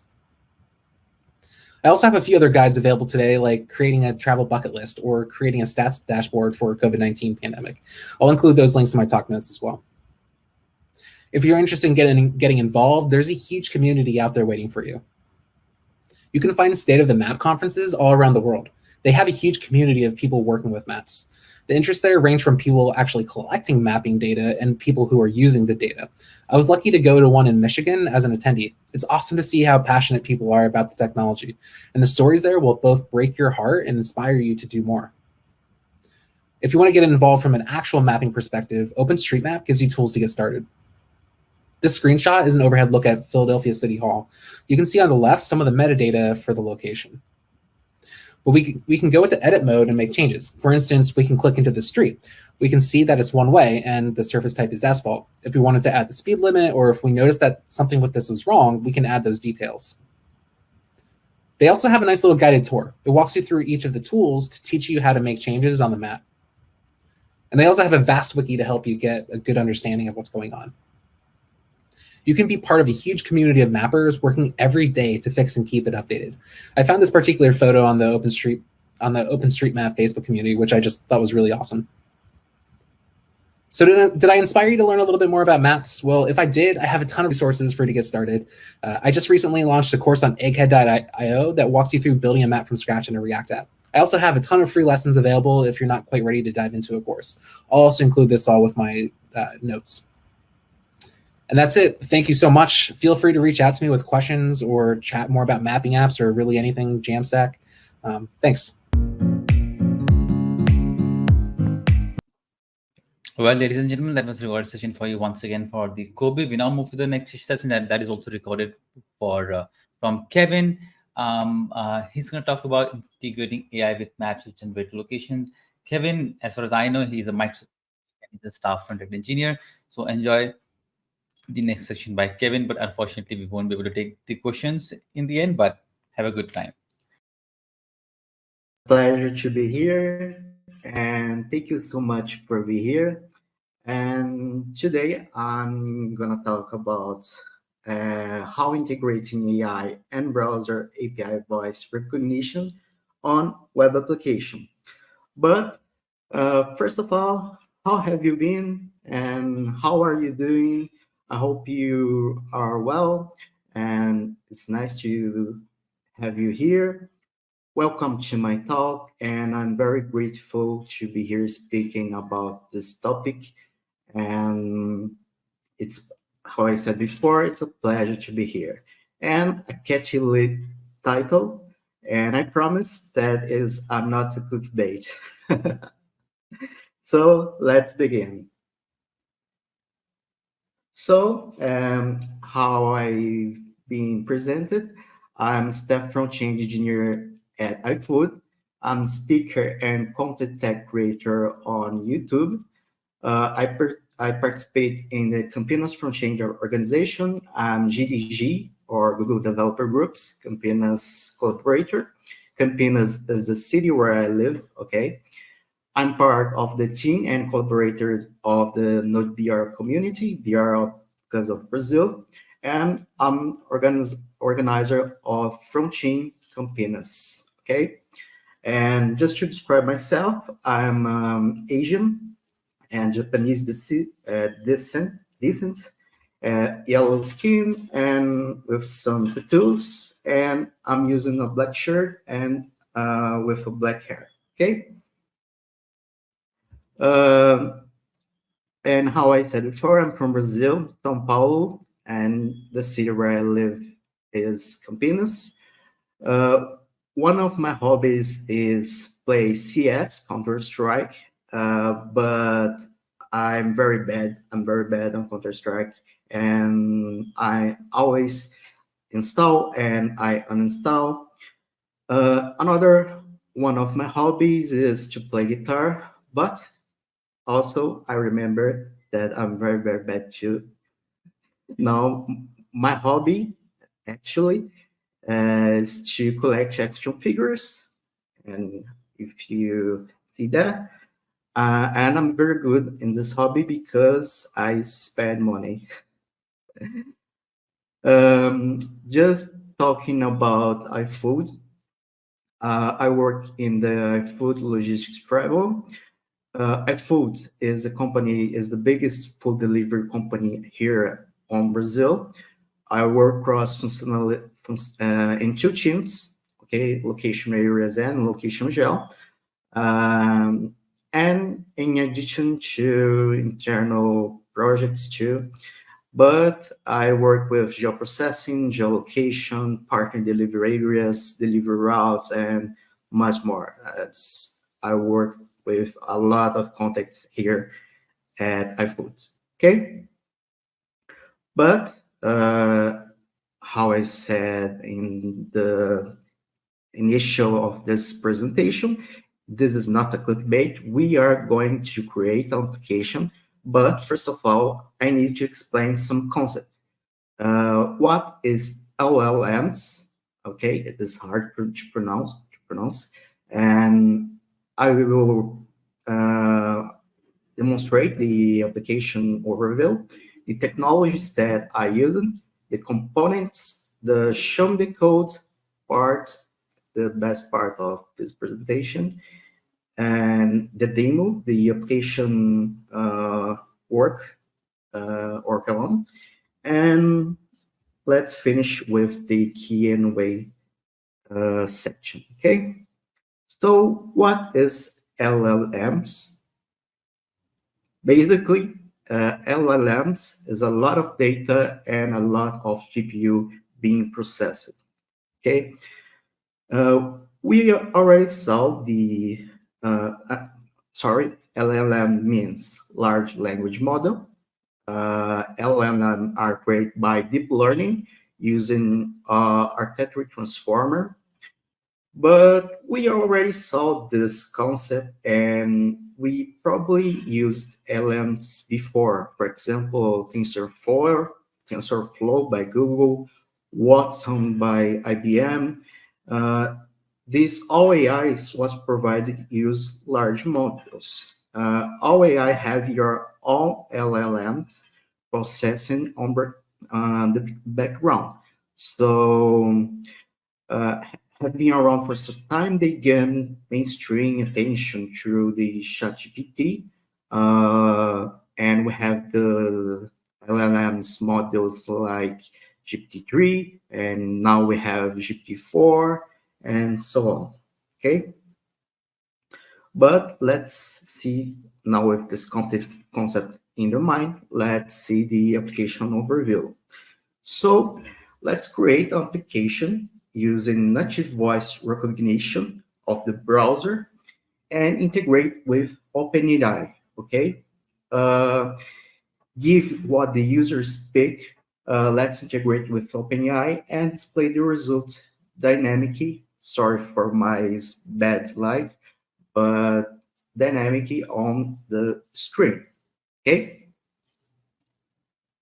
So basically, the application is the movie Will Smith, iRobot. It's in Portuguese, Eu Robô, but it's iRobot, but without Will Smith. Sorry. But the technologies, I'm very bad. Sorry for my jokes. The technologies, I'm going to use Vite, the front-end tooling, the boilerplate. So I will use Vite with React and TypeScript. Okay, this is very simple and common to use on the ecosystem of front-end. And the tailwind, the framework CSS. Okay, so this is not new. Okay, and the OpenAI. So the AI tooling used to integrate with the application, right? Okay, cool. So talking about OpenAI, okay, the probably something new, React, TypeScript, so tailwind, we probably already solved it, these technologies, but I want to focus on the OpenAI, okay? OpenAI is a research laboratory related to artificial intelligence in the USA. It has a series of products and APIs. The best known are ChatGPT, and to probably you already use, and probably you use to create regex, for example, and DALL-E, and to process images and artificial intelligence to create images. Okay. So we're going to use one of these APIs through an AI model to suggest this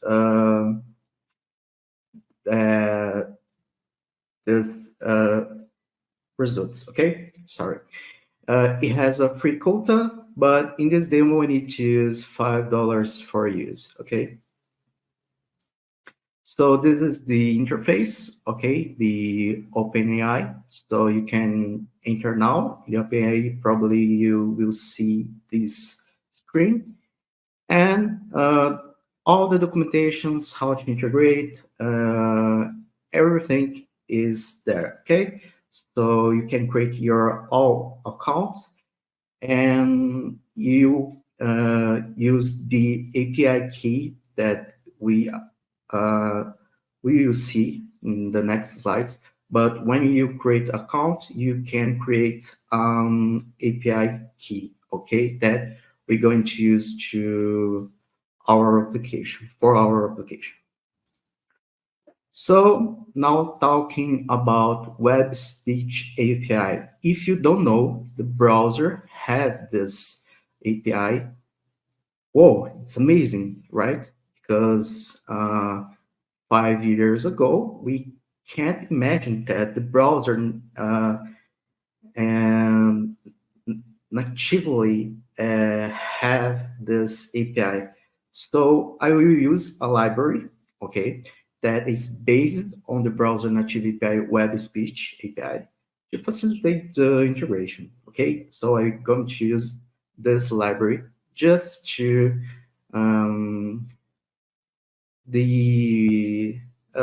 easy to present to you, okay? And avoid to create integrations and be simple, okay?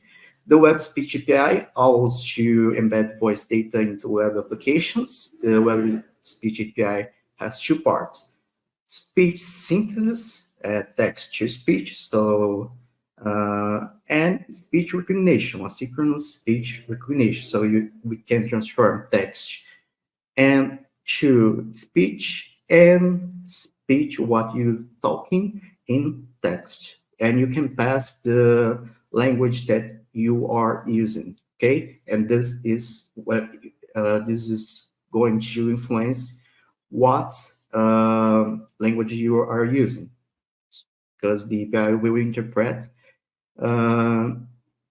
what your language that you are using, okay? So this is documentation in the MDN web docs. So we can see that web-based speech API is available for the browsers, okay? And we can see all the methods, the functions provided. And if we enter in the Can I Use site and search for web speech API, we can see that not all the browsers is provided to you, but I think in sometimes all the browsers are are available to use the web speech API, okay? But in the Chrome, Safari, and the default browsers are available, okay? Now let's do the best part of this talk. Let's do the show the code. So let's create a project using Vite with the React and TypeScript. I'm going to use Yarn.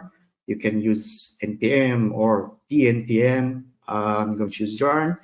I'm going to create Vite with the name the project with AI generator and passing the template React with TypeScript. I'm going to install the dependencies using Yarn and simple running the application use Yarn dev. We have this application. Easy peasy, right? Okay. So we have this initial structure provided by Vite. So this is default. Okay. So we can see TSX, the CSS, and TSX because we are using TypeScript. Okay. And the tailwind settings, I will not deep dive in all the settings, but you can simple follow the instructions on the sites of the tailwind. It's simple, just install the dependency and create the file, the both CSS and the tailwind config files, and map all the files that going to use the tailwind and map in using the directives. Sorry. Now, remember that I said when you create an account on the OpenAI, okay, so after you create your account, you can create an API key. So I'm going to create a .env file to map our API key. So here you can put your API key that you created, and I will add some dependencies Okay, so you add the rect speech recognition and the OpenAI. Okay, so we going to use this two dependencies. Okay, direct speech recognition is just how I said before. It's just be simple. We can use natively, but are you going to use a library that will facilitate and be more easy to explain? Okay, and develop. Okay, so and adding the develop dependencies because we are working with TypeScript, we need the types, okay? So the types of rect speech recognition, okay?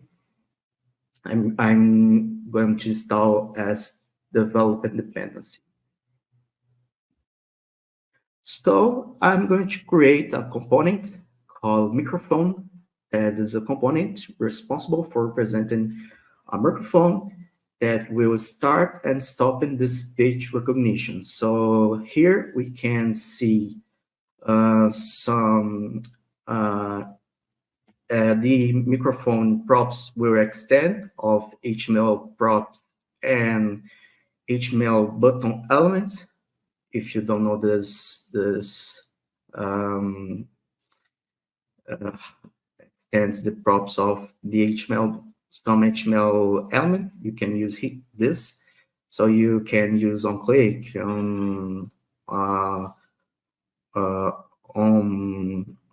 on any events of the elements, okay, provided by the element by default. But I'm going to use the isArc if the button is listen, stop, and start when I click, okay? So I'm going to use rect function component, passing the props of children and the microphone props, and we have the children element here. If we can, now we can pass everything, children component, okay? This is not nothing new.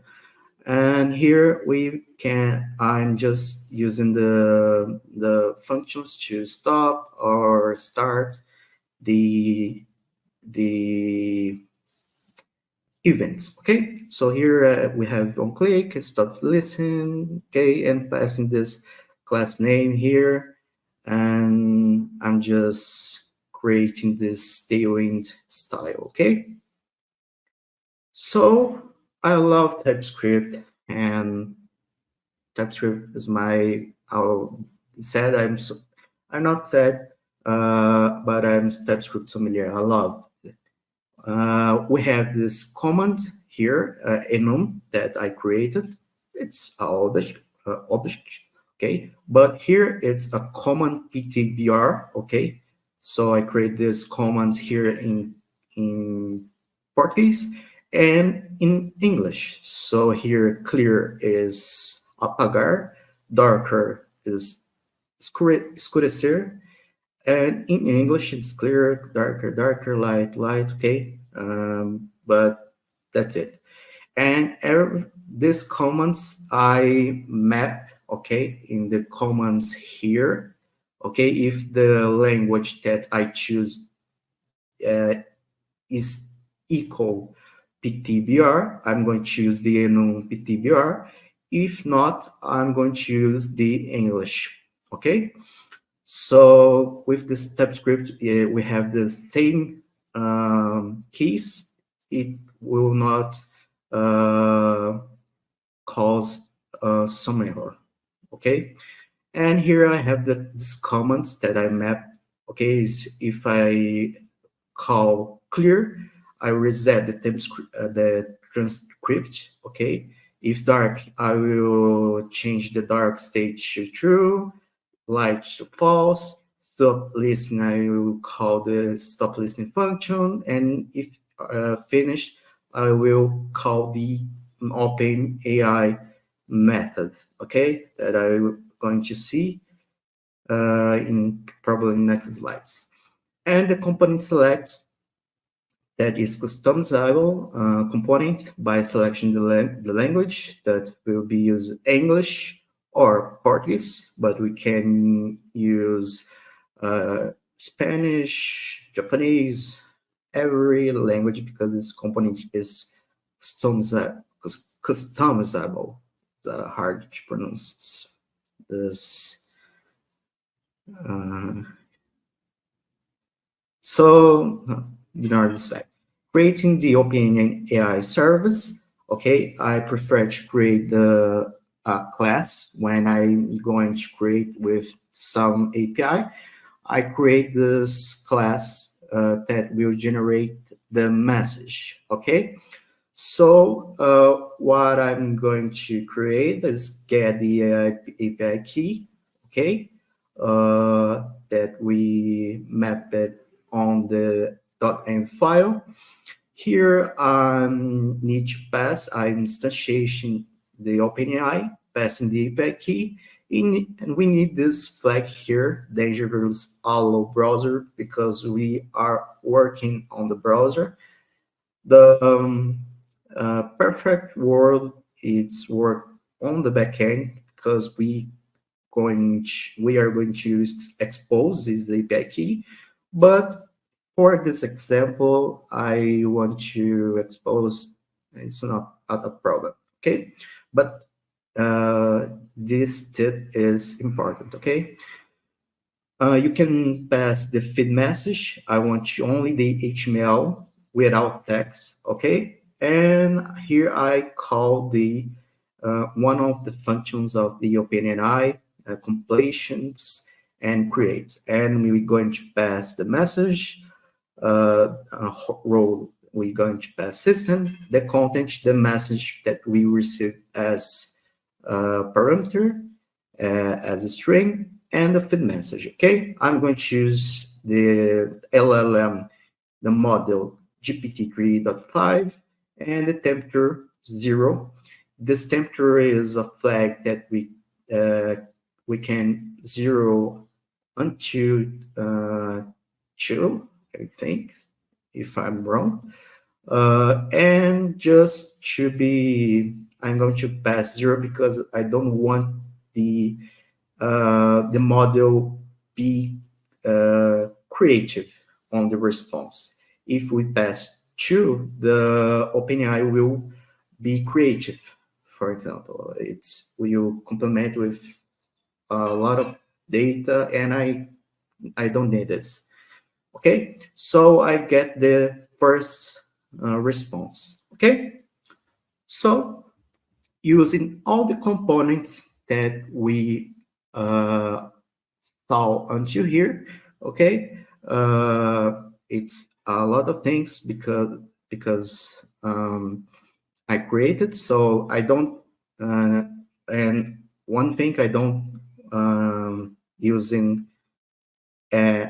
any stage manager as Jotai, Recoil, Zustav, for example. I'm just using the and even context API. I'm just using the state, the user state of React, and passing as prop drilling. Okay, % of width and 30 pixels of padding with text white, and the content of text will be click here. And I will talk finish. And here we are. We have this button generated dynamically with the web synthesis processing and using the web speech API and the integration with the OpenAI. How amazing is that? It's amazing, all right? So I love it. Another example, and the last, I think, generate HTML select with the options active and inactive, probably. Yeah. And I will call finish, and let's see the result.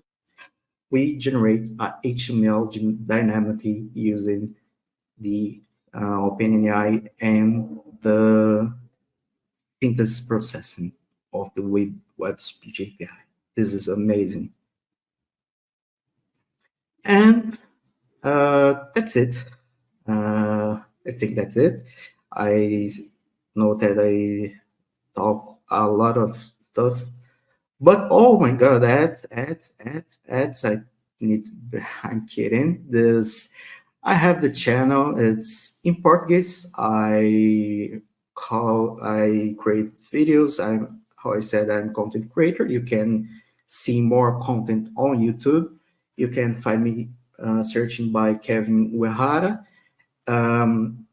My videos are in Portuguese, but you can use the captions to translate to English. Okay, I created some courses using if you want to introduce React query and state management as with stands, recoil, context API, and so on.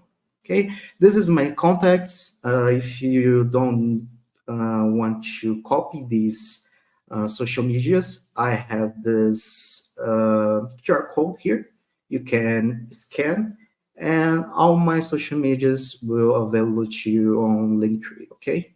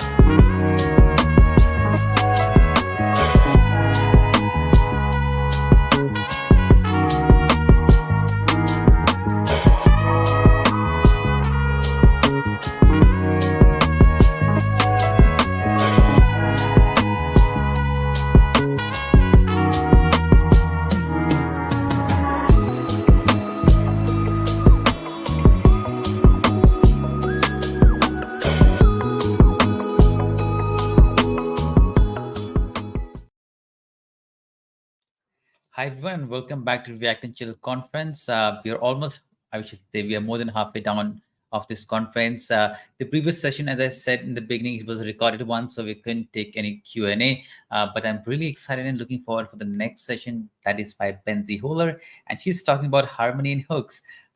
So let's bring her in. Hi Benzie, how are you doing today? Wonderful, thank you. Oh, well, you're joining from a lovely place, so you're outside. Yeah, I like to work outside as much as I can. So. Wow. I want to have a job where I can work from anywhere and from any place. All right, Benzie. I won't take much of your time. We're gonna do a lot of chit chats and Q&A in last 5-6 minutes of your session, after your session. So please feel free to go ahead and share your screen, and then you can get started. All right. I don't have anything to share on my screen because I'm just doing meditation. Oh, you're gonna verbal one. Ooh. Yeah. That's gonna be really cool. So I'm gonna put you full screen then, and next 25 minutes is all yours. Okay, great. Welcome to the Harmony and Hooks meditation, a journey where the power of mindfulness meets the elegance of React. Feel free to close your eyes or soften your gaze. Sit comfortably. And as we begin, imagine your mind as an application, a dynamic, ever-evolving system that responds to the state of your life. Our thoughts, feelings, and actions are like components, each serving its unique purpose and deeply interconnected within the whole. We're going to start with some box breathing. It's like the use effect hook for your breath, creating a smooth, intentional rhythm. So we're going to inhale, breathe deeply through your nose for a count of 4. Imagine you're initializing your state, bringing fresh energy to your system. Hold your breath for a count of 4. This is like a use effect, waiting for all dependencies to settle, gathering what it needs before proceeding. And slowly exhale at a count of 4, releasing all tension, like a cleanup function that unmounts unnecessary stress and worry. Hold your breath down there for a count of 4. Pause and reset, allowing your body to prepare for the next cycle, just like a component waiting for the next render. We're going to do this for a few rounds. Inhale, 2, 3, 4. Hold, 2, 3, 4. Exhale, 2, 3, 4. Hold, 2, 3, 4. Continue this cycle, finding your rhythm. Each breath like a carefully managed state transition, ensuring harmony and balance within your mind and body.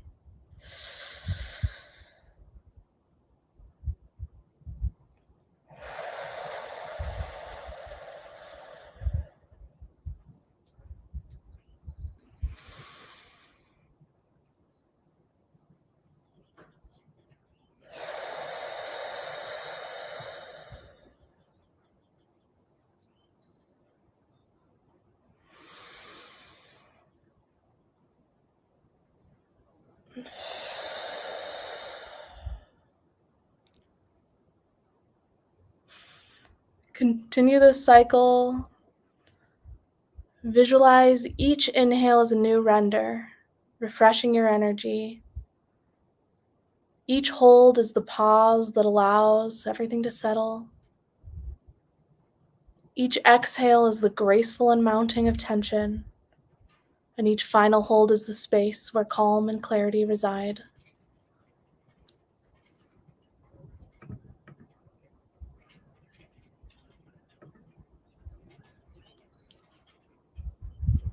Now, with your breath steady and your mind clear, breathe normally. Imagine the structure of a React app. Visualize the root component at your core, connecting everything together, providing stability and flow. Feel the breath as it moves through you. Allow yourself to fully arrive in this moment.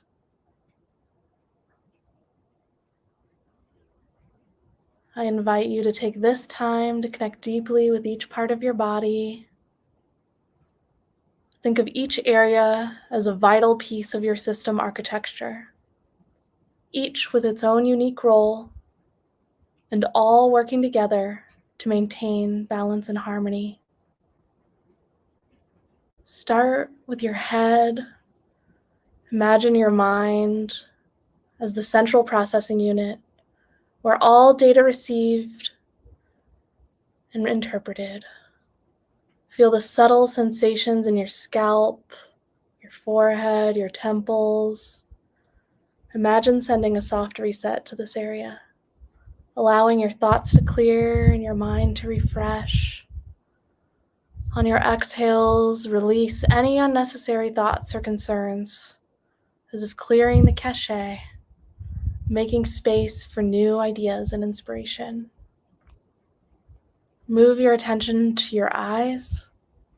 These are your primary interfaces with the world, constantly receiving input.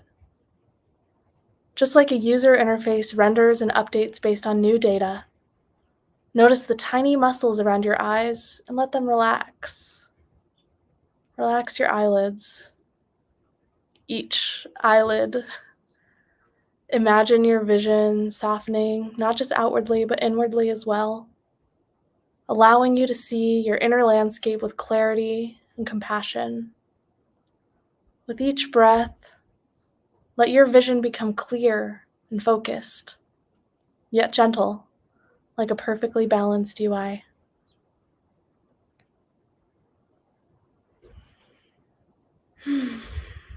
Now bring attention to your ears. Consider them your event listeners, constantly picking up on signals from your environment. Notice the sounds around you, perhaps the hum of a fan, distant voices, the sound of your own breath. I hear lots of bugs chirping here. Let each sound come and go without attachment, like events being handled smoothly, without causing unnecessary re-renders or disruptions to your peace. With each exhale, release an auditory overload. Tuning into the deeper, more meaningful sounds within you. Move down to your jaw and mouth. This is where communication originates, where your words form and expressions take shape. Feel if there's any tightness in your jaw, or clenching, or tension. Imagine this area as the output function of your body, responsible for expressing your inner state. As you inhale, allow your jaw to soften, your lips to part slightly, releasing any built-up tension. With each exhale, let go of any unspoken words or unresolved emotions. Clear your expression, just like a smooth, air-free console log. Shift your focus now to the neck and shoulders, the connectors between your head and body, like routing paths. Notice how they carry the weight of your responsibilities, the stress of your day and interactions. As you breathe in, feel your shoulders gently lift, creating space in the neck, freeing up bandwidth. As you exhale, allow them to drop, releasing any burden, letting go of what no longer serves you. Feel the flow of energy smooth out, just like optimizing the flow of data between components. Now bring awareness to your chest and heart. This is your state management center, where emotions and life force are processed. Feel the rise and fall of your chest with each breath. Like a U-state hook, managing the ebb and flow of your emotions. As you inhale, visualize your heart expanding, filling with warmth and compassion. As you exhale, release any heavy emotions, outdated states that need resetting. Allow your heart to find its natural rhythm. Move down to your abdomen and your core. Maybe put your hands there. The stabilizer of your body. Use reducer function, provides structure, and manages complexity. Notice any sensations here, tightness, warmth, or ease. As you breathe in, imagine your core strengthening, supporting you from the inside out. As you exhale, release any tension, allowing this area to remain strong yet flexible, ready to handle whatever life throws your way, just like a well-designed reducer function handles actions. Now focus on your lower back and hips. Maybe put your hands there. Move them a little so you can feel it. The foundation of your physical body, providing support, mobility, like a well-architected database where server supports the front end of an application. Notice if there's any discomfort or tightness here. As you inhale, imagine a surge of energy flowing into this area, reinforcing its strength. As you exhale, let go of any stiffness or pain, creating space or fluid movement and stability. Allow this area to feel supported, much like a back-end system that runs smoothly. Finally, let's bring awareness to our legs and feet. Make sure your feet are touching the ground if you can. These are your grounding elements, the components that keep you connected to the earth, providing balance, mobility. Feel the contact of your feet with the floor, the strength in your legs. As you breathe in, imagine roots growing from your feet, anchoring you firmly to the ground. A stable, well-deployed application.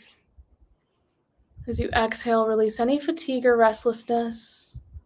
Allow your legs and feet to feel light and energized, ready to support you in every step that you take. Take a moment now to feel your entire body as one cohesive system, each part functioning in harmony with the others. Each component is essential, working together to create balanced, fully integrated whole. As you breathe in, feel the energy circulating through you, connecting each part. As you exhale, relax into the sense of unity, appreciating the intricate design that is your body and mind. Observe without judgment, like a console log, simply watching the state of your mind as it changes. When you're ready, take a deep breath in. And as you exhale, let your awareness expand to include the entire room, the entire internet. Slowly, gently bring your focus back to the present moment, carrying with you a sense of balance and harmony that you can hold for the rest of the day.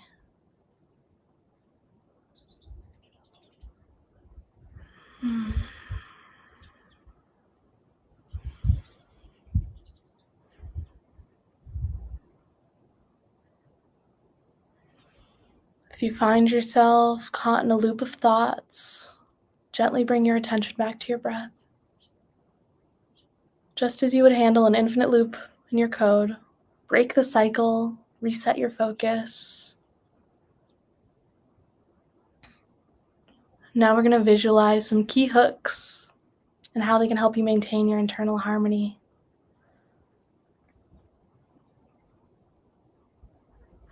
Use state. Imagine setting a state of calm and peace within you. As you breathe in, say to yourself, I set the state to peace. Feel this peace spread throughout your body. Say it out loud if you can. I set the state to peace. I set the state to peace.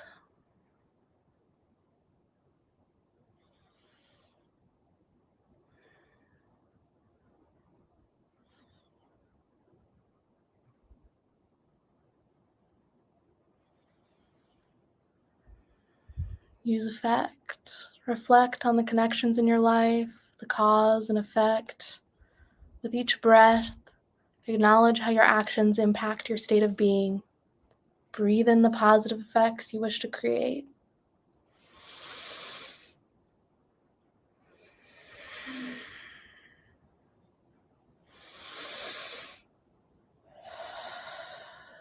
If you haven't been, try to breathe audibly. Big. Use context. Consider the shared state between you and the world around you. Visualize yourself as part of the greater context, interconnected with others, drawing strength and wisdom from the global state of harmony.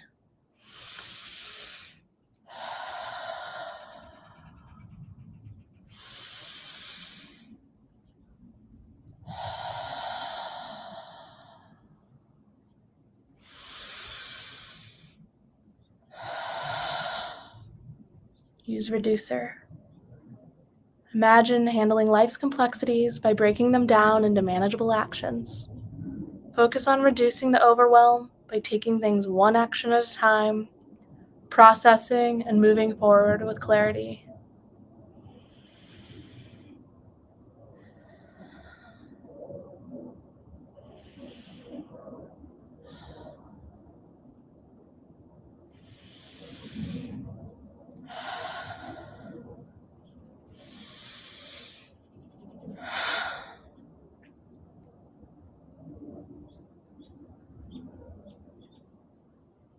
take a moment to appreciate the balance that you've cultivated.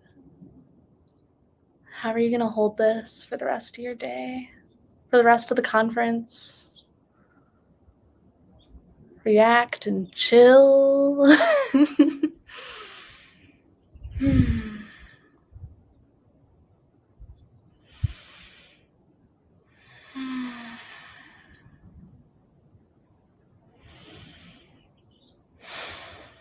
Take one final deep breath in.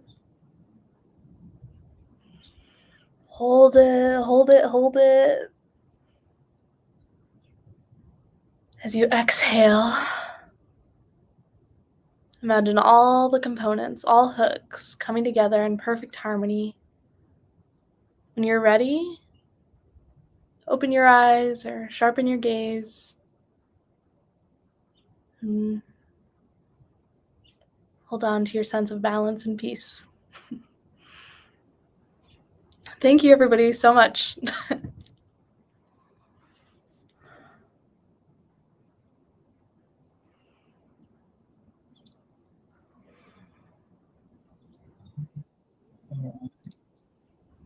Wow, Benzi, I didn't see that session coming as I read from the comments. Wow, I was so much relaxed, right? I was doing everything that you were saying. And exit out, wait for like 3 seconds. I've been sitting here from last 5 hours, and I really needed this session because it's not easy, right? I've been hosting one after the other, and thank you so much for doing this. And I'm really curious, Benzi, that when did you start this kind of session? I wrote this just for this conference. I am a UI developer, and I host a lot of yoga and meditation where I live. And when I saw this come up, I thought, oh, what an opportunity to combine things that I care about so much. So I would have brought my yoga mat, if I knew this was coming. It feels so relaxed. I'm just smiling again. Bhaskar says, I'm relaxed now. Then there were some comments coming in. Thank you, Benzi. Deepak says, amazing session, love it. Paul says, thank you. So Benzi, what does your day-to-day workday look like? I mean, you're a developer, right? So when do you do yoga? I mean, are you a yoga instructor, or how does that work? I do it mostly with my community. I don't instruct for money or anything, but we do a lot together. I do a lot of meditation while working. There's meetings, and while I'm trying to solve a puzzle, I go sit in the sun and think about it. Yeah, you have a lot of sun at your place. So Benzi, have you ever got an opportunity to visit India or Nepal for any yoga retreat or anything like that? No, but I definitely desire to. Oh, yeah, I mean, we're based out of India. I'm in the desert.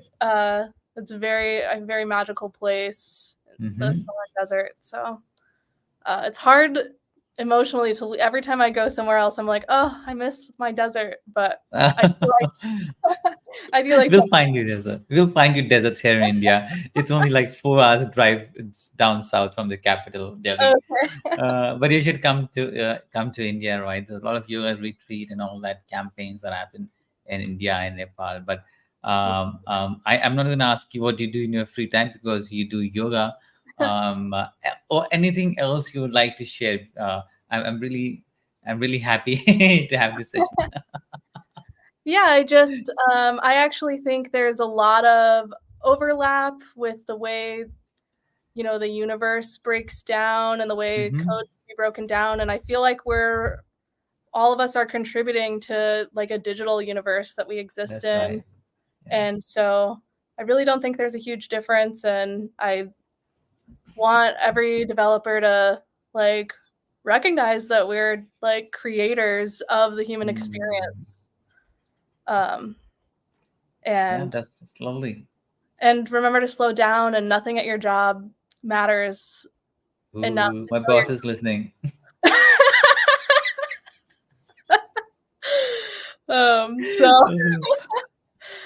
And I think we'll all be better at our jobs, if we take the time to slow down. So yeah, I need a break, to be honest. I really needed this 20 minutes break, and I really liked on how you connected React and software developments. I felt it. I felt it when you said, "Go ahead and fill your hips." It is a software architecture, right?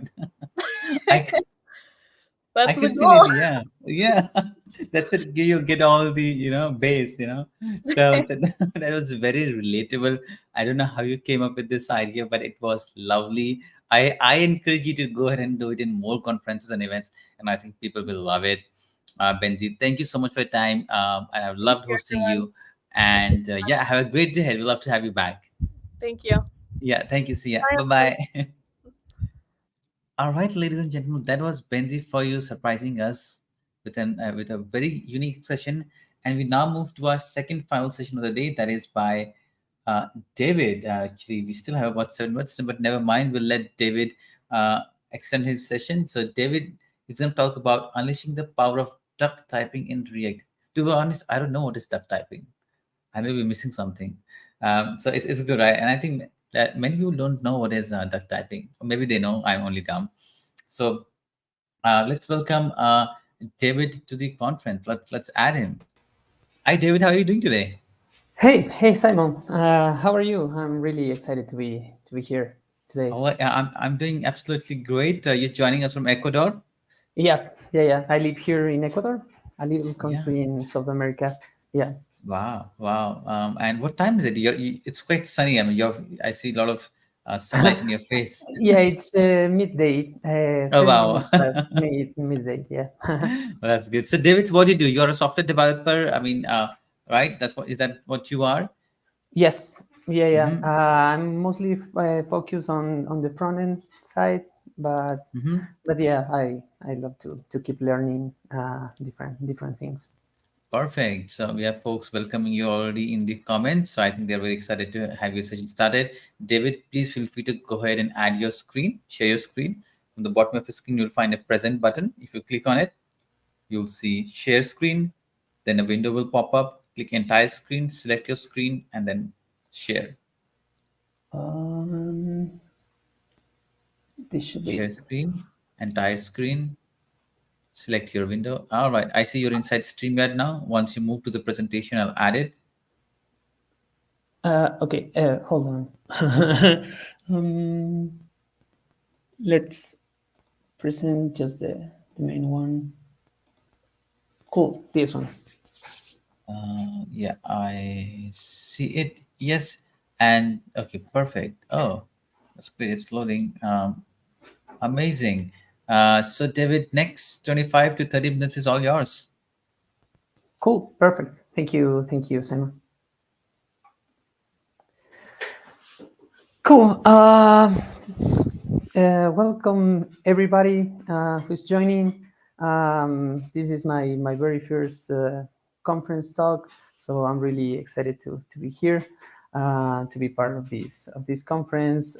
Today, we are going to talk about TypeScript, about React, and of course, the main goal for this session is going to be crafting a generic application. So yeah, let's jump to see how you can do this. First of all, who am I? As Simon said, I'm Ecuadorian. I consider myself a developer by day, and also a chess player by night. I work at the Stack Builders. We are a consultancy focused on functional programming and functional languages, but we also do cool stuff with TypeScript, Python, and other frameworks, other languages, and also different frameworks. I also consider myself an open source contributor.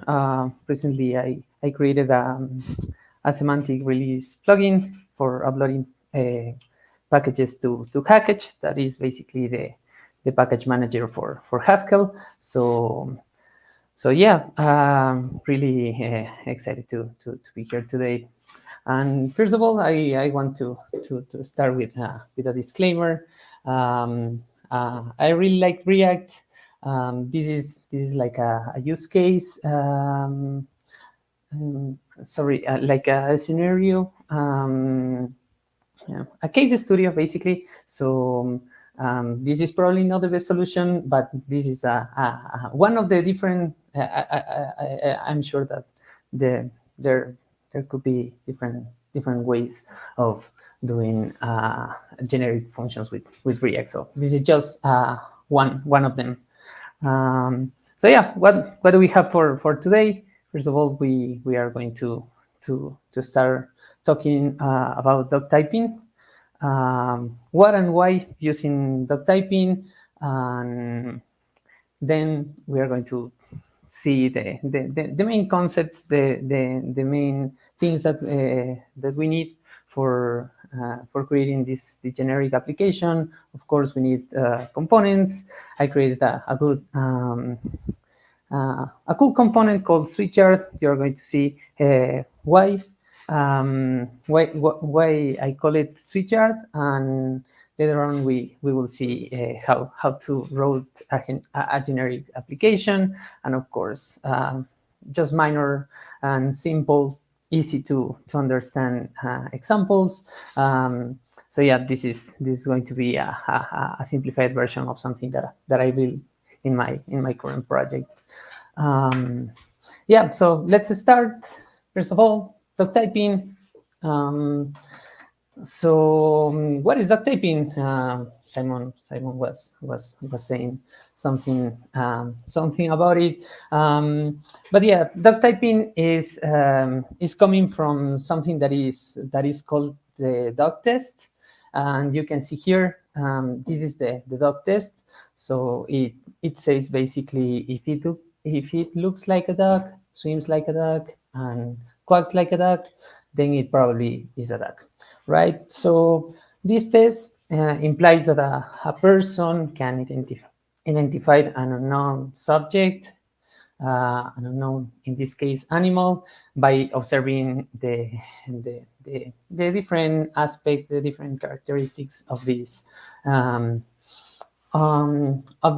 subject, right? So this is just pure logical inference, and the idea here is checking the behavior, the different properties, and based on this inference logic, we can say basically what could be it to whatever that we are trying to identify. So this is applied to programming. So basically, if we have two objects with the same properties, with the same could be methods, could be functions, we can say basically that these two objects are of the same type. So here we are checking these different type concepts. And why using this doc typing? We are going to see different concepts next, but I wanted to say this here because it can help us in different ways. First of all is flexibility and simplicity. That's one. Basically, our code could be simpler and avoid this coupling code. And in the same way, and when you do these kind of things, you are encouraging better code with different aspects of reusability, modularity, and of course maintainability. So these are like the pros of using doc typing.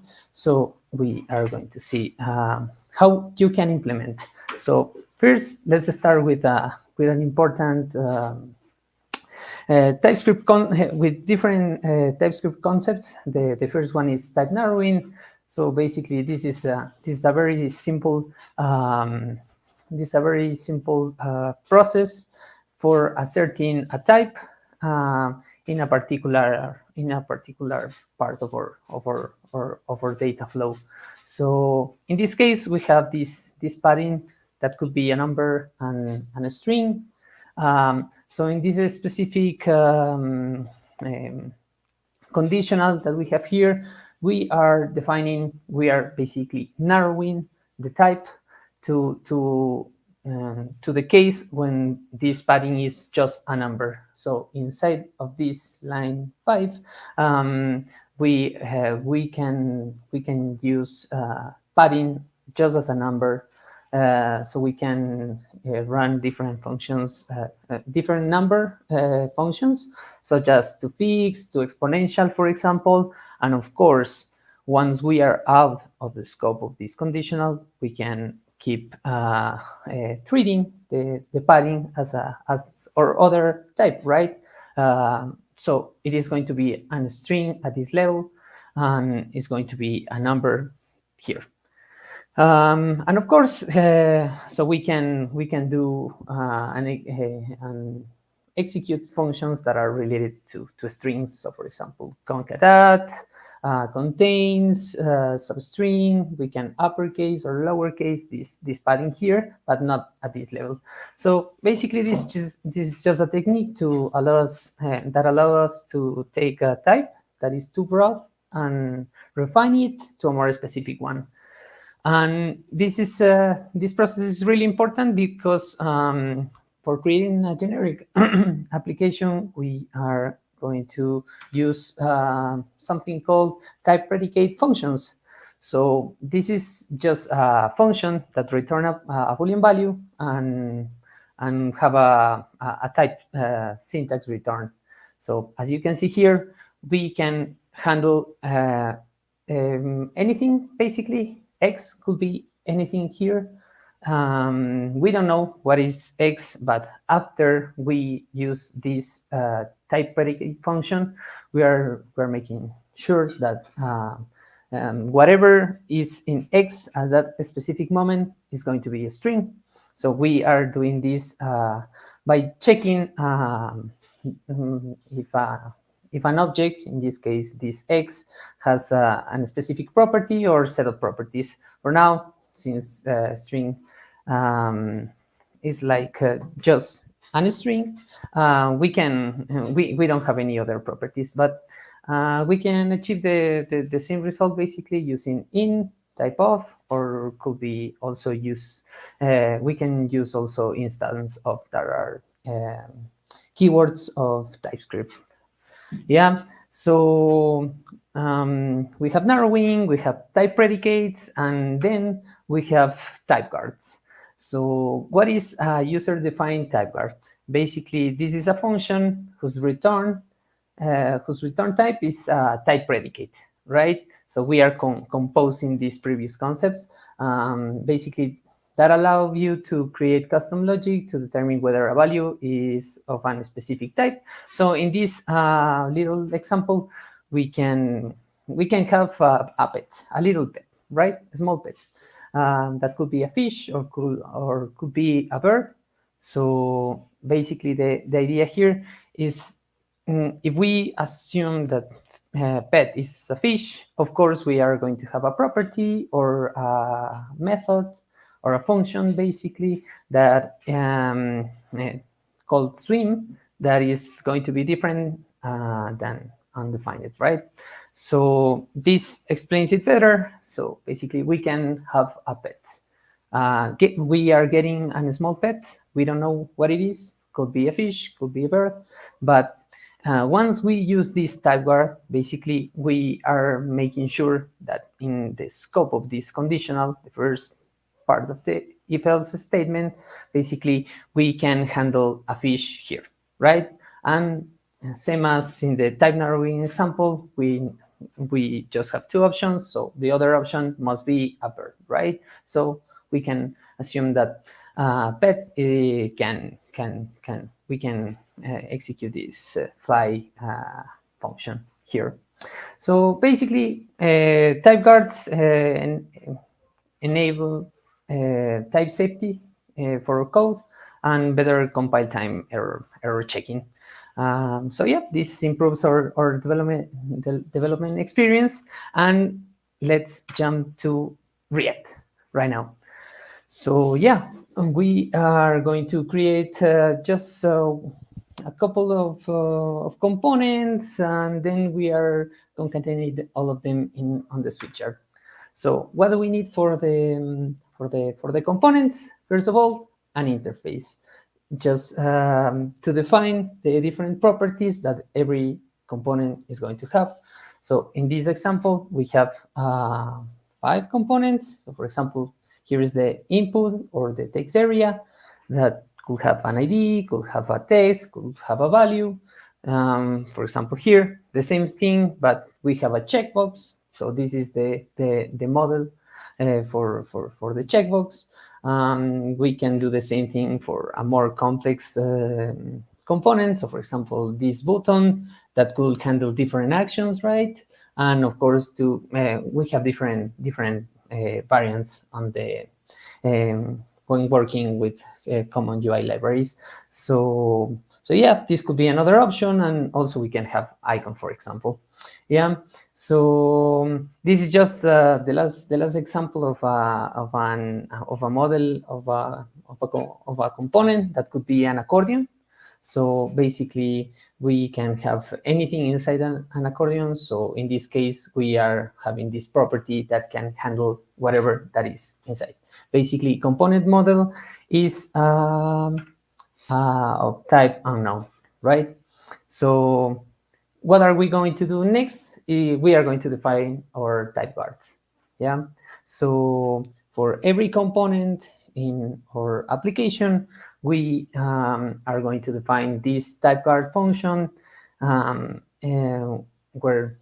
first of all, CMP could be whatever, could be this unknown that we have here. So we are not sure if it is or if it isn't, but we can be sure that if this is this component, this CMP, sorry, has like all these text input model properties, the ones that we define on the models for every component. So basically, we can return a type predicate that is saying that this is going to be an input. Yeah.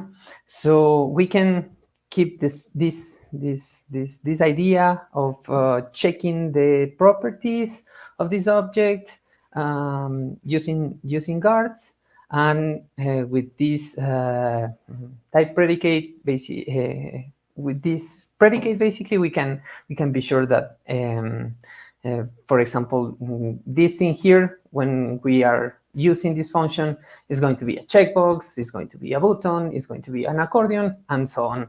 Of course, this could keep extending to as many components as you want. So where everything comes together in this switchyard, I call it this component a switchyard, because basically you can have whatever the type of comp here could be whatever. Could be a string, could be undefined, could be a null, could be a type of text input model, could be a checkbox model, could be whatever. But inside of this component, we are making sure to render the proper component that we want, right? So this is the logic here is checking the properties of this comp. If it is true that this is a text input model, of course, we are going to re-render an input text. This logic is the same for all of this. So yeah, we can do checkbox, we can do button, we can do accordion with some extra props to these components, just to keep all the flow together. And of course, we can have this is a common pattern on React, like having a default case when you are doing some conditional rendering, that is basically all of this, and you can have a missing component, and that is going to say, like, you haven't implemented this new component, this with these different properties. So yeah, of course, you have to create your components just as you would for any other application. So for example, we have input text here. Of course, we know that one of the props for this component is going to be this comp that we are making sure through doc typing and that this is a text input model, so we can use the different values inside of this component. So for example, in this case, comp.value could be a default value for this specific input, that, as you can see, this just is a pretty basic input text with some label, right? And of course, we are managing right now the internal state with a news state. Could be this also a ref, but the important thing here is that comp will only contain the model properties that we are expecting inside basically inside this condition that I just showed you in this slide, right? So here comp is of the text input model, here is a checkbox model, here is a button model, and of course here, well, of course comp is an accordion model. So this is the way of when right now we are at the point that we created our components, we define our components, we define our switch chart. So what is missing for having a generic application? Of course, routing, right? And we are going to see just now the routing. So first of all, of course, we will need a route. This is like a pretty basic route that is using an ID as a param. So basically, you can handle as many IDs as you want.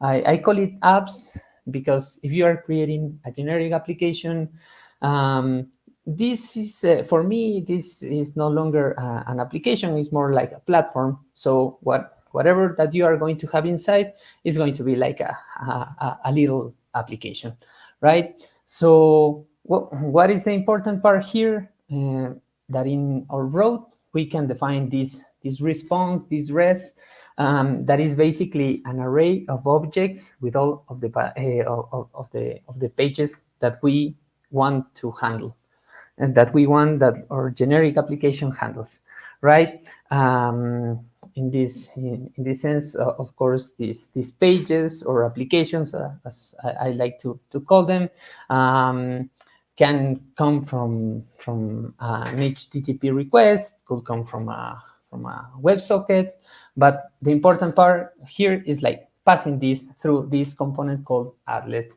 Yeah, and then what is inside the applet? We have an application that is defined, and this application have like an skeleton, and inside the skeleton we have the components, right? So what is the basically components is an array of all the different components that you want, right? And this generic idea goes mapping. When you map this array, this components array, basically you are saying, well, you have this switch chart, please check what to render, basically, right? So depending on what properties, on what objects I have here at in the components array, of course, I'm going to render different things on the application. So let's see an app object, basically. So as I was saying before, this is like this has like an app skeleton property, and inside the app skeleton we have the components. It's opening here, this array, and it's closing here. So this is just a continuation.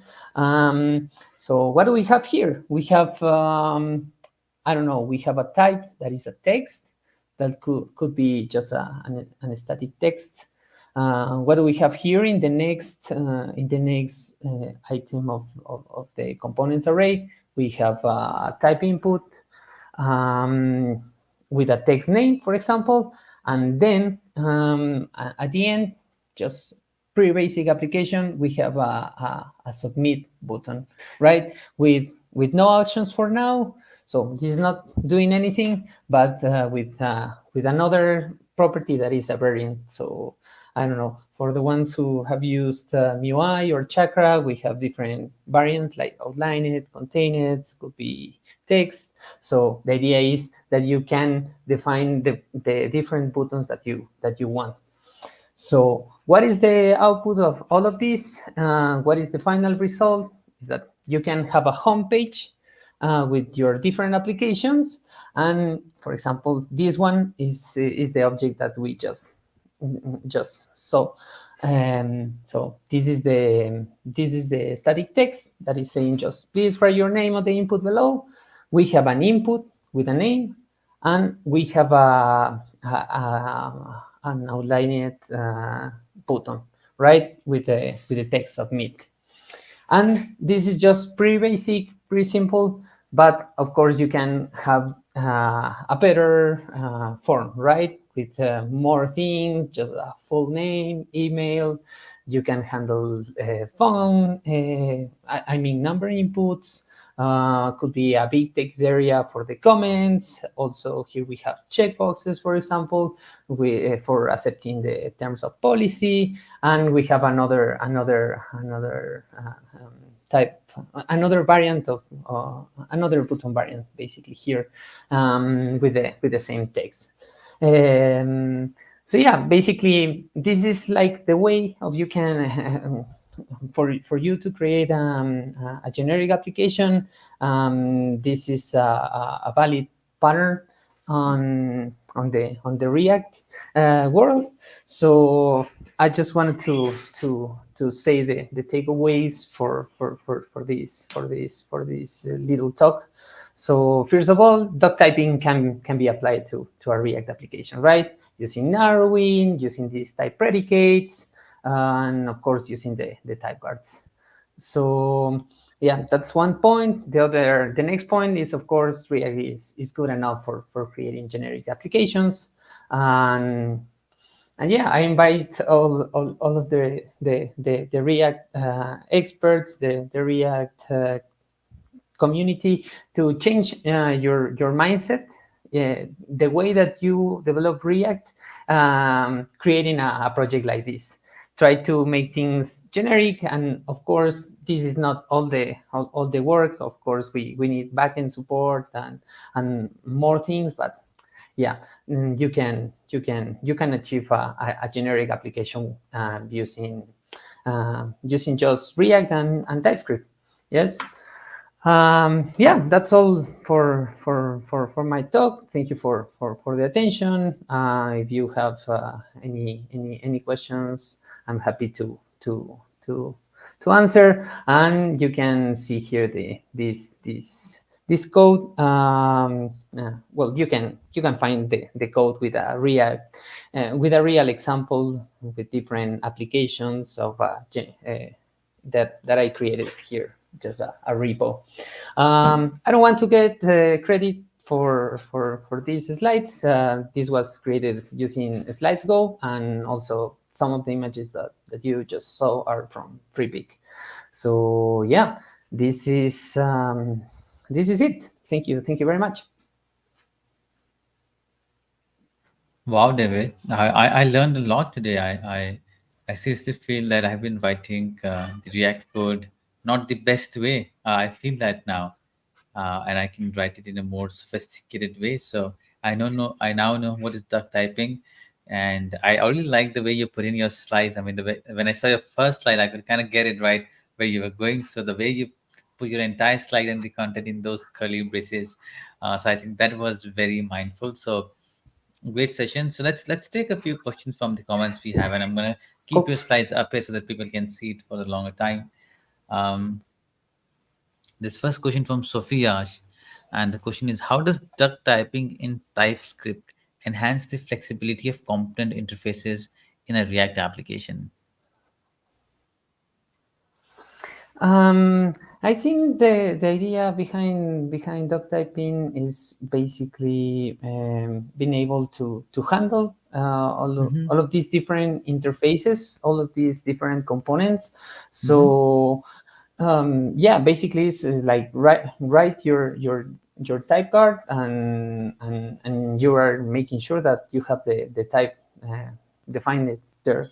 So yeah, I think this is like a good way for having all this flexibility. And of course, remember, interfaces can be extended or you can use types too, but then you have to do unions and stuff like that. So yeah, you can keep composing these things. So yeah, I think yeah, you can improve. Okay, let's take another question from Rohit. He's asking, how does duck typing affect the type safety of a generic React application, especially when dealing with complex data structures?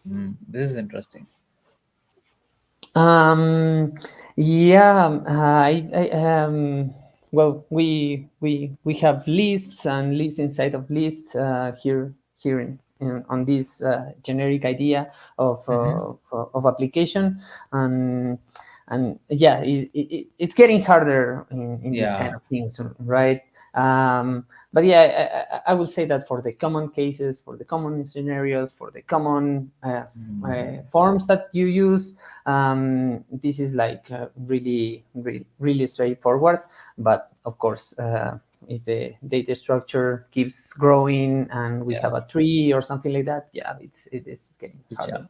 Okay, let's we have a couple of more minutes before we get to the next session. So let us take one more session, a couple of more questions. Priya want to know, first she says, nice session, David. She's asking, how does routing in a duck-typed generic React application differ from conventional approaches? That is the part one of the question. And what are the best practices in maintaining clarity and maintainability? I think, yeah, when you, yeah, basically the idea is that you're not sure about how what are the things that are coming, right? And probably it's like you can have some predefined, I don't know, product 1, product 2, 3, 4, 5, or whatever. And in this case, you don't have that you have product 1, 2, or 3. You are just mapping whatever that comes through. You're not making sure or following a pattern for handling a road. So this road, basically the road could be like could be as a products page, for example. But in the end, the important thing is what is inside. That's right. Okay, I think that is all the time we have to take the questions. So I think we'll have to wrap it up, David. David, one question I'm asking to every single speaker, and I'm also going to ask you, is that what do you do other than all this coding and technical stuff? Tell us some of your hobbies and what you love doing. I love playing chess. As I said on my introduction, yeah, I play a lot of chess. Also, I like to go to the mountains, hiking, and playing sports. Yeah, I really like soccer. Ecuador has a lot of mountains. Yeah. We have a lot of active volcanoes and mountains. Yeah, here in my city, we are surrounded by That's pretty cool. Nice place to visit. All right, David, thank you so much. I know it's your daytime. I think it's almost at lunchtime. So I'll let you go. Thanks for accepting the invitation. Let's stay in touch. And thanks for that amazing session. I really loved it. So much learning about that typing. Thank you so much. Thank you. All right, ladies and gentlemen, that was David for you. And it's time for the second final session for the day. We still have about 4 minutes. So let us take 2 minutes commercial break. I'm going to play some videos, grab a glass of water, and I'll see you in about 2 minutes. Until then, enjoy this video. Hello, everyone. Join us for Beaker, one of India's largest Web3 and AI conference, which is taking place in Delhi on the 17th to 18th October 2024. This conference is designed by developers for developers. But why India? We chose India for its vibrant tech scene and its path to becoming a global economy leader by 2027. Bcrypt offer a unique platform for professionals to connect, learn, and grow in the field of Web3 and AI. Be a part of this landmark event and seize the opportunity to contribute to India's tech journey. Hoping to see you all in this conference. Visit bcrypt.live for more.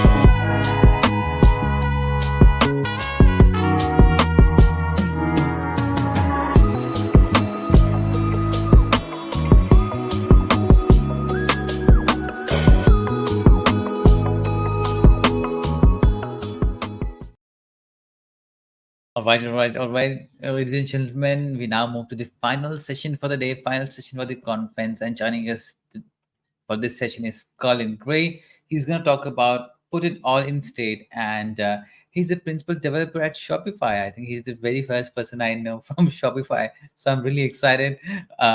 So let's bring Colin Gray to the React and Chill Conference 2024.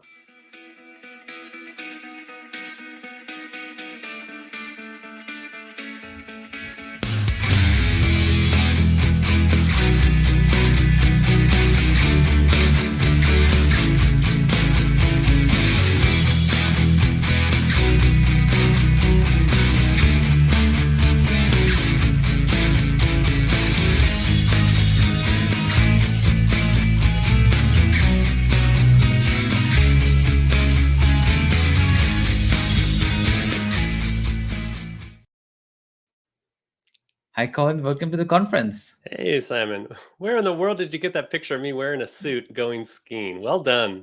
Oh my goodness, my teammate Rohit, he does it. He's good at scraping and looking for those pictures. I honestly didn't know that one was out there. I'm glad it is. I used to go skiing every Thanksgiving when I lived in Colorado. Suit on? With the suit. Yeah, oh, that's pretty cool. I can't remember why I decided to do that, but yeah, every Thanksgiving day I would go skiing with the suit. Yeah, I've seen some people going for hiking with suits, so skiing is okay. Yeah. All right, Colin, please feel free to go ahead and share your screen, and then we can get started. Right, do down here, and yeah. Okay. All right, I see your slides. I'm gonna add it to the stream. I've added it to the stream. Everybody else can see it, and next 25-30 minutes is all yours. Okay, great. Thank you all for joining and for sticking in there until the last session. So what I was thinking of for this talk is something I've seen in a lot of places is when people are writing React apps, is a certain approach to state that if you kind of stop this way that I'm going to describe after my intro, if you stop it early on, the rest of state and having like kind of a good holistic state management will fall into place. And I'll go into details what I mean there. But first, my name is Colin Gray. I live in Ontario, Canada, specifically Stratford, Ontario. It's a small town you should visit if you ever are going on your way to Toronto. Very good theater here. I am a collector of hobbies. So I learned that Simon's been asking everyone about their hobbies. I'll have a few I can rattle off there. I'm a happy dad, and my pronouns are he and him. So what do I mean by put it all in state?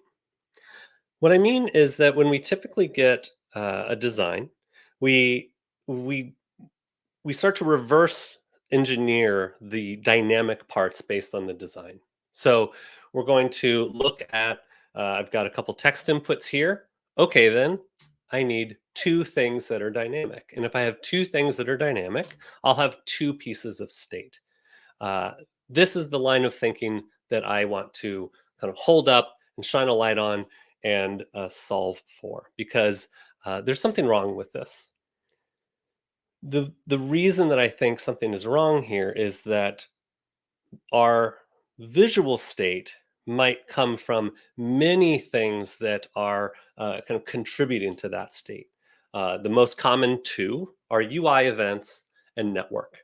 Network can be multiple network requests. You might have polling, you might have live edits. I'm going to go into some examples of those.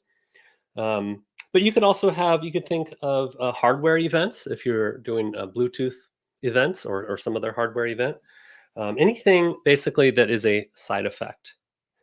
And so I want to change this line of thought from design to identifying dynamic parts to making them dynamic. Instead, you get your mock-up of your UI and you start to identify the side effects or the sources of state or the sources of events. Lots of ways to conceptualize this. Pick one that works for you. And then you want to funnel them into a view model. Funnel them into a view model sounds a bit like kind of an Android speak. In React speak, we might say, turn these into a computed value. So use memo should come to mind. So that side effects part, again, that's the network request, the user events, all of those are side effects, right? So in this scenario, we start with we have a UI or a mock-up of a UI. And instead of saying, okay, I have two inputs, I'm going to make those dynamic, I'm going to instead say, well, the username is editable. So I need an edits object of some sort. And it's going to come from the network. And so I need a response data. And my value of the name, Colin in this case, is going to come from those two values, edits and response data. I did a funny thing here where I said edits.name and response data.name. If I have time, I'm going to go into how Shopify, and specifically the Shopify app, models this draftable data. But what I want to do is pull up some code samples and actually run through them and see if we can't refactor those into more reasonable managed state. So I've got 3 examples that I'm going to go through. First one is just a very simple kind of a straw man, I suppose, of the spinner. So network is busy, show a spinner. Simple as that. The second one, adding a little more complexity. And here I think we'll have hopefully a little bit more room and time to play around, is the draft state. I have a lot of thoughts about draft state and what a good user experience is for draft state. And similar to that is a collaborative editing experience where you can go online and offline. Other people are editing the same resource. So yeah, all of these are going to use a kind of mocked up little playground that I've got going. And yeah, wish me luck, because live coding always goes really well, right? So here we go. So I'm running Expo, React and Chill app. And here we have the app running. So I've got my 3 demos. And of course, I'm a mobile developer most of the time. And so I'm going to be using React Native app. And what our spinner app does, you saw it there, it counts down. And at the end of the count of 4, it does a spinner for a few seconds. And it stops. Cool. It also has a pull to refresh feature. Pull it any direction and it refreshes. And we can get it to do some weird things. See, it's stopping there. How about if I go and then immediately pull to refresh? That's fine. Let's do it again. Stops. Okay, I want to show you what's going on. I've got some log messages here. So here's the kind of pretend code that we've got going. We've got our view. We have our activity indicator, and I've identified one thing that's dynamic, whether or not this activity, this spinner is spinning. And if it is, then great. I'm going to set it to true if it's spinning. Don't do this, everybody. We should fix this. So we will. And the reason we shouldn't do it this way is we have 2 sources of side effects. And these 2 sources are stepping over each other, or stepping on each other's toes, or however you want to phrase that. So the first one is this timer. Like I said, it counts down from 4, then runs this function here, sets the spinner before and after. Check messages, you can see, is just a silly little function there. And then when it's done, does that. So let's see this again with our log running. So check for messages start. And it's done. And I can pull to refresh start. And it's done. Oh, and we check for messages again. I think this timer is actually on a loop. I don't think I showed that before because I forgot. So yeah, it's going to keep running. There we go. And if I do that, we see a done event and then done again. So it's stopping the timer and stopping the spinner before it's actually done. Okay, so there we have it. Let's take a look at what we actually need to do.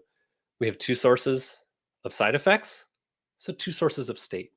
So it's not one dynamic piece of UI, one dynamic state, two side effects, two pieces of state. So I'll take this first one, and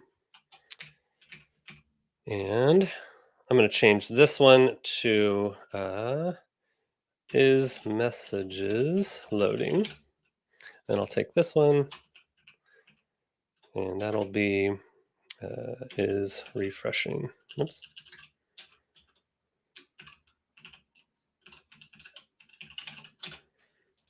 Okay, and then down here, I have loading now is unknown.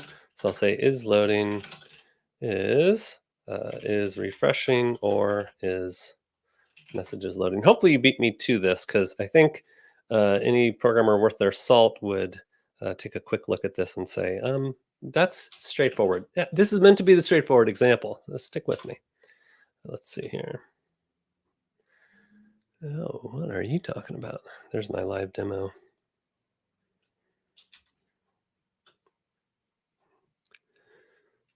What? Oh, yeah. You know what? I did that a little bit before. I thought that sounded funny. Oh, for goodness sake.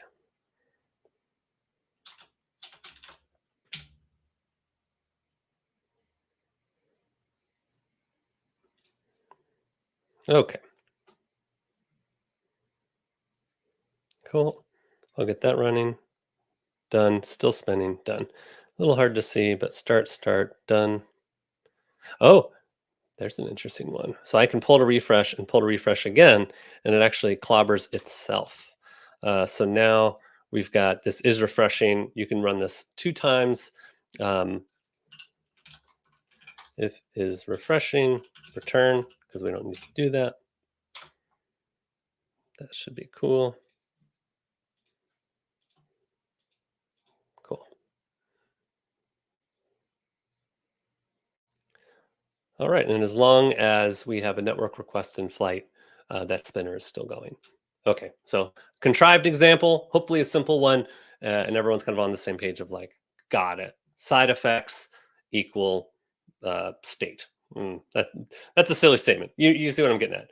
Side effects correlate to the amount of state that you have, rather than the other way of view correlating to the amount of state you have.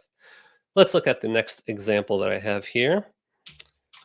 So we have draft state here, and draft state is basically I've got some doing a demo, and we can press save, and that goes off and does its thing. And we also have a network response that's coming in and sending us our initial value. So it's telling me, you know, hey, you've got stuff. There it is. I got those values. So what happens when I do this draft state is doing a demo. Oh, there again, we've got local UI state that's being clobbered by network state. And that network is a slow network response. It took a little while. Another thing that can happen is if you have a cache response. So we'll see what curveball that provides in a second here. Okay, so we've got, oh, because I wanted to point out that if you, no, why did I want to point out the cache? Because the cache does, oh yeah.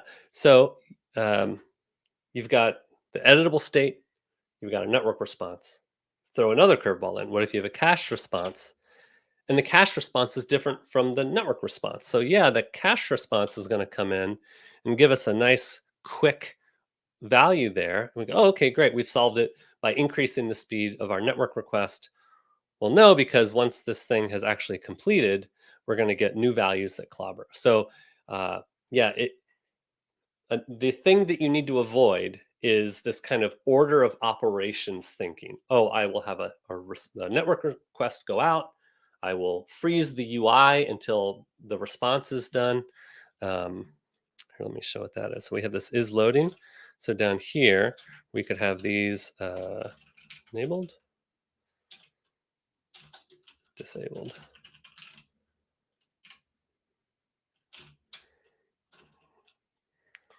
Well, let's have it be hidden because I don't remember the value for that. Is loading. Do that. Otherwise, null. I got it in the wrong place up here. Okay. Do that again. Right. So now I'm going to undo the cache. What in the world? If it is loading, there we go. So they're hidden. The loading event starts, they show up, and now we can edit. Now, of course, this should be disabled, but I don't remember the enabled disabled property for text input. That won't work when we add back in the cache because cache is going to say, hey, loading's completed. We've got, classic, is loading, is options dot cached or true. If it's using cached, then it's not. Yeah, I'm going to do it like that. It's actually wrong. Nope. Well, both of those are wrong. Okay, if we're using a cached response, then I want that to be visible. And if it's visible, oh my gosh, I'm sorry, everybody. This went great in production, or great in the demo. I think you see what I'm getting at. If we get a cached value, loading should be false, and if loading is false, they should be visible immediately. Then the network request comes. You see what I'm getting at. Okay, let's fix it, and then let's play with the draft state itself. So we're going to have here name and set name, email and set email. We want these to be tracked on the UI and on the response value. So the response we can get from here. So instead of an onCompleted with set name and set email, we're just going to say, let's get our response from use query, and we'll get our name. In fact, yeah, I'll use two. Use memo.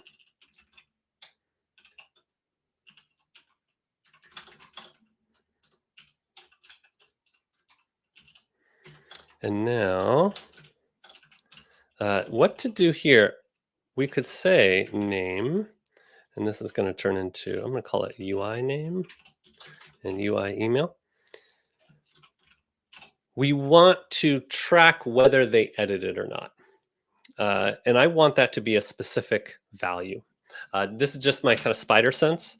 On change text here on this set name, I'm actually going to change this to be text. And well, here I'm going to say on change name. And I'm actually going to add another did edit.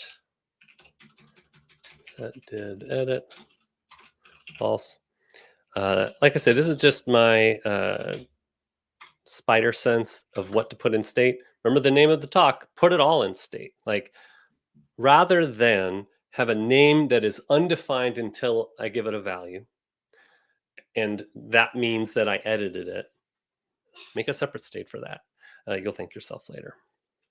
This is going to be text. Set did edit true.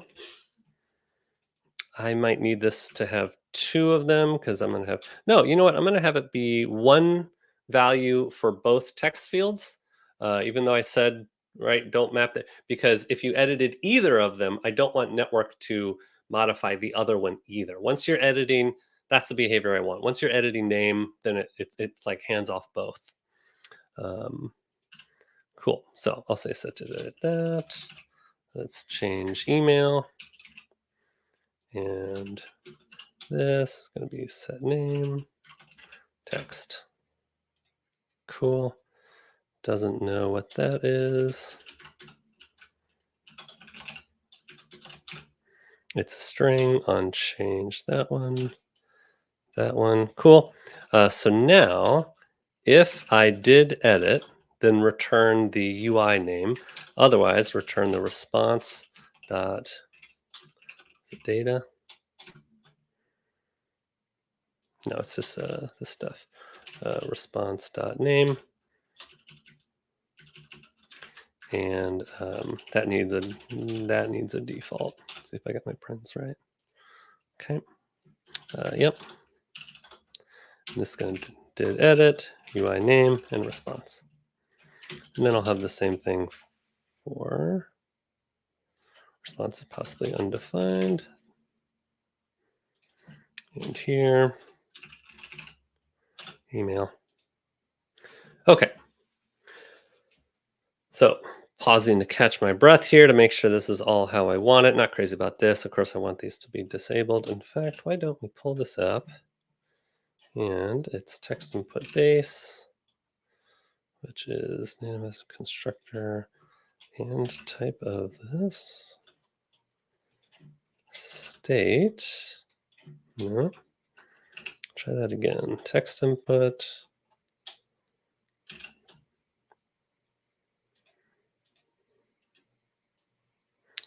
That's not showing me what I want. Yes, it is. Here we go. Scroll enabled. That's it. Psh, okay, well, I tried. Yeah, let's give it a try because this should be working. And it's hiding. I don't want to hide it anymore. I want editable.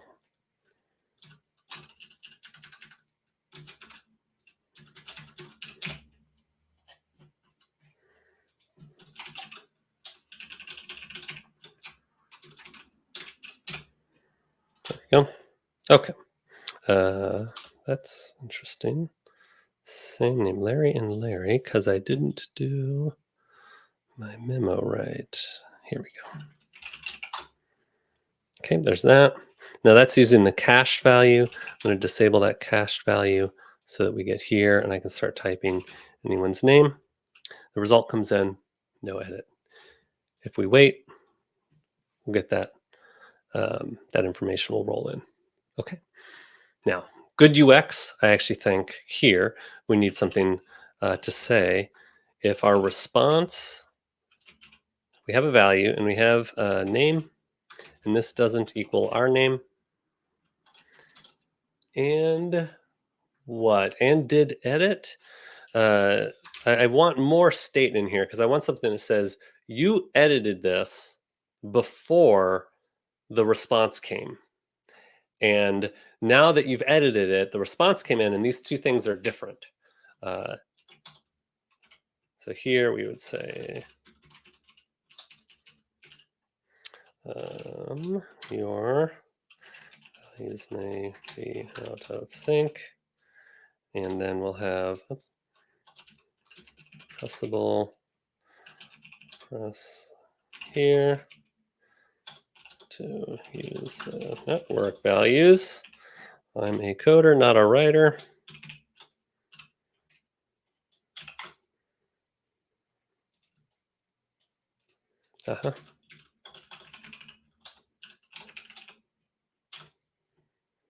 Okay, it's doing that. I can, text strings must be in a text. I did that. What are you complaining about? This is, if you've never coded in React Native, it does say that. Oh, you know what? It's because of this one. Unlike in web, you can't just put text anywhere because it's very special. Ooh, look at that. And I'll have that do something where it says, hey, but of course here I need response and response.name. I don't need a question mark there.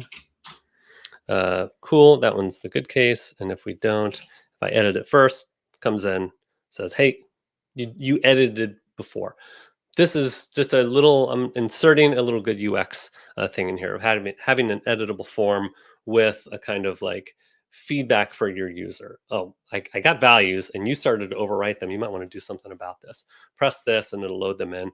Show what the values are as little values underneath the thing. All sorts of things you could do there to make that better. Okay. 221. Nope, time to go to the third one. So this one's fun because I made a whole little playground for it. So this one, you have other people who are authoring, and you need to kind of reconcile those changes. So we have Alice, and she's going to set the value to 1, and Bob, he's going to set the value to 2, and then you have myself. I'll set the value to 3. It is clobbering my value already. I started to type, and it immediately overwrote that value because, yes, I have it very, very fresh here. So, so here's the situation. I can go online, and I expect the network to connect and to give me these values. And it's going to give me these values in this callback here, this message callback. And we'll be able to see those. And then I need to do something with them. I need to assign them. This is my value change thing. So I need values coming in from UI, values coming in from the network. So 2 pieces of side effects, 2 pieces of data. So let's go. So just like before, why don't we start with a value? And this will be an empty string. And this will be our UI value. And then we'll have another for the network response, which I don't have the response from the hook in this case. So I'm just going to have response and set response. And this is going to be the author string and value string or undefined. Okay, and then our author as well.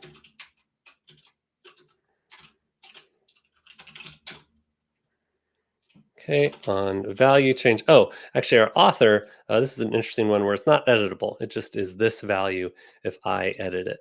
So I can set UI author to self and set value to the text.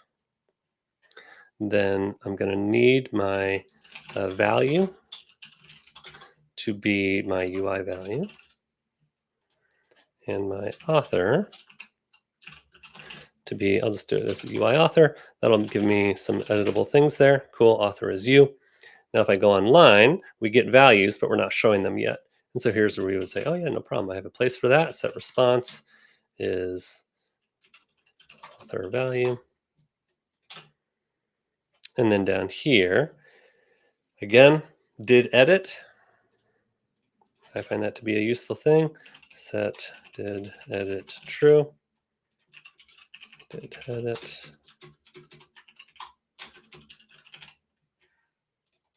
And then here, did edit that. Otherwise, response dot that or empty string. Go online, we get those values. I can edit them. And actually over here, it will tell me that I set the value. No, it's not setting the value. Well, go offline, I can do that. Go online, it actually gets the correct value because it's mine. And if I now change the value, it's sending those in. I don't have time. I thought I would. What we want, again, is this button that says, hey, you went online, you've been editing, there's new values. When we put it all in state, we have that, all the information we need to be able to make those choices. When we have more information in state than just the dynamic part, we have kind of the user's history, how they got to this state. That's when we're able to kind of show this helpful UI to make really informed decisions about what we give the user and what we're displaying and the options that they have. So how'd I do? I hope I did all right. I'm going to end with a few random words of wisdom. These are Colin Gray originals. Yeah, if you're going to name something in state, this is a random one, use affirmative names. I hate is hidden and is disabled and no permission, whatever. Don't do that. If you're going to reach for state management, signals. I think it's all about signals these days. Other frameworks use them. React doesn't have its own primitive, but that's okay. I think these are kind of the best ergonomics, and also they set you up to learn other frameworks like Solid or Svelte. But the reason you choose any state management and the reason you think about all this stuff is about reducing re-renders. So if you're going to kind of take on state management, reducing re-renders is what you should be really, really trying to consider. Although I don't have a slide in here that says it's all about good UX, because that's what I harped on. So remember everything else I said, and remember this. And reducing re-renders, watch out for objects and arrays. These are things that when you do a comparison with previous and next, they often change, even though the value hasn't changed, because JavaScript doesn't have a kind of value comparison without doing deep equality checks. Okay, quite the whirlwind. I hope that helps you. Yeah, thanks everybody.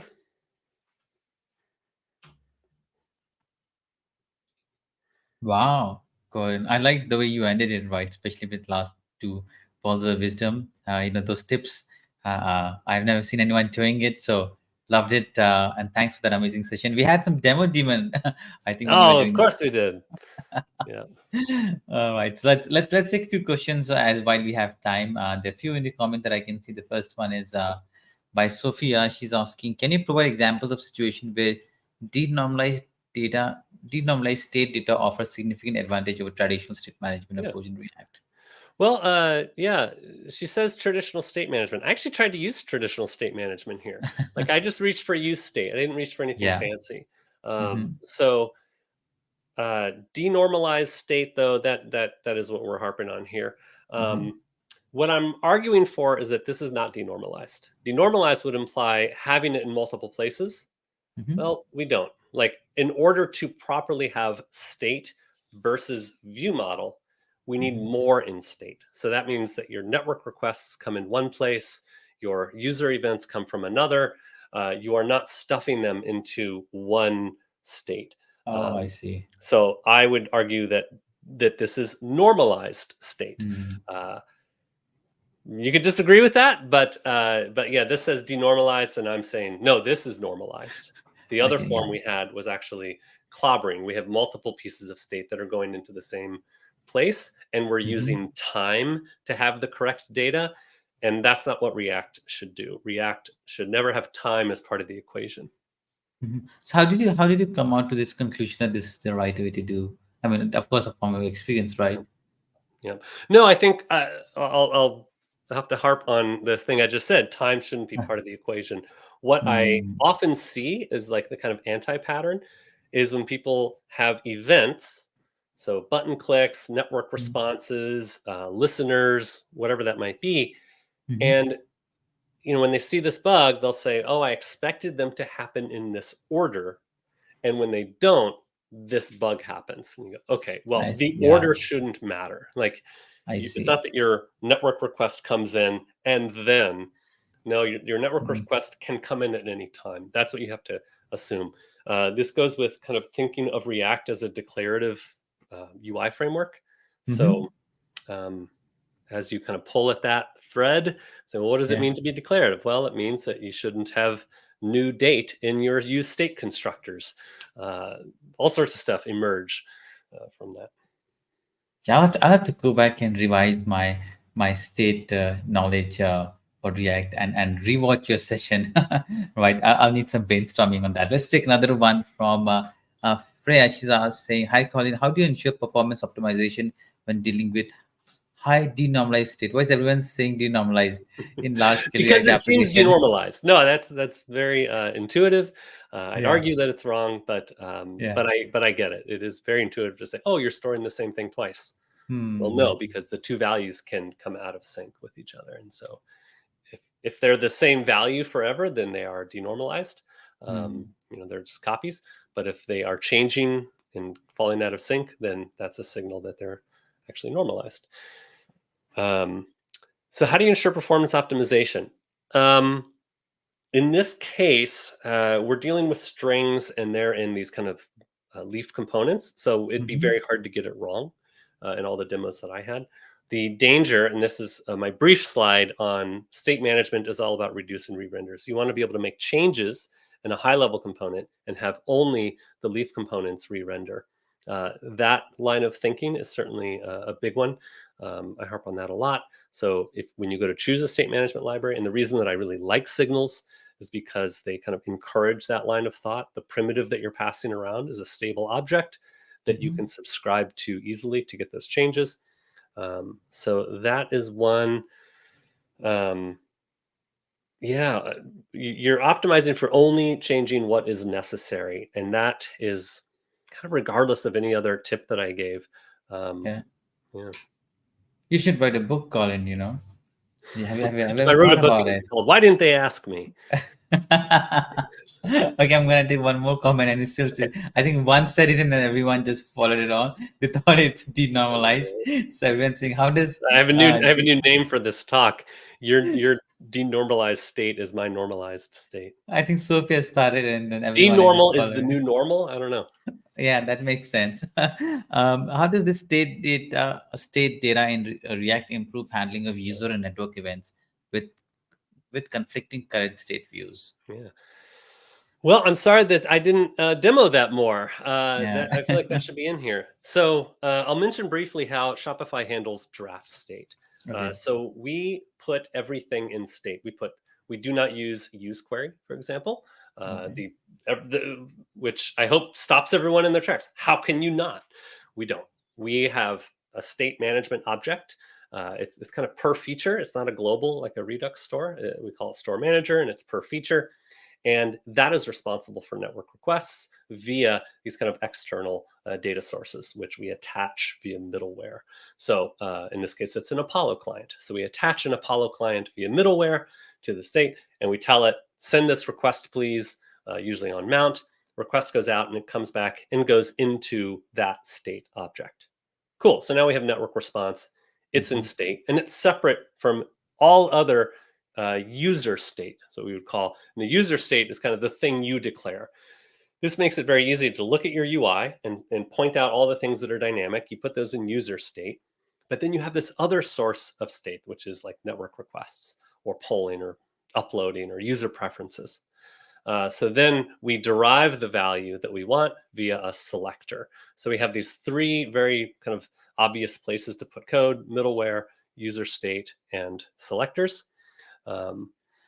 Draft state, so editable state, we do an even cooler thing where we say this part of my state, which can be any parts of it, though typically it's a network response, is editable. Give me an editable copy of it, and you can make updates to it. And those updates don't affect the original network response. So now you have this very full view of what did they change and what keys in state did they change? What's the original network response? Are they different? Give me the differences. And then later, if that network response comes in, we know even more. We know they asked me for differences, which means I can hold on to that commit. I can compare them to the new network value. Oh, they're the same now. I can drop that commit. That's very smart. Yeah. Yeah, that's very smart. What's that? Oh, very smart. Oh, I thought you said that's time. I was like, okay, I'll stop talking. So yeah, it's like more and more and more. You want to put more and more into state. And people talk about performance. I'm actually harping a lot on the user experience of this, of like being able to create a UI that doesn't clobber over itself. And so when the user goes to edit things, they have a very kind of predictable experience. And the programmer has an easy way to say, I know what I want to present to the user, and it's their edits. And that save button, enable, disable, becomes very easy because I know the network and I know the current state and I know what changed in the meantime. It's all there to make comparisons with.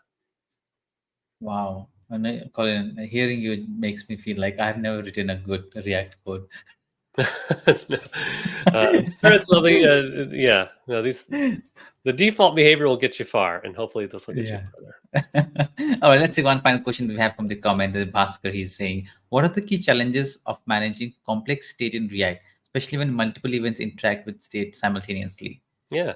So of course, hopefully you can say they don't interact with the same state simultaneously, but you can have situations where, like, despite your best efforts, there's still this kind of simultaneity that's happening.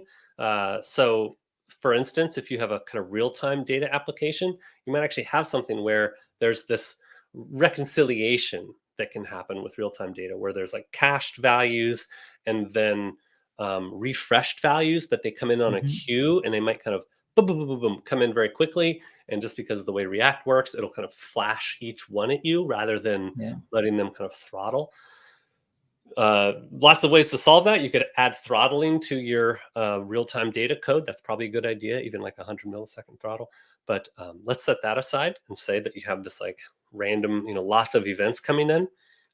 One thing you have to think about, again, is the user experience of that. If there are many edits coming in and you want to show a timeline, keep an array of those events. Like you don't have to, again, like that time ordered aspect should go away. And you should be able to say, if I need to show lots of events at one time, then I need to have a date-based log of events that came in so that I can reconcile those and show them to the user. Or maybe I keep previous current on display and a timestamp with that, and then the next one and the next one. And eventually I say, oh, these are actually really close in time.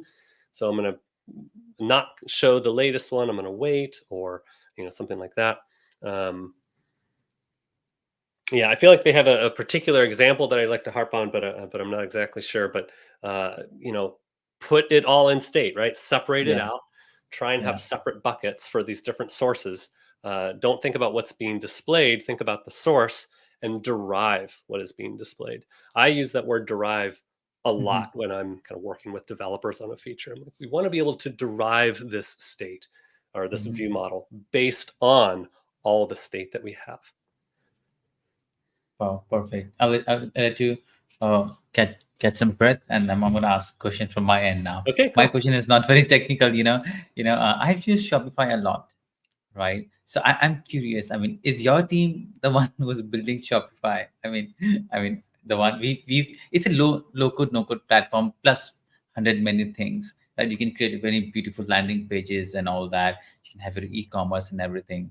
So, are you the guys who are actually building it? We're the guys who are building this app. I don't know if you can see. It's hold blurry. on. Oops, Yeah. Yeah, there we go. It's a Shopify app. Go. Here's my test store. That's what I'm working on most of the time. I also work with the folks who are building the admin web.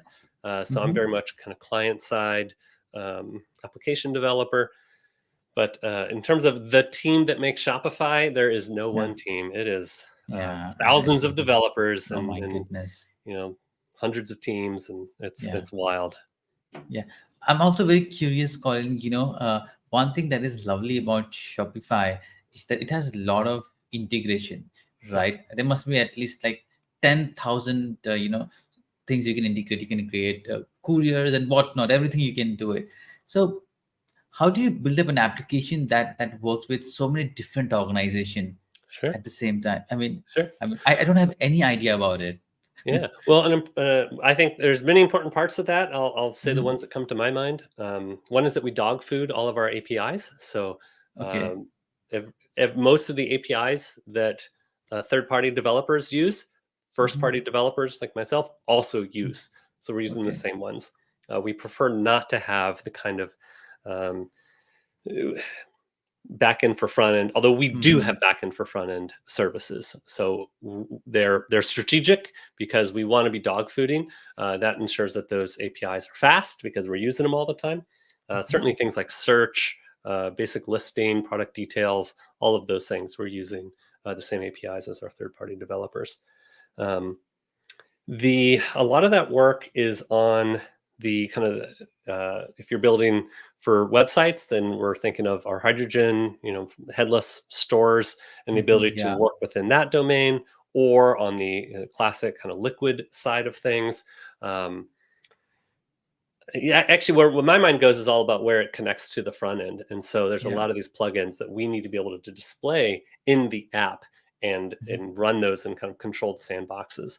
And so that becomes very difficult. One of the things we do is we have our own version of JavaScript that we compile and send as WASM along with payloads so that we can have our own JavaScript runtime that's running code so that we don't have, so that we can run it in a zero trust environment. So there's some fun stuff. You're doing great. I'll ask one final question. I'm sorry. I mean, how popular is headless in this Shopify ecosystem? I know there are many other tools. I mean, they are full stack, right? Story block and all that. How popular is headless with customers in the Shopify ecosystem? And I hate to say it, but I have no idea. I have no idea how popular it is. I would say at a guess that it is not nearly as popular as classic Shopify. Because classic Shopify is decades old and headless is not. It's still relatively new. With the move into introducing Remix into our headless offerings, it has definitely picked up in popularity tremendously. So that is, I think, where a lot of the future is going to go, but we are leaning heavily into our support for Liquid, our kind of traditional rendering. So that's not going anywhere. In fact, we're always looking at improving that first and foremost, because most of our stores are running on Liquid. All right, Colin, I'll let you go. I've been asking a lot of questions. If you stay more here, I'll keep on asking. In your slide, you did say that you're a hobby creator. So please enlighten us with that, and then I'll let you go. Yeah. So I have a desk full of hobbies. They kind of sit around. I built this. This is a castle that I visited. Lego? No, this is little stone bricks that are glued together. Here's one that's missing. Let's see, where's that corner? There it is. That corner broke. So you can see it's just stone. And then this isn't a model you can buy. I bought the bricks, but this is a castle of Uchnanur in Ireland that I visited. Here is a circuit board for a watch. This watch. And you can get a new circuit board for it. This is the Casio F91, and you can program it using C or C++ rather. Yeah, C++. This is an electronics cabinet. Oh, that's reachable. That looked very far in the video.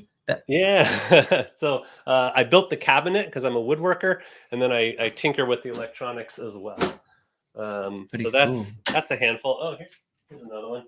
Here's a mechanical keyboard that I have put together the other day, but I also wrote the keyboard firmware for it.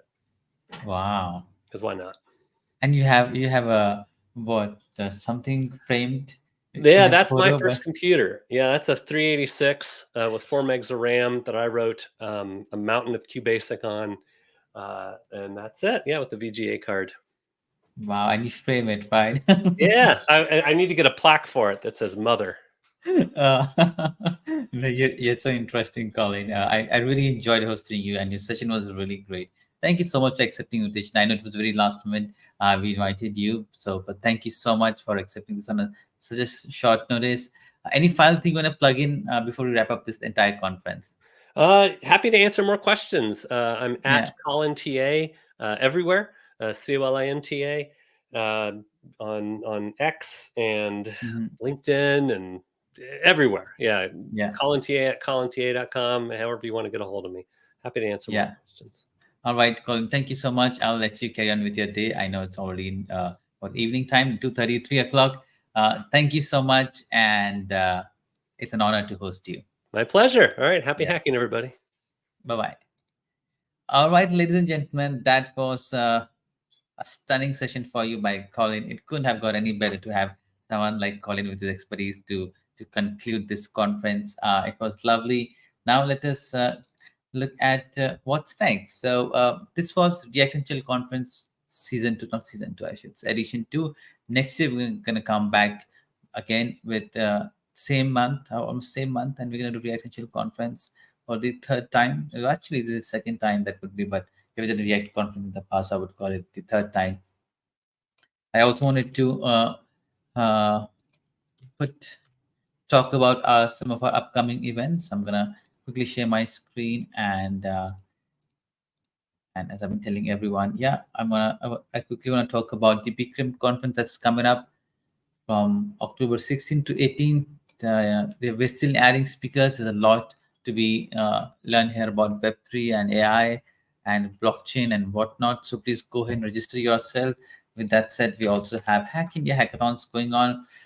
If you don't know, this is India's biggest Web3 hackathons. We have a series of hackathons. In next 6 weeks, we're going to do about 9 to 10 hackathons. So check an eye on that. We also have, we've not launched it yet, but I'm just going to tell it anyway. We also have a Global AI conference coming up on October 18th. All the details are written on the website. Go ahead and check them out. Now, I want to give shout out to all the people who have joined in the comments. Namely, I'll start with who goes? The guy, the man, the myth, my friend and colleague, a very good friend, colleague, Rohit, who's been doing all the social media and all the videos. Rohit doesn't know, but I can see speakers' expression from behind the scenes when their videos are played, and definitely you can see when they show up on the screen. So we couldn't get videos for all the speakers for this conference, but thanks Rohit for putting in all the effort with the videos and social media that it does. All the graphics that you see, amazing graphics on the website, on social media, it's done by Aditi. So shout out to her. Manish is the one who has been reminding you with all the emails that, hey, join this React conference, it's coming up. So thanks to him. All the speakers for their time and the pearls of wisdom. This conference belongs to you, and thank you so much for everything that you have done for this conference.